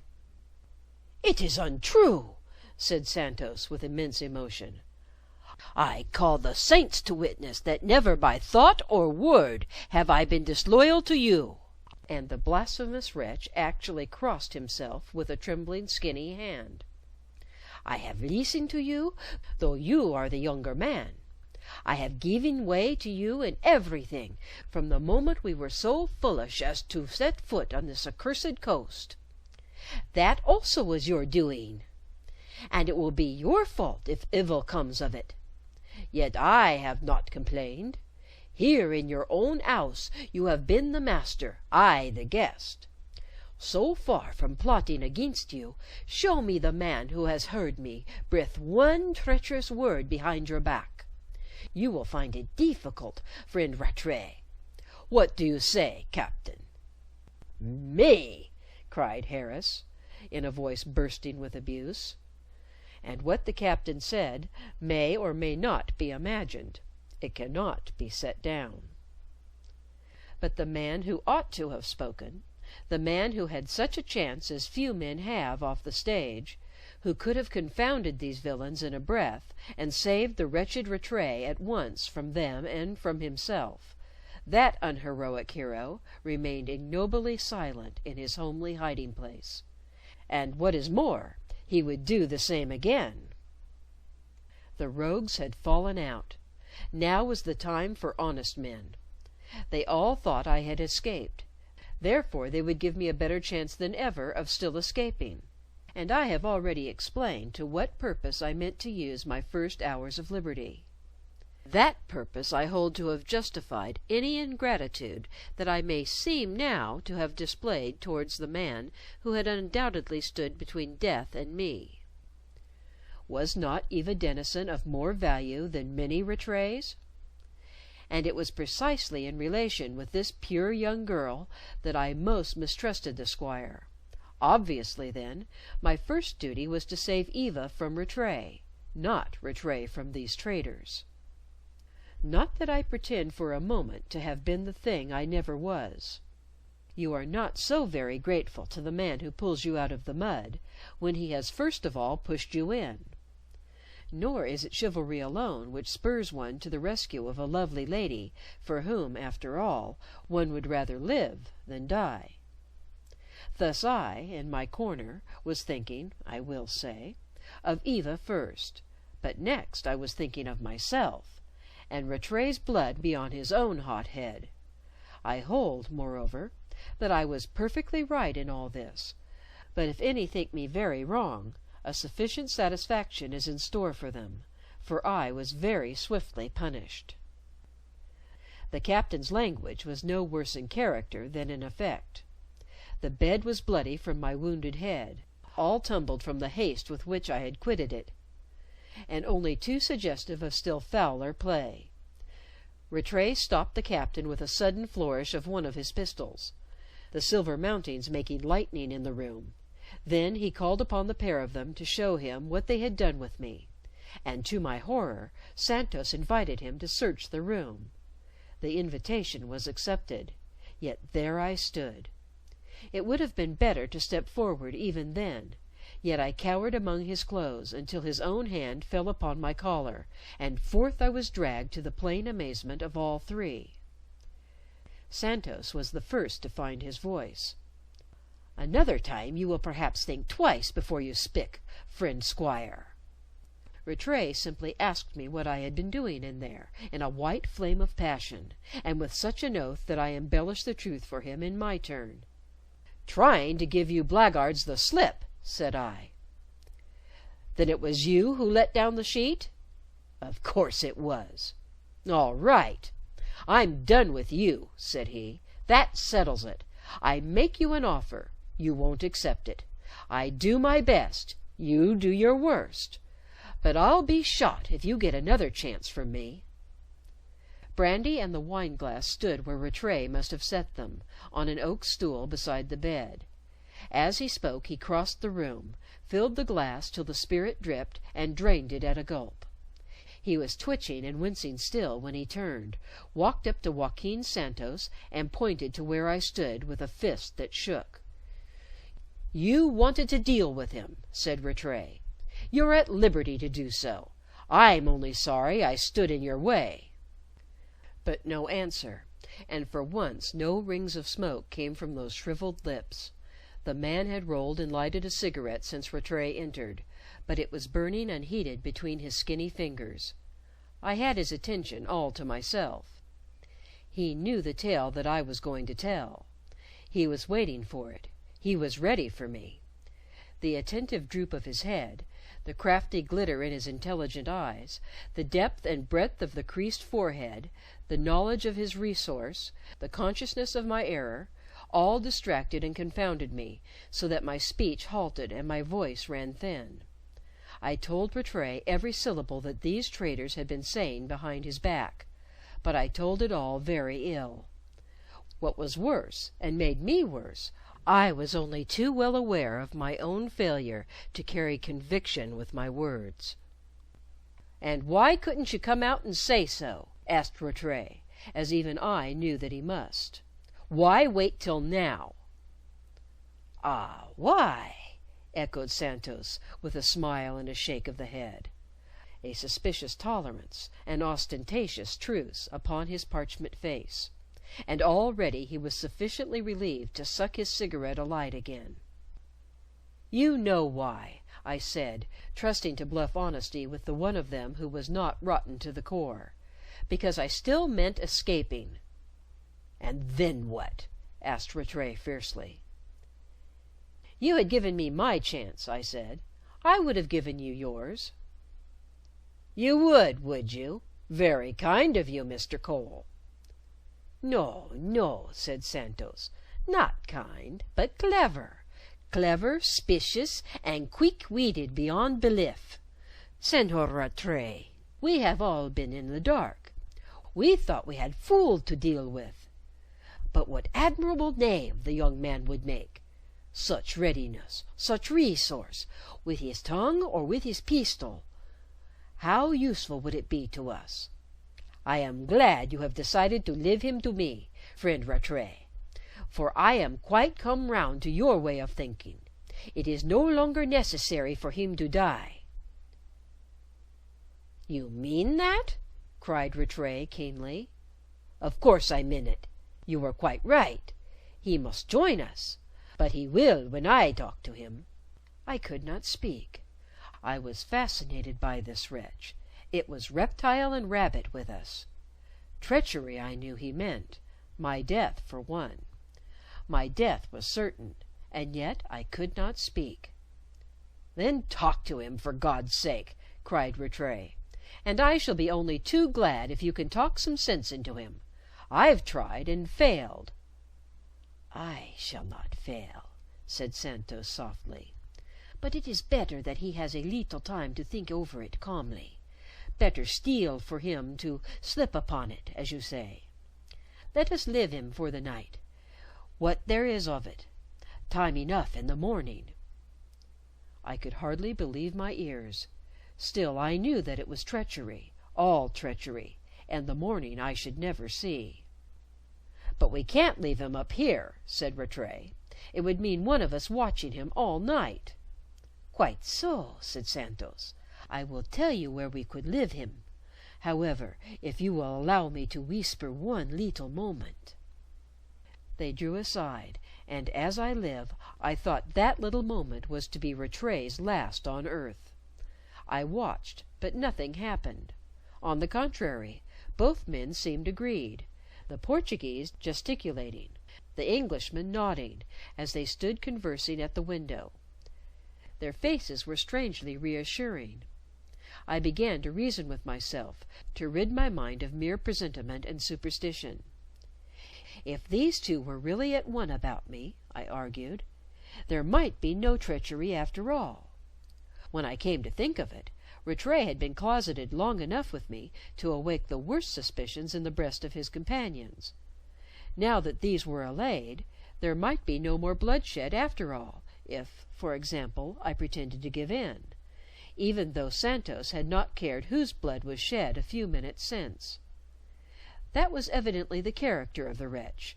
To compass his needs, or to defend his person, he would take life with no more compunction than the ordinary criminal takes money. But, and hence, murder for murder's sake was no amusement to him. My confidence was further restored by Captain Harris. Ever a gross ruffian, with no refinements to his rascality, he had been at the brandy bottle after Rattray's example, and now was dozing on the ladder's bed, taking his watch below when he could get it, like the good seaman he had been. I was quite sorry for him when the conversation at the window ceased suddenly, and Rattray roused the captain up. "Watch is aft," said he. "We want that mattress. You can bring it along, while I lead the way with the pillows and things. Come on, Cole." "Where to?" I asked, standing firm. "Where there's no window for you to jump out of, old boy, and no clothes of mine for you to hide behind. You needn't look so scared. It's as dry as a bone, as cellars go, and it's past 3 o'clock, and you've just got to come."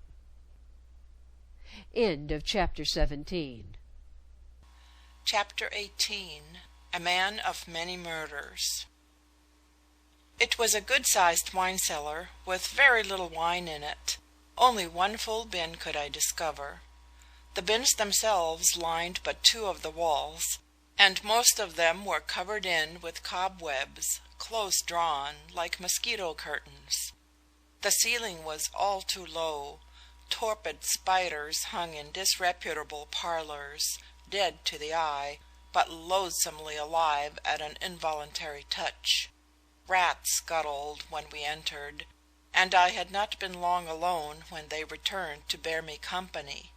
I am not a natural historian, and had rather face a lion with the right rifle than a rat with a stick. My jailers, however, had been kind enough to leave me a lantern, which, set upon the ground, like my mattress, would afford a warning, if not a protection, against the worst, unless I slept. And as yet I had not lain down. The rascals had been considerate enough, more especially Santos, who had a new manner for me with his revised opinion of my character. It was a manner almost as courtly as that which embellished his relations with Eva Denison, and won him my early regard at sea. Moreover, it was at the suggestion of Santos that they had detained me in the hall for much-needed meat and drink on the way down. Thereafter they had conducted me through the book-lined door of my undoing, down stone stairs leading to 3 cellar doors, one of which they had double-locked upon me. As soon as I durst I was busy with this door, but to no purpose. It was a slab of solid oak, hung on hinges as massive as its lock. It galled me to think that but 2 doors stood between me and the secret tunnel to the sea, for one of the other 2 must lead to it. The first, however, was all beyond me, and I very soon gave it up. There was also a very small grating, which let in a very little fresh air. The massive foundations had been tunnelled in one place. A rude alcove was the result, with this grating at the end and top of it, some 7 feet above the earth floor. Even had I been able to wrench away the bars, it would have availed me nothing, since the aperture formed the segment of a circle, whose chord was but a very few inches long. I had nevertheless a fancy for seeing the stars once more, and feeling the breath of heaven upon my bandaged temples, which impelled me to search for that which should add a cubit to my stature. And at a glance I descried 2 packing cases, rather small and squat, but the pair of them together the very thing for me. To my amazement, however, I could at first move neither one nor the other of these small boxes. Was it that I was weak as water, or that they were heavier than lead? At last I managed to get one of them in my arms, only to drop it with a thud. A side started. A thin sprinkling of yellow dust glittered on the earth. I fetched a lantern. It was gold dust from the Bendigo or from Ballarat. To me there was horror unspeakable, yet withal a morbid fascination, in the spectacle of the actual booty for which so many lives had been sacrificed before my eyes. Minute followed minute in which I looked at nothing, and could think of nothing but the stolen bullion at my feet. Then I gathered what of the dust I could, pocketed it in pinches to hide my meddlesomeness, and blew the rest away. The box had dropped very much where I had found it. It had exhausted my strength none the less, and I was glad at last to lie down on the mattress, and to wind my body in rat-race blankets. I shuddered at the thought of sleep. The rats became so lively the moment I lay still. One ventured so near as to sit up close to the lantern. The light showed its fat white belly, and the thing itself was like a dog begging, as big to my disgusted eyes. And yet, in the midst of these horrors, to me as bad as any that had preceded them, nature overcame me, and for a space my torment ceased. "He is asleep," a soft voice said. "Don't wake the poor devil," said another. but I wish to speak with him. Senator Cole, Senator Cole." I opened my eyes. Santos looked of uncanny stature in the low yellow light from my pillow close to the earth. Harris turned away at my glance. He carried a spade and began digging near the boxes without more ado, by the light of a second lantern set on one of them. His back was to me from this time on. Santos shrugged a shoulder towards the captain as he opened a camp stool, drew up his trousers, and seated himself with much deliberation at the foot of my mattress. "When you have treasure," said he, "the better thing is to bury it, Senator Cole. Our young friend upstairs begs to differ, but he is slipping. It is pity he takes such quantity of brandy.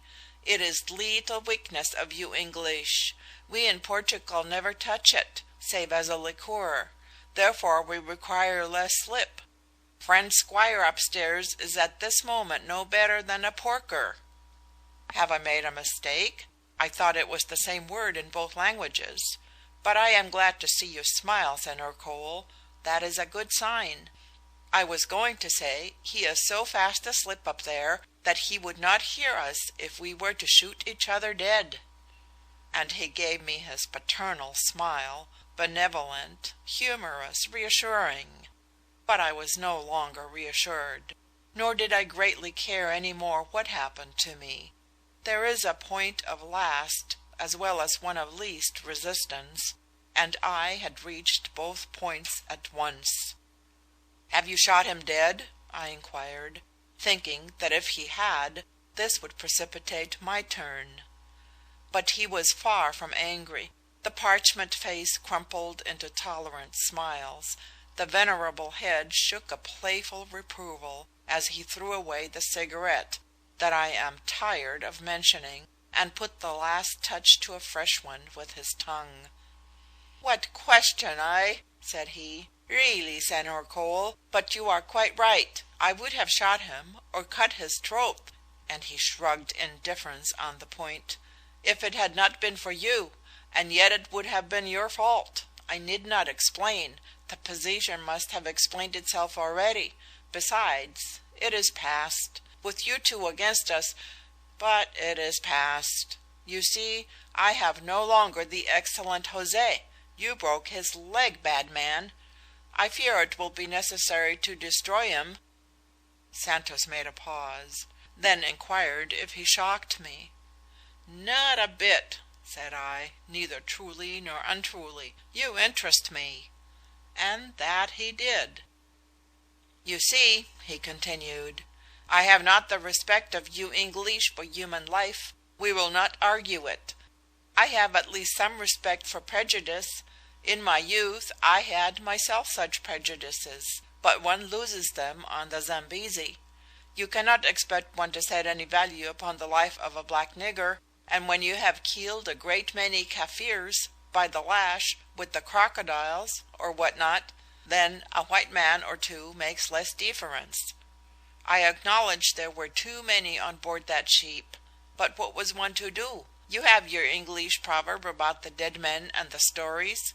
It was necessary to make clean sweep. You see the result." He shrugged again towards the boxes, but this time, being reminded of them, I supposed, he rose and went over to see how Harris was progressing. The captain had never looked round, neither did he look at Santos. "A leetle dipper," I heard the latter say, "and perhaps a few inches." But I lost the last epithet. It followed a glance over the shoulder in my direction, and immediately preceded the return of Santos to his camp stool. "Yes, it is always better to bury treasure," said he once more, but his tone was altered. It was more contemplative, and many smoke rings came from the shrunk lips before another word. But through them all, his dark eyes, dull with age, were fixed upon me. "You are a treasure," he exclaimed at last, softly enough, but quickly and emphatically for him, and with a sudden and most diabolical smile. "So you are going to bury me. I had suspected it when first I saw the spade. then not, but since the visit to the hole I had made up my mind to it. "Bury you? No, not alive," said Santos in his playfully reproving tone. "It would be necessary to dig so deep," he added through his few remaining teeth. "Well," I said, "you'll swing for it. That's something." Santos smiled again, benignantly enough this time, in contemplation also, as an artist smiles upon his work. I was his. "You live town," said he. "No one knows where you go. You come down here. No one knows who you are. Your dear friend Squire locks you up for the night, but he drinks too much and goes to sleep with the key in his pocket. It is there when he wakes. But the prisoner, where is he? He is gone, vanished, escaped in the night, and, like the base fabrique of your own poet's vision, he leaves no trace. Is it trace? Behind. A little earth is so easily bitten down, a little more is so easily carried up into the garden, and a bead of nice strong wire might so easily be found in a cellar, and afterwards in the lock. No, Senhor Cole, I do not expect to hang. My skims have seldom one single flaw. There was just one in the Lady Jermyn. There was, Senhor Cole. If there is one this time, and you will be so kind as to point it out, I will run the risk of shooting you instead of—" A pinch of his baggy throat between the fingers and thumbs of both hands foreshadowed a cleaner end. And yet I could look at him. Nay, it was more than I could do not to look upon that bloodless face, with the 2 dry blots upon the parchment that were never withdrawn from mine. "No, you won't, messmate. If it's him or us for it, let a bullet do it, and let it do it quick, you bloody Spaniard. You can't do the other without me, and my part's done." Harris was my only hope. I had seen this from the first, but my appeal I had been keeping to the very end, and now he was leaving me before a word would come. Santos had gone over to my grave, and there was Harris at the door. "It is not deep enough," said the Portuguese. "It's as deep as I mean to make it, with you sitting there talking about it." And the door stood open. "Captain!" I screamed. "For Christ's sake, Captain!" He stood there trembling, yet even now not looking my way. "Did you ever see a man hanged?" asked Santos, with a vile eye for each of us. "I once hanged 15 in a row, abominable thieves, and I once poisoned nearly 100 at one banquet. An untrustworthy tribe. But the hanging was the worst sight and the worst death. Whew! There was one man, he was no stouter than you are, Captain." But the door slammed. We heard the captain on the stairs. There was a rustle from the leaves outside, and then a silence that I shall not attempt to describe. And, indeed, I am done with this description. As I live to tell the tale, or spoil it if I choose, I will make shorter work of this particular business than I found it at the time. Perverse I may be in old age as in my youth, but on that my agony, my humiliating agony, I decline to dwell. I suffer it afresh as I write. There are the cobwebs on the ceiling, a bloated spider crawling in one. A worse monster is gloating over me. Those dull eyes of his, and my own pistol barrel, cover me in the lamplight. The crucifix pin is awry in his cravat. That is because he has offered it to me to kiss. As a refinement, I feel sure, my revolver is not cocked, and the hammer goes up, up. He missed me because a lantern was flashed into his eyes through the grating. He wasted the next ball in firing wildly at the light, and the last chamber's load became suddenly too precious for my person, for there were many voices overhead, there were many feet upon the stairs. Harris came first, head first, saw me still living as he reeled, hurled himself upon the boxes, and one of these into the hole. All far quicker than my pen can write it. The manoeuvre, being the captain's, explained itself. On his heels trod Rattray, with one who brought me to my feet like the call of silver trumpets. "The house is surrounded," said the squire, very quick and quiet. "Is this your doing, Cole?" "I wish it was," said I, "but I can't complain. It saved my life." And I looked at Santos, standing dignified and alert, my still smoking pistol in his hand. "Two things to do," said Rattray. "I don't care which." He strode across the cellar and pulled at the one full bin. Something slid out. It was a binful of empty bottles, and this time they were allowed to crash upon the floor.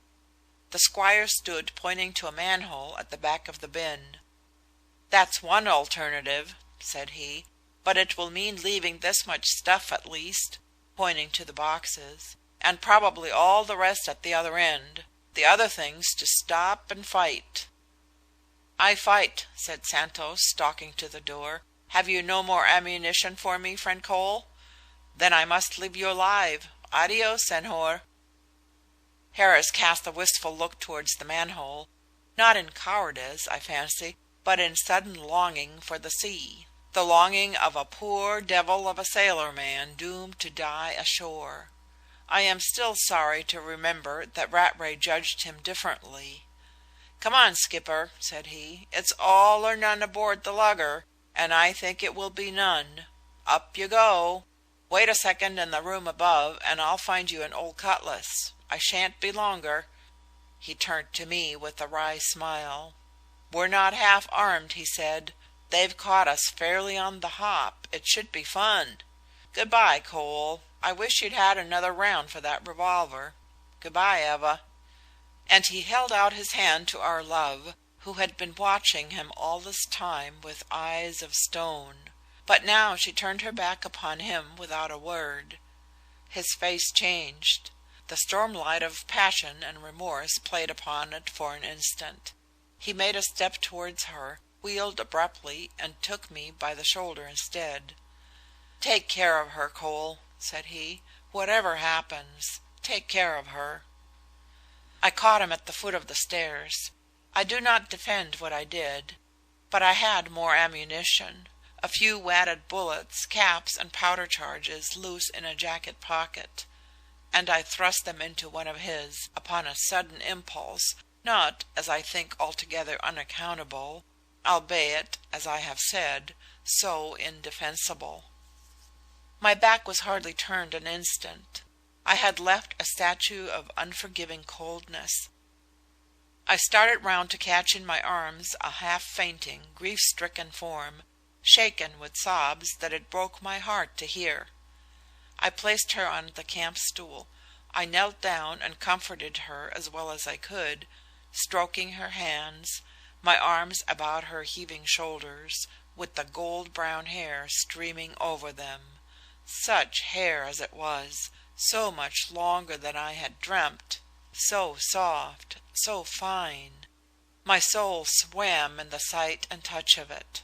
Well for me that there broke upon us from above such a sudden din as turned my hot blood cold. A wild shout of surprise, an ensuing roar of defiance, shrieks and curses, yells of rage and pain, and pistol shot after pistol shot as loud as cannon in the confined space. I know now that the battle in the hall was a very brief affair. While it lasted I have no sense of time, minutes or moments. They were, God forgive me, some of the very happiest in all my life.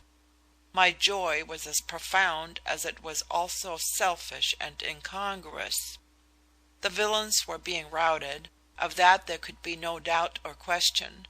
I hoped Rattray might escape, but for the others no pity stirred in my heart, and even my sneaking sympathy with the squire could take nothing from the joy that was in my heart. Eva Denison was free.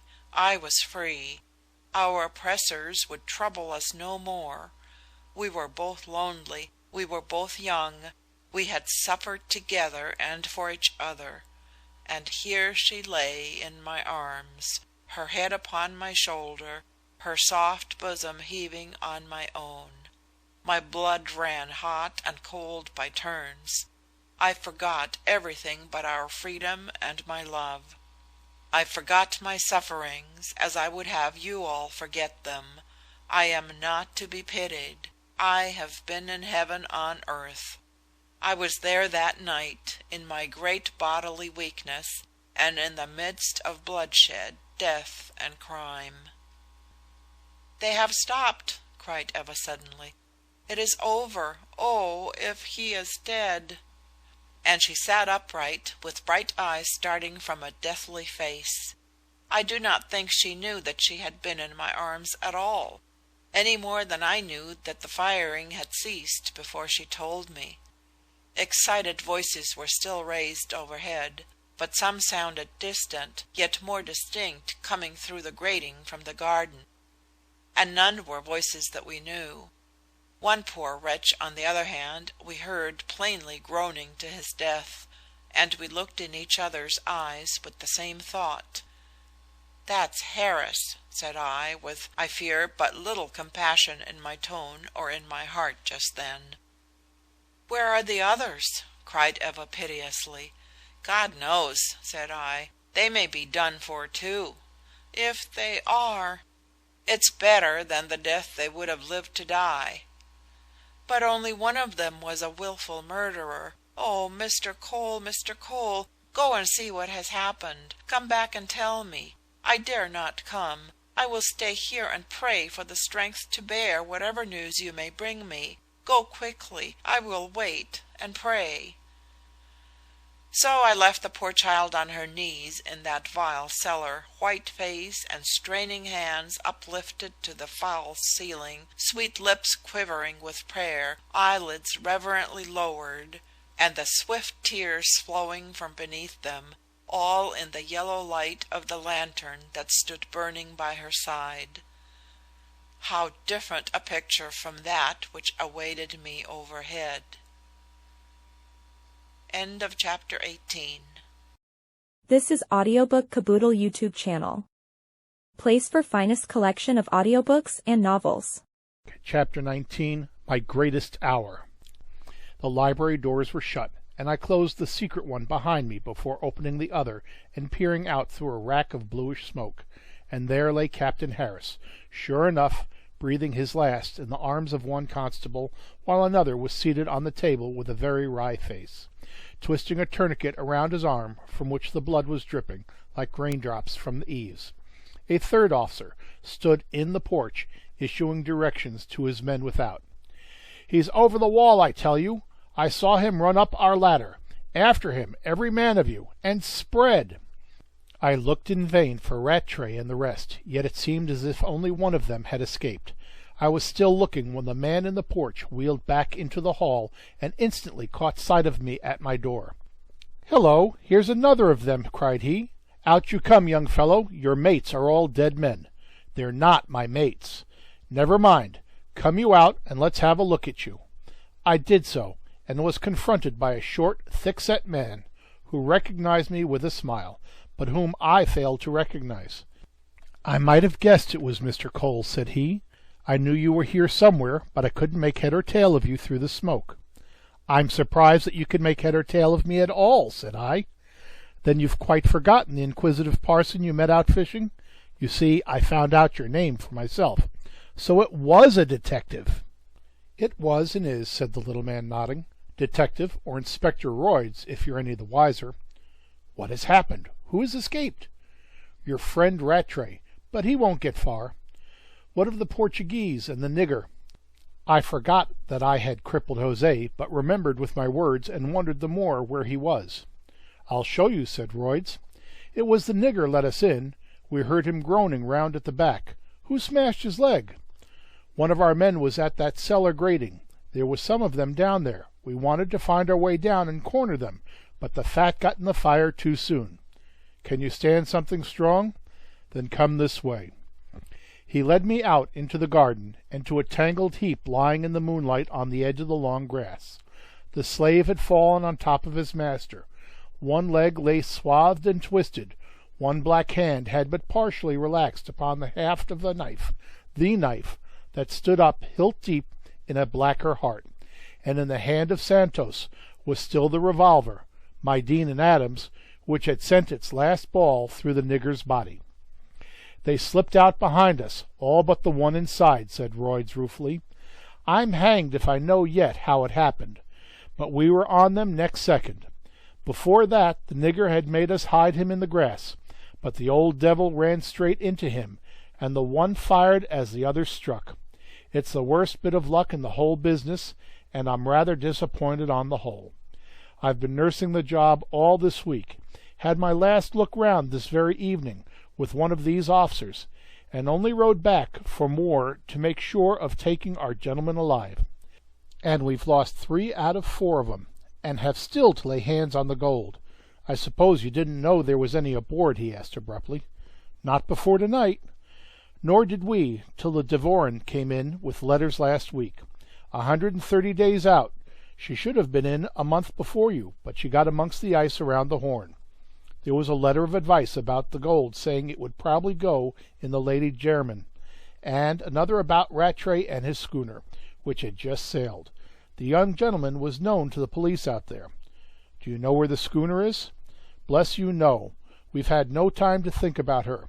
The man has been seen about town, and we've done well to lay hands on him in the time." "You will do better still when you do lay hands on him," said I, resting my eyes from the yellow dead face of the foreign scoundrel. The moon shone full upon his high forehead, his shriveled lips, dank in their death agony, and on the bauble with the sacred device that he wore always in his tie. I recovered my property from the shrunken fingers, and so turned away with a harder heart than I ever had before or since for any creature of Almighty God. Harris had expired in our absence. "Never spoke, sir," said the constable in whose arms we had left him. "More's the pity. Well, cut out at the back and help land the young gent, or we'll have him giving us the slip too. He may double back, but I'm watching out for that. Which way should you say he'd head, Mr. Cole?" "Inland," said I, lying on the spur of the moment, I knew not why. "Try at the cottage where I've been staying. We have a man posted there already. That woman is one of the gang, and we've got her safe. But I'll take your advice and have that side scoured whilst I hang about the place." And he walked through the house and out the back way, at the officer's heels. Meanwhile the man with the wounded arm was swaying where he sat from loss of blood, and I had to help him into the open air before at last I was free to return to poor Eva in her place of loathsome safety. I had been so long, however, that her patience was exhausted, and as I returned to the library by one door, she entered by the other. "I could bear it no longer. Tell me the worst." "3 of them are dead." "Which 3? She had crossed to the other door, and would not have me shut it, so I stood between her and the hearth on which lay the captain's corpse, with the hearth rug turned up on either side to cover it. "Harris, for one," said I. Outside lay Jose and— "Quick, quick! Senor Santos." Her face was as though the name meant nothing to her.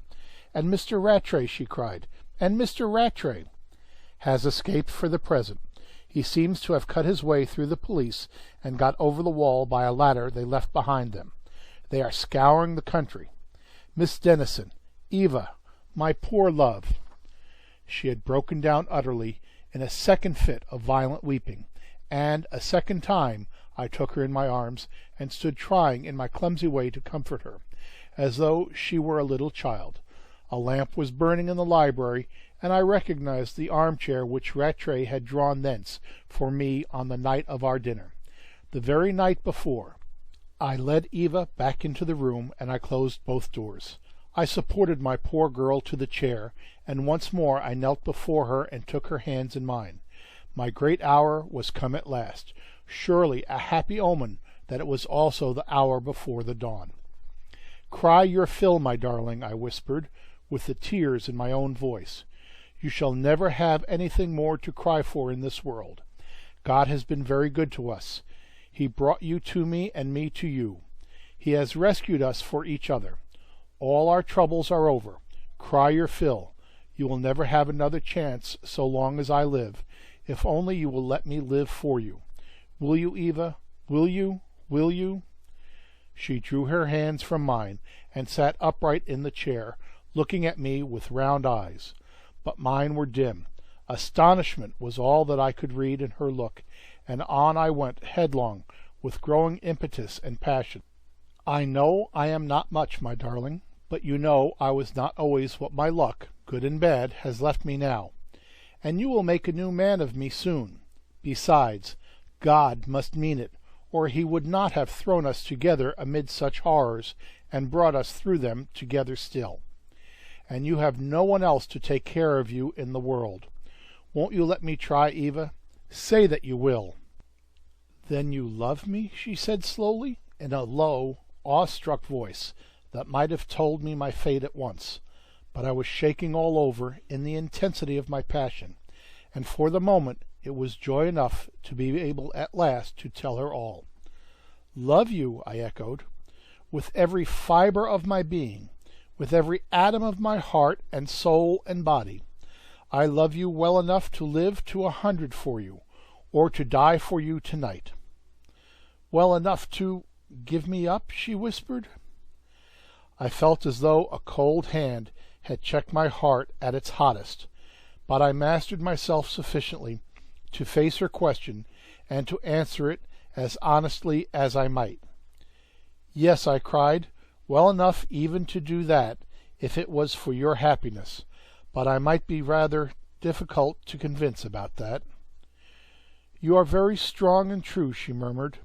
"Yes, I can trust you as I have never trusted anybody else, but how long have you been so foolish?" And she tried very hard to smile. "Since I first saw you, but I only knew it on the night of the fire. Till that night I resisted it like an idiot. Do you remember how we used to argue? I rebelled so against my love. I imagined that I had loved once already, and once for all. But on the night of the fire I knew that my love for you was different from all that had gone before or would ever come again. I gave in to it at last, and oh, the joy of giving in! I had fought against the greatest blessing of my life, and I never knew it till I had given up fighting. What did I care about the fire? I was never happier until now. You sang through my heart like the wind through the rigging. My one fear was that I might go to the bottom without telling you my love. When I asked to say a few last words to you on the poop, it was to tell you my love before we parted, that you might know I loved you whatever came. I didn't do so because you seemed so frightened, poor darling. I hadn't it in my heart to add to your distress. So I left you without a word. But I fought the sea for days together, simply to tell you what I couldn't die without telling you. When they picked me up, it was your name that brought back my senses after days of delirium. When I heard that you were dead, I longed to die myself. And when I found you lived after all, the horror of your surroundings was nothing to be compared with the mere fact that you lived. That you were unhappy and in danger was my only grief. But it was nothing to the thought of your death. And that I had to wait 24 hours without coming to you drove me nearer to madness than ever I was on the hen coop. That's how I love you, Eva, I concluded. That's how I love and will love you for ever and ever, no matter what happens. Those sweet gray eyes of hers had been fixed very steadily upon me all through this outburst. As I finished, they filled with tears, and my poor love sat wringing her slender fingers and upbraiding herself as though she were the most heartless coquette in the country. "How wicked I am," she moaned. "How ungrateful I must be.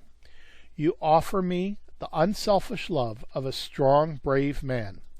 I cannot take it. I have no love to give you in return." "But some day you may," I urged, quite happily in my ignorance. "It will come. Oh, surely it will come, after all that we have gone through together." She looked at me very steadily and kindly through her tears.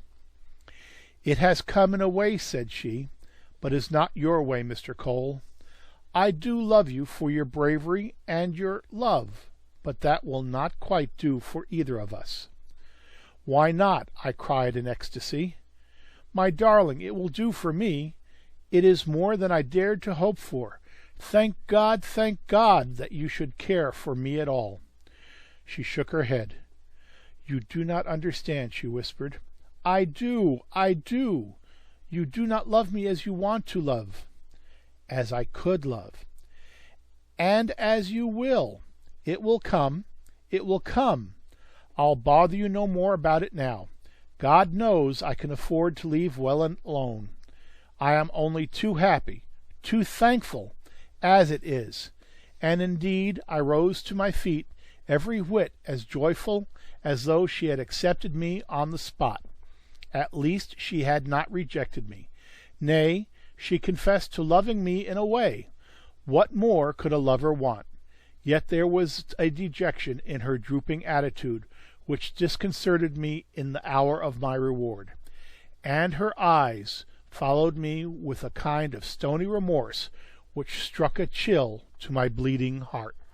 I went to the door. The hall was still empty, and I shut it again with a shudder at what I saw before the hearth, at all that I had forgotten in the little library.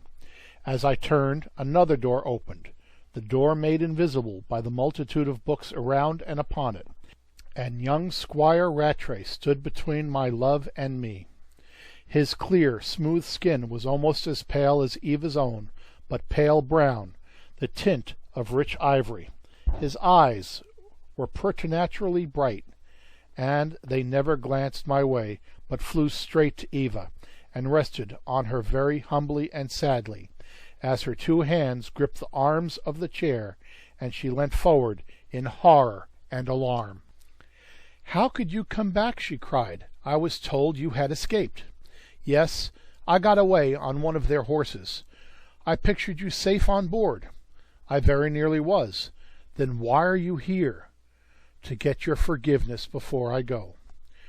He took a step forward. Her eyes and mine were riveted upon him, and I still wonder which of us admired him the more, as he stood there in his pride and his humility, gallant and young, and yet shamefaced and sad. "You risk your life for my forgiveness?" whispered Eva at last. "Risk it? I'll give myself up if you'll take back some of the things you said to me last night and before." There was a short pause. "Well, you are not a coward, at all events." "Nor a murderer, Eva." "God forbid." "Then forgive me everything else that I have been to you."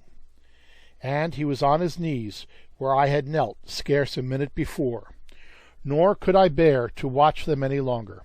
I believed that he loved her in his own way as sincerely as I did in mine. I believed that she detested him for the detestable crime in which he had been concerned. I believed that the opinion of him which she had expressed to his face in my hearing was her true opinion, and I longed to hear her mitigate it ever so little before he went. He won my sympathy as a gallant who valued a kind word from his mistress more than life itself. I hoped earnestly that that kind word would be spoken, but I had no desire to wait to hear it. I felt an intruder. I would leave them alone together for the last time. So I walked to the door, but seeing a key in it, I changed my mind, and locked it on the inside. In the hall I might become the unintentional instrument of the squire's capture, though, so far as my ears served me, it was still empty as we had left it. I preferred to run no risks, and would have a look at the subterranean passage instead. "I advise you to speak low," I said, "and not to be long. The place is alive with the police. If they hear you, all will be up." Whether he heard me I do not know. I left him on his knees still, and Eva with her face hidden in her hands. The cellar was a strange scene to revisit within an hour of my deliverance from that very torture chamber. It had been something more before I left it, but in it I could think only of the first occupant of the camp stool. The lantern still burned upon the floor. There was the mattress, still depressed where I had lain face to face with insolent death. The bullet was in the plaster. It could not have missed by the breadth of many hairs. In the corner was the shallow grave, dug by Harris for my elements. And Harris was dead, and Santos was dead, but life and love were mine. I would have gone through it all again. And all at once I was on fire to be back in the library, so much so that half a minute at the manhole, lantern in hand, was enough for me, and a mere funnel of moist brown earth, a terribly low arch propped with beams, as much as I myself ever saw of the subterranean conduit between Kirby House and the sea. But I understood that the curious may traverse it for themselves to this day on payment of a very modest fee. As for me, I returned as I had come after, say, 5 minutes' absence, my head full once more of Eva, and of impatient anxiety for the wild young squire's final flight, and my heart still singing with the joy of which my beloved's kindness seemed a sufficient warranty. Poor egotist! Am I to tell you what I found when I came up those steep stairs to the chamber where I had left him on his knees to her, or can you guess? He was on his knees no more, but he held her in his arms, and as I entered he was kissing the tears from her wet flushed cheek. Her eyelids drooped. She was pale as the dead without, so pale that her eyebrows looked abnormally and dreadfully dark. She did not cling to him, neither did she resist his caresses, but lay passive in his arms as though her proper paradise was there. And neither heard me enter. It was as though they had forgotten all the world but one another. "So this is it," said I very calmly.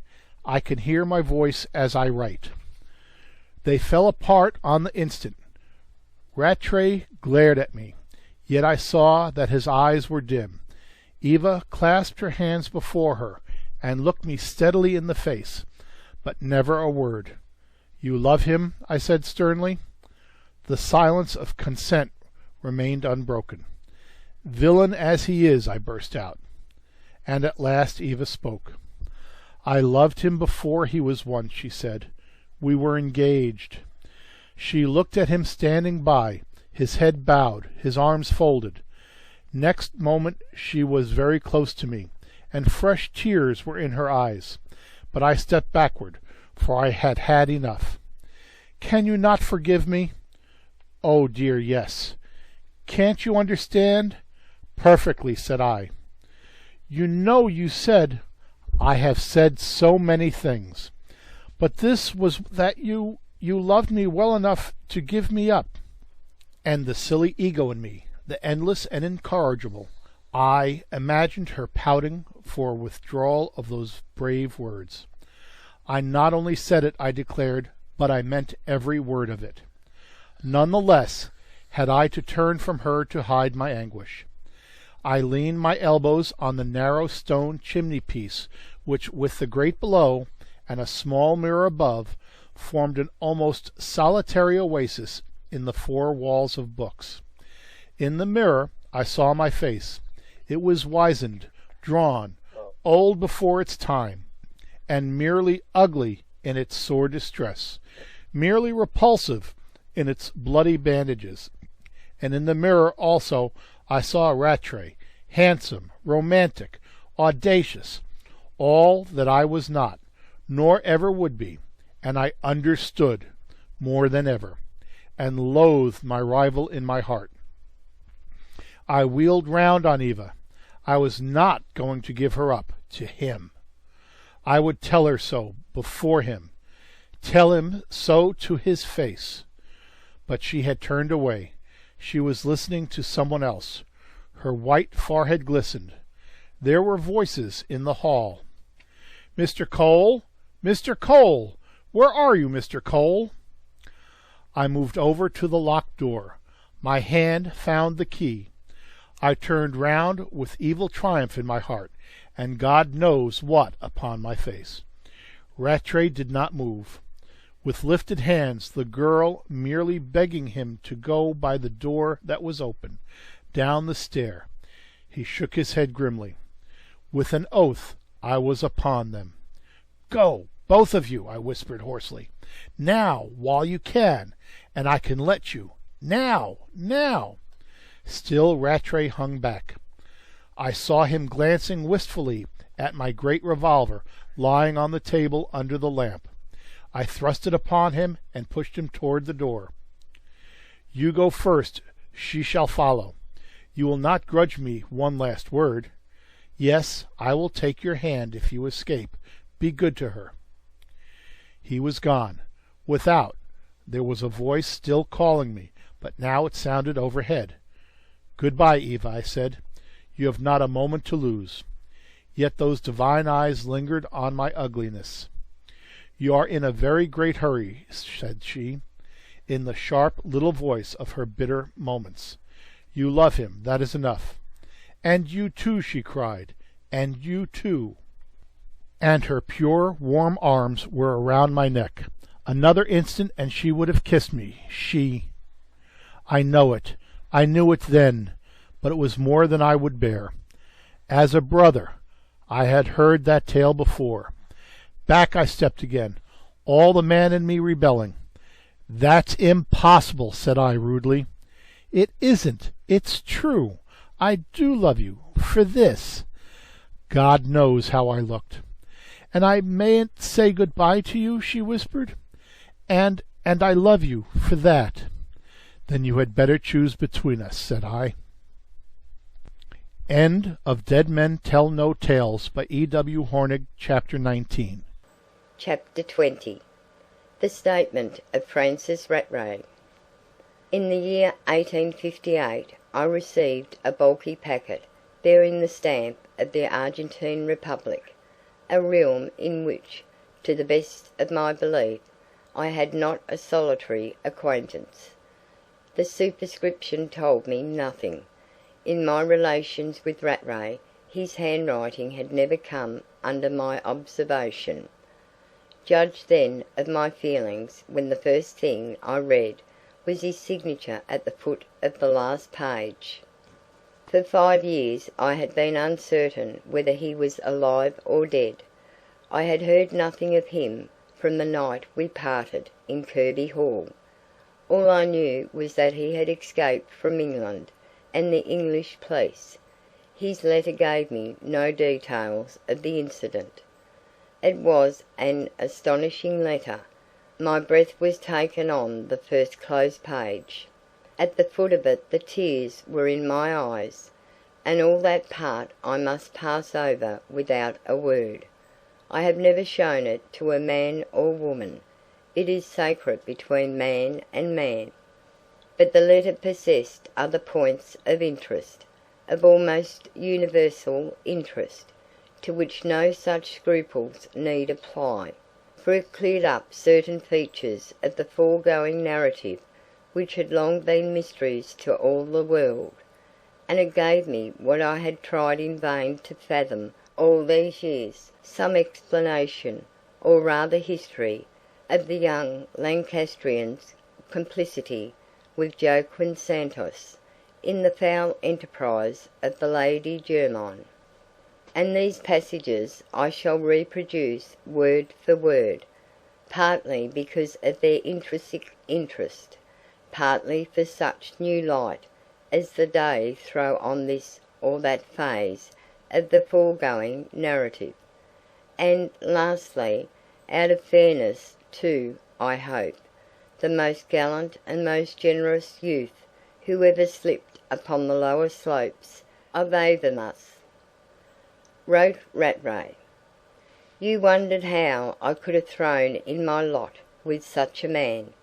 You may wonder still, for I never yet told living soul. I pretended I had joined him of my own free will. That was not quite the case. The facts were as follows. In my teens, as I think you know, I was at sea. I took my second mate's certificate at 20, and from that to 24 my voyages were far between and on my own account. I had given way to our hereditary passion for smuggling. I kept a yacht in Morecambe Bay, and more French brandy than I knew what to do with in my cellars. It was exciting for a time, but the excitement did not last. In 1851 the gold fever broke out in Australia. I shipped to Melbourne as third mate on a barque, and I deserted for the diggings in the usual course. But I was never a successful digger. I had little luck and less patience, and I have no doubt that many a good haul has been taken out of claims previously abandoned by me, for of one or two I had the mortification of hearing while still in the colony. I suppose I had not the temperament for the work. Dust would not do for me. I must have nuggets. So from Bendigo I drifted to the Ovens, and from the Ovens to Ballarat. But I did no more good on one field than on another, and eventually, early in 1853, I cast up in Melbourne again, with the intention of shipping home in the first vessel. But there were no crews for the homeward bounders, and while waiting for a ship my little stock of gold dust gave out. I became destitute first, then desperate.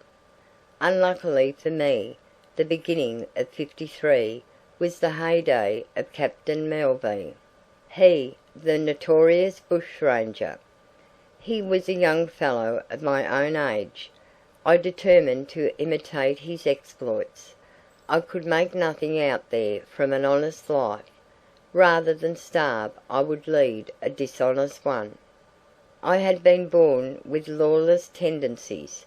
From smuggling to bushranging was an easy transition, and about the latter there seemed to be a gallantry and romantic swagger which put it on the higher plane of the two. But I was not born to be a bushranger either. I failed at the very first attempt. I was outwitted by my first victim, a thin old gentleman riding a cob at night on the Geelong road. "Why rob me?" said he. "I have only £10 in my pocket, and the punishment will be the same as though it were 10,000. "I want your cob," said I, for I was on foot. "I'm a starving jack, and as I can't get a ship I'm going to take to the bush." He shrugged his shoulders. "To starve there," said he. "My friend, it is a poor sport, this bushranging. I have looked into the matter on my own account. You not only die like a dog, but you live like one too. It is not worth while. No crime is worth while under 5 figures, my friend. A starving jack, eh? Instead of robbing me of £10, why not join me and take 10,000 as your share of our first robbery? A sailor is the very man I want." I told him that what I wanted was his cob, and that it was no use his trying to hoodwink me by pretending he was one of my sort, because I knew very well that he was not, at which he shrugged again, and slowly dismounted, after offering me his money, of which I took half. He shook his head, telling me I was very foolish, and I was coolly mounting, for he had never offered me the least resistance, with my pistols in my belt, when suddenly I heard one cocked behind me. "Stop," said he. "It's my turn. Stop, or I shoot you dead." The tables were turned, and he had me at his mercy as completely as he had been at mine. I made up my mind to being marched to the nearest police station, but nothing of the kind.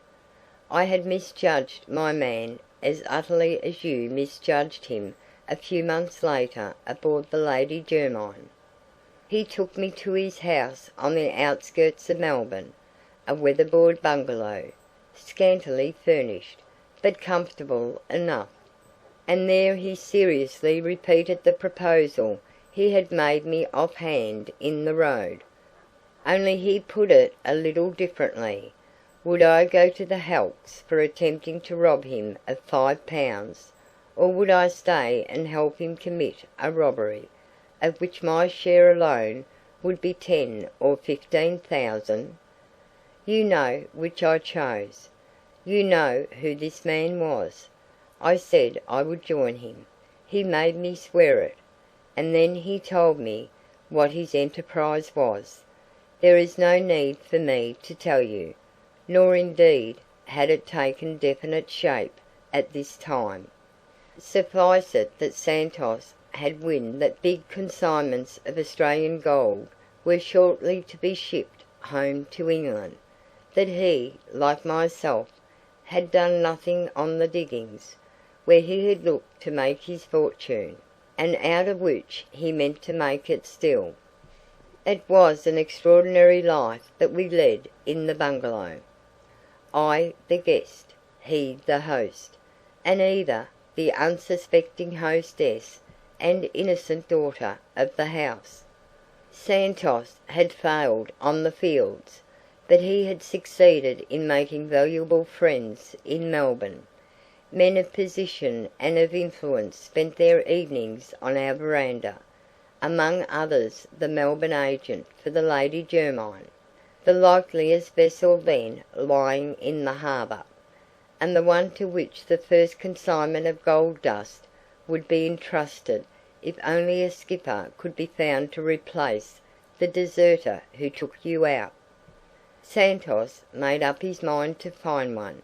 It took him weeks, but eventually he found Captain Harris on Bendigo. And Captain Harris was his man. More than that, he was the man for the agent, and the Lady Jermyn was once more made ready for sea. Now began the complications. Quite openly, Santos had bought the schooner Spindrift, freighted her with wool, given me the command, and vowed that he would go home in her rather than wait any longer for the Lady Jermyn. At the last moment he appeared to change his mind, and I sailed alone as many days as possible in advance of the ship, as had been intended from the first. But it went sorely against the grain when the time came. I would have given anything to have backed out of the enterprise. Honest I might be no longer. I was honestly in love with Eva Denison.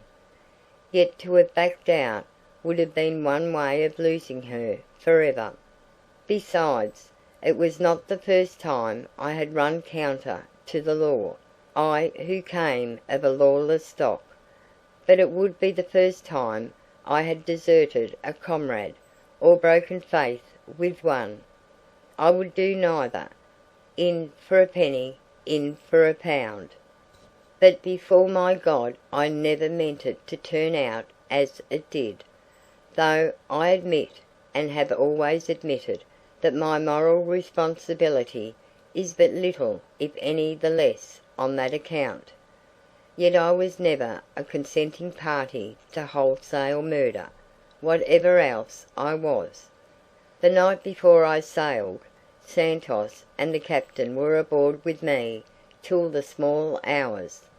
They promised me that every soul should have every chance, that nothing but unforeseen accident could prevent the boats from making ascension again in a matter of hours, that as long as the gig was supposed to be lost with all hands, nothing else mattered.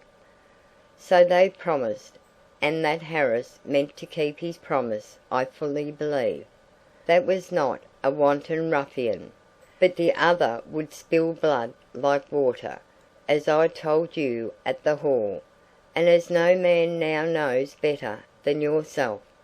He was notorious even in Portuguese Africa on account of his atrocious treatment of the blacks. It was a favourite boast of his that he once poisoned a whole village, and that he himself tampered with the Lady Jermyn's boats, you can take my word. For I have heard him describe how he left it to the last night, and struck the blows during the applause at the concert on the quarter deck.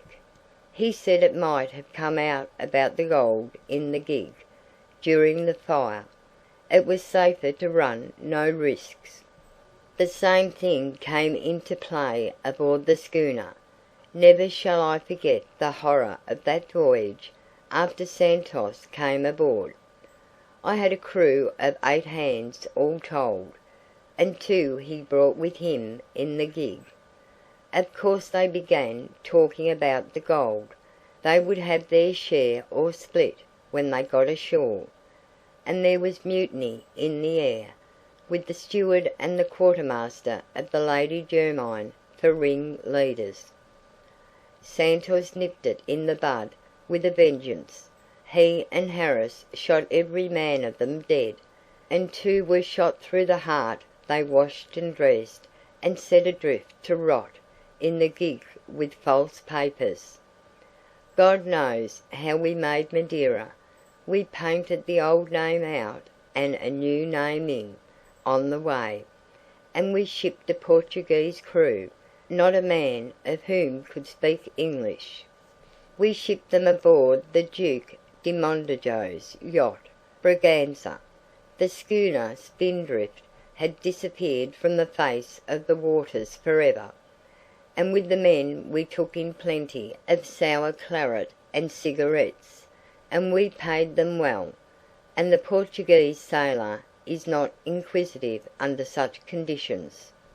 And now, honestly, I wished I had put a bullet through my head before joining in this murderous conspiracy, but retreat was impossible, even if I had been the man to draw back after going so far, and I had a still stronger reason for standing by the others to the bitter end.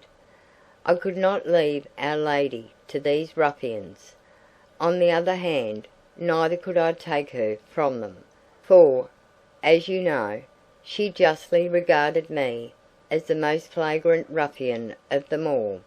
It was in me and through me that she was deceived, insulted, humbled, and contaminated. That she should ever have forgiven me for a moment is more than I can credit or fathom to this hour. So there we were. She would not look at me, and I would not leave her until death removed me. Santos had been kind enough to her hitherto. He had been kind enough, I understand, to her mother before her. It was only in the execution of his plans that he showed his Napoleonic disregard for human life, and it was precisely herein that I began to fear for the girl I still dared to love. She took up an attitude as dangerous to her safety as to our own. She demanded to be set free when we came to land. Her demand was refused. God forgive me, it had no bitter opponent than myself, and all we did was to harden her resolution. That mere child threatened us to our faces. Never shall I forget the scene. You know her spirit. If we would not set her free, she would tell all when we landed. And you remember how Santos used to shrug. That was all he did then. It was enough for me who knew him. For days I never left them alone together. Night after night I watched her cabin door, and she hated me the more for never leaving her alone. I had to resign myself to that. The night we anchored in Falmouth Bay, thinking then of taking our gold straight to the Bank of England, as eccentric lucky diggers, that night I thought would be the last for one or other of us. He locked her in her cabin. He posted himself outside on the settee.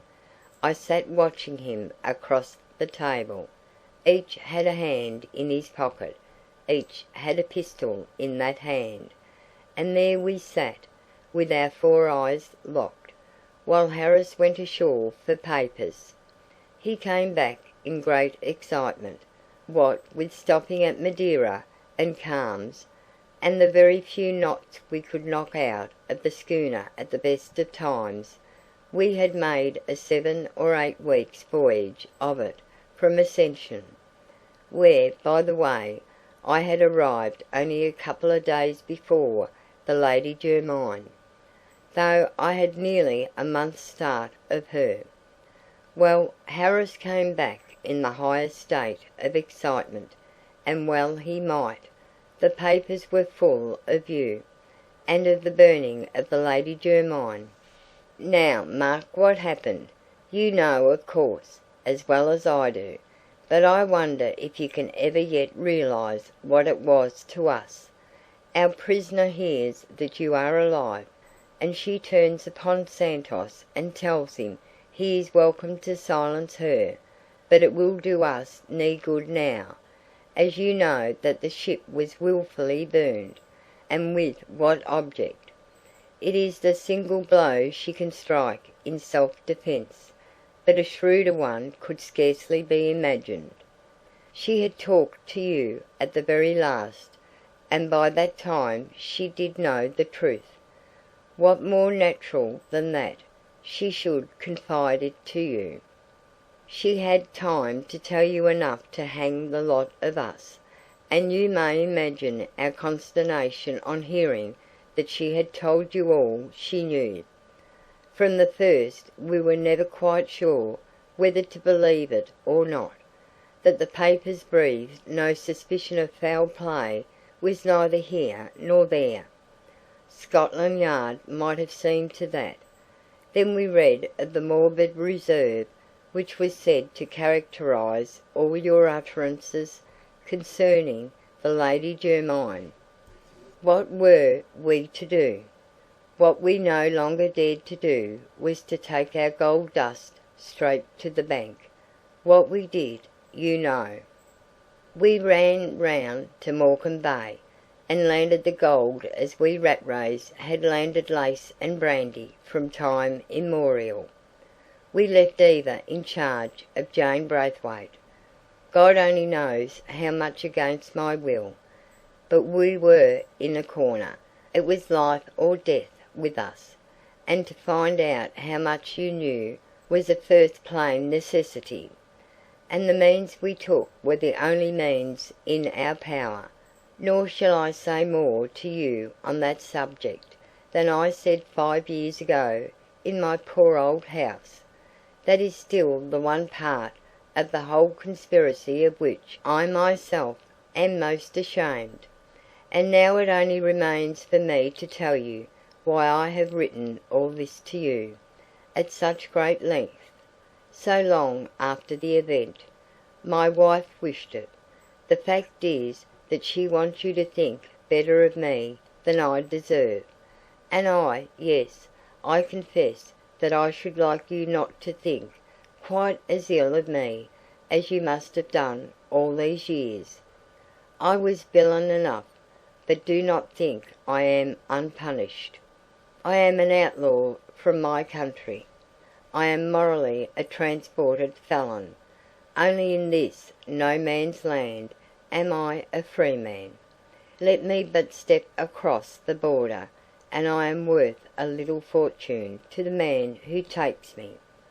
And we have had a hard time here, though not so hard as I deserved, and the hardest part of all.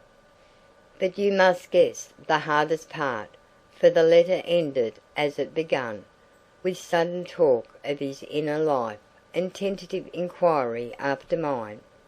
In its entirety, as I say, I have never shown it to a soul.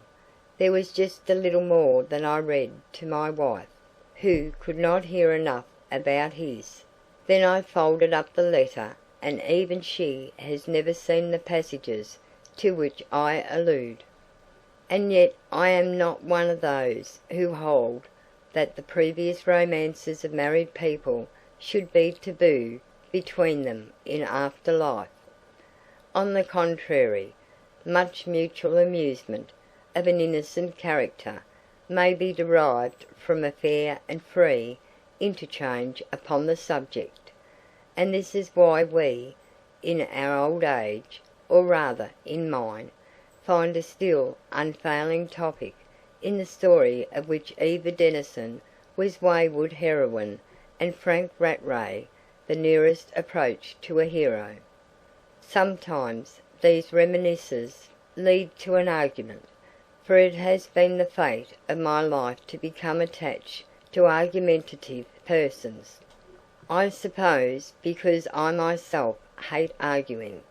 On the day that I received Rattray's letter we had one of our warmest discussions. I could repeat every word of it after 40 years. A good man does not necessarily make a good husband, I innocently remarked. Why do you say that? Asked my wife, who never would let a generalization pass unchallenged. I was thinking of Rattray, said I. The most tolerant of judges could scarcely have described him as a good man 5 years ago. Yet I can see that he has made an admirable husband, on the whole, and if you can't be both, it is better to be the good husband. It was this point that we debated with so much ardour. My wife would take the opposite side, that is her one grave fault, and I must introduce personalities. That, of course, is among the least of mine. I compared myself with Rattray as a husband, and, with some sincerity, to my own disparagement, I pointed out that he was an infinitely more fascinating creature, which was no hard saying, for that epithet at least I have never earned. And yet it was the word to sting my wife. Fascinating, perhaps, said she. Yes, that is the very word, but fascination is not love.